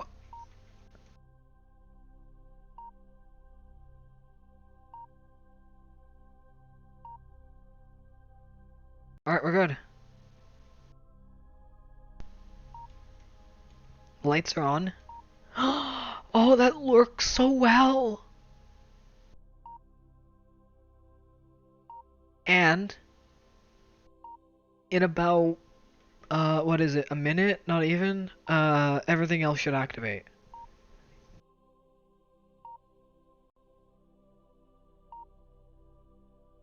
I may need to adjust our apoapsis periapsis to be exactly 100, but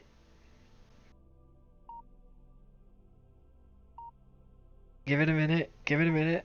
I can go get my tea after this.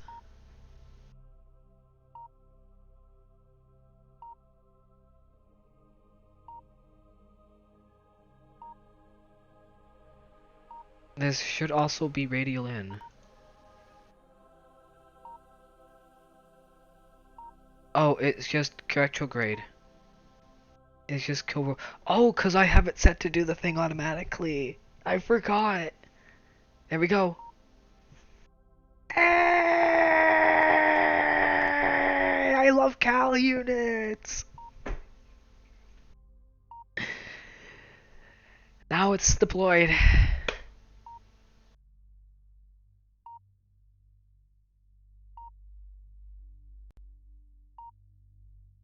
There we go. Fully deployed.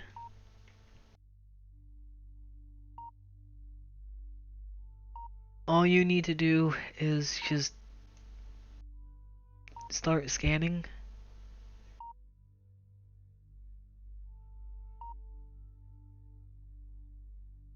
Ooh, that has 5 minutes of power.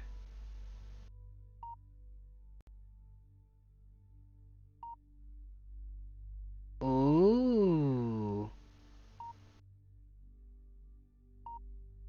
Okay. Is that it? Look at this, chat. Oh, babies. Look at this. Oh, orbital data.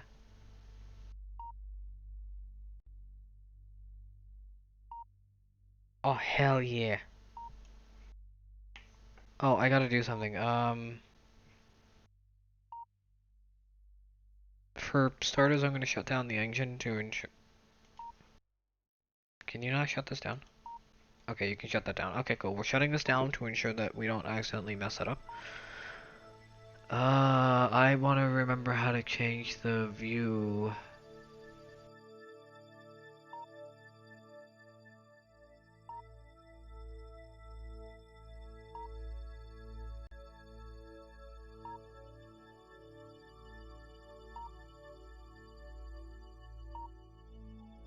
Alright, we no longer need that.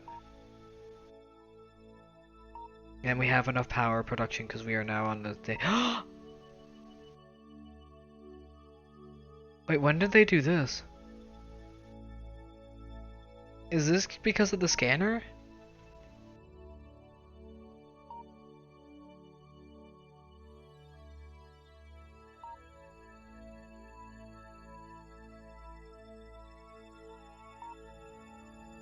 Oh.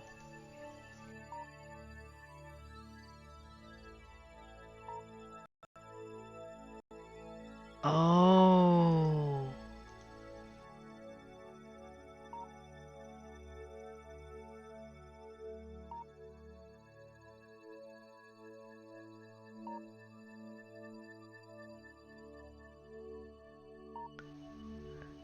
I don't want a valuable line lesson. I just want an ice cream. I didn't want a valuable life lesson, but this is neat.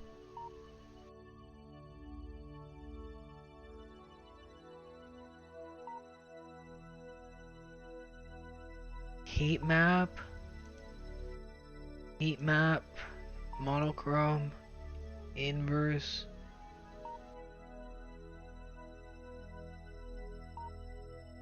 Oh.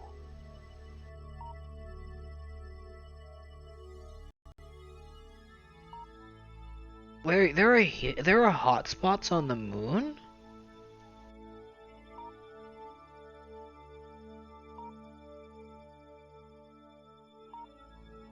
Oh, this is where ore deposits are. Okay, yeah. Yeah, I want to aim to land here at some point.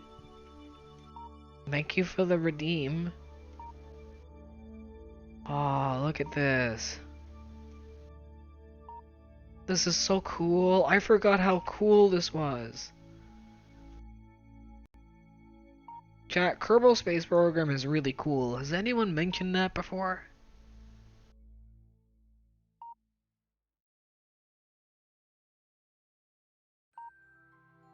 There's a lot of uranite on this.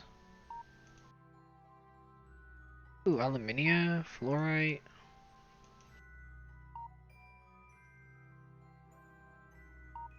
I can now retract the scanner because we don't need it. I can deploy the scanner if we need it. Oh. Does it switch to the Oh, no, it doesn't. Well, we'd probably go for ore. There's clean water. Wait, there's clean water?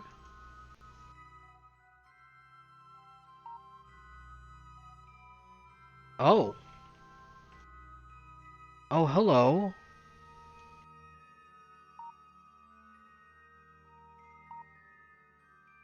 We're landing here.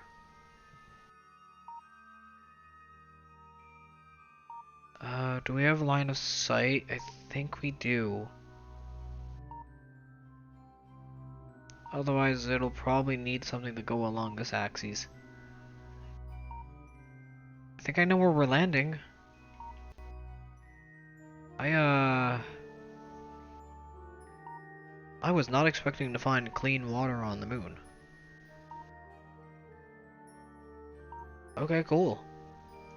Is there any other water? Crazy, eh?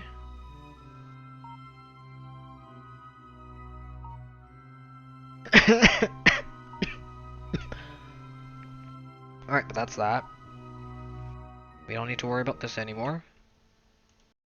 We do need to worry about another thing, though. This is why I gave it power. And a control unit. This is technically the thing that SpaceX does. They give their boosters its own control unit, its own power supply, so that it can land back safely. It might not have the solar panels, but I guarantee when they decide to send like a transfer vessel to send something somewhere where they just need to deploy something, it's gonna have its own power supply. Alright. That's the actual scanner, and that's the other thing. Okay, cool. I can grab my tea in a minute, and then we can take... Actually, in like 3 minutes, we want to take a small break. It's been 5 hours. We got another hour to go.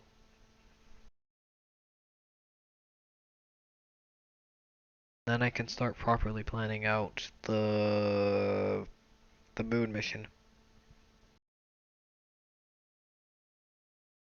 I am debating on maybe switching for the last hour to show off the capture card. Alright, cool.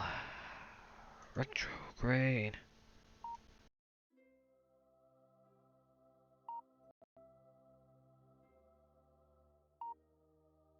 Hey look, it's the vessel we just launched. We don't need this anymore.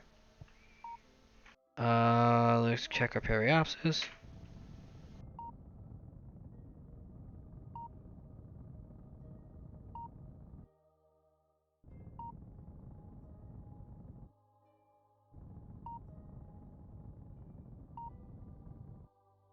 Alright, that's good.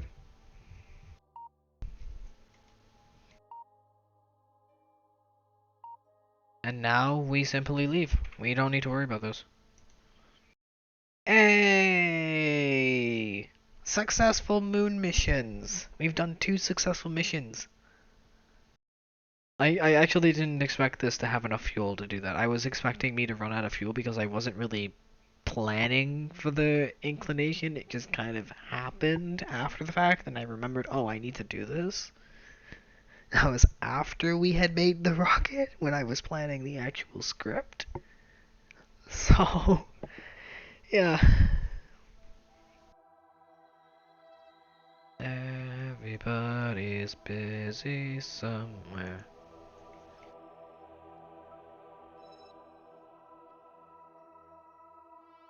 Here we go. After 6 hours, we have equilateral orbits. And this one is actually talking to that. Ooh, fancy. And we have orbital data for the moon, which we can change now.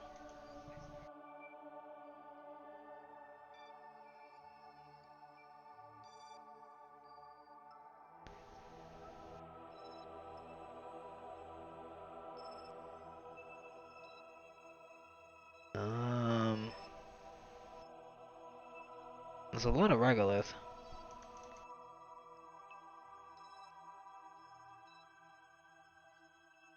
Wow.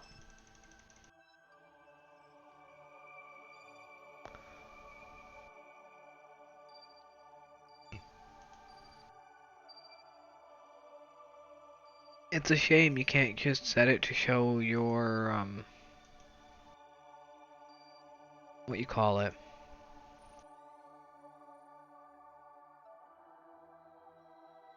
The thingy.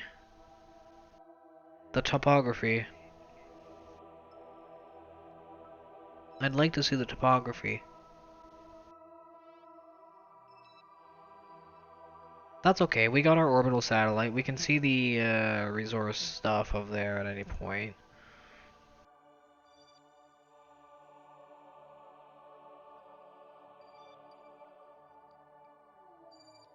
We need to perform an orbital survey, really? We really need to perform an orbital survey of the place we call home? That's cool. Yeah, it's been about 6 hours. It's been about 5 hours. What we need to do right now is, since we are actually now fully prepared for the lander mission, I think we need to plot out a landing spot, even though we can do that the day of. Chat, what do you want to see? What would you like to do? While the game, you know, doesn't break, hopefully.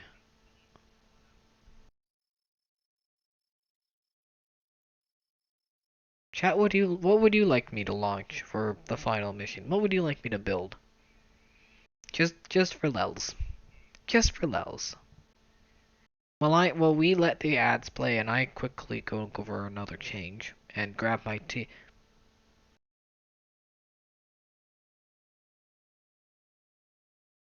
Or the game could crash.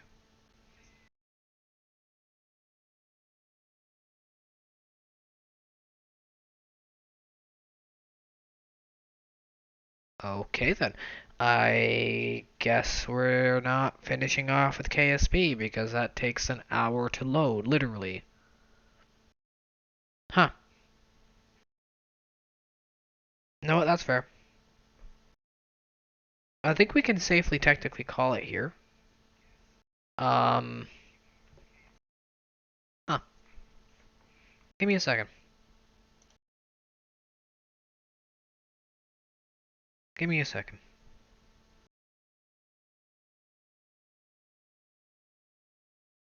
Let me throw on some tunes. If shit would load.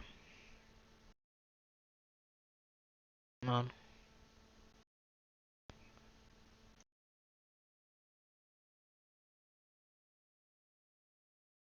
I don't remember how loud this is, so this could blow our ears.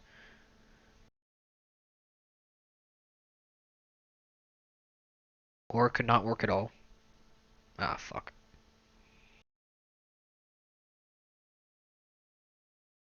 I was not expecting KSP to crash, even though I was expecting it to crash. Okay. Well, I'm gonna throw on music. We will be back soon, and I'll kind of decide where we go from there. I hit shuffle.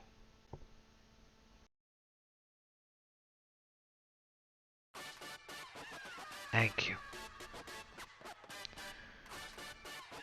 Well, we'll be back shortly, and then we might end. Be back soon. You gonna work? Oh, shit.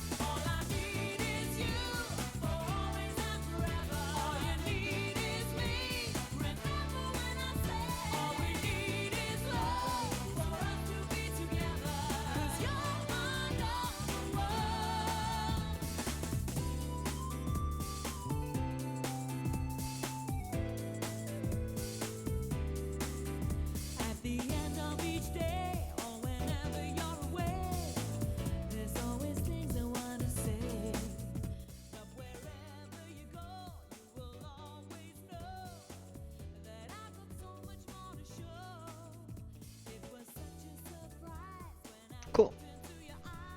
Alright, so since shit decided to crash with us at the last second, and we were technically done the prep work, everything is prepared. We are ready for the Rean mission. I think it's a safe area to call it. I'm not waiting another hour to load up Kerbal Space Program again. I will probably wait for the next stream for Kerbal Space Program will be on the weekend, and it will be on a Saturday. Specifically the Saturday coming up in April. So the prep work is there, now we just need to wait a week for me to do the actual thing. I'm gonna build up hype, but tomorrow, I think we're gonna play a new game. Well, I say a new game. I'm gonna hop into an old game that I don't think like many people play, because a lot of people are like, oh well, they're gonna wait for it to come to PC. And my response to your waiting for it to arrive on PlayStation is sorry. On PC is you're gonna be waiting a while. Hideo don't like things like that. So what we're gonna be playing, if I can find the fucking disc, I might need it somewhere else. Oh, it is somewhere else. Okay, that's fair. Where the fuck is it? Whatever, you can probably guess what it is. It will probably be more than likely everyone's favorite game. The 5-hour movie with roughly 2.5 hours of actual gameplay. Yes, I'm talking about Metal Gear Solid 4. Since I have it on PlayStation 3, I can play it now that I have my HDMI converter. It'll be slightly degraded thing, but at the same time it's still a fantastic game. I have enjoyed the story. I can't remember if I'm in the middle of it. We'll do a new save if that's the case. And our door actually opens. We can do a lot more than that. I can play a lot now. We can play, I can just bring out a thing of games. The games I'm looking at right now include, and these are from the PlayStation 3, but are not limited to Assassin's Creed 2, Assassin's Creed Revelations, Ace Combat Assault Horizons, Bad Company, Battlefield Bad Company 2, Battlefield 4, Battlefield 3 Limited Edition. Just to name a few. That's just a few. That's just a taste. I have pretty well most of the Call of Duties, and if we're gonna be hopping into a racing game, it will be Midnight Club Los Angeles. Again, fantastic game.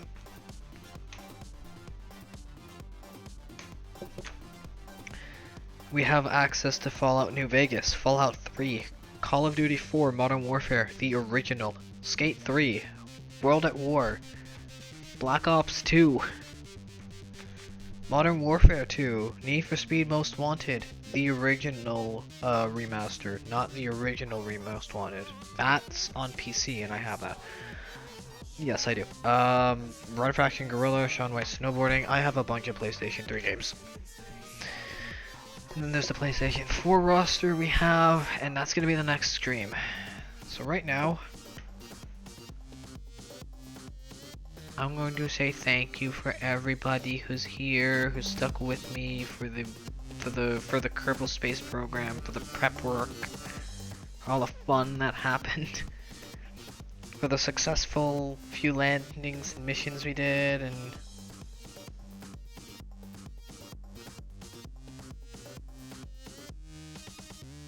yeah. Again, thank you, Bat, for the resub. 13 amazing months. You're amazing. Don't forget that. And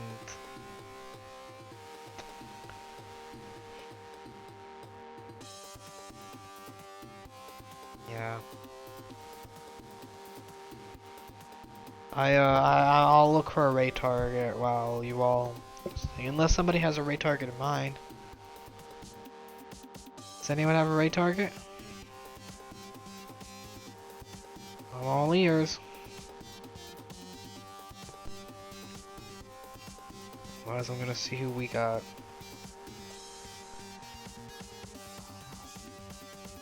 Let's get this thing started.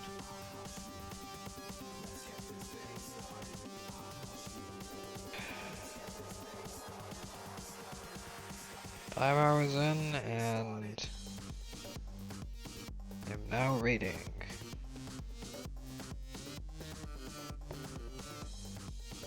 Who do we have to raid?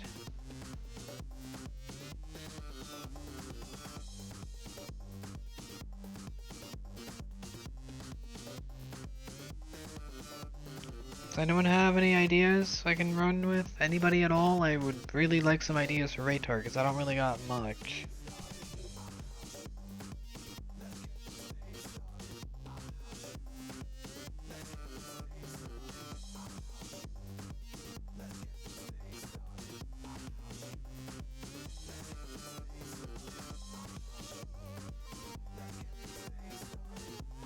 Alright, that's fine. You know what?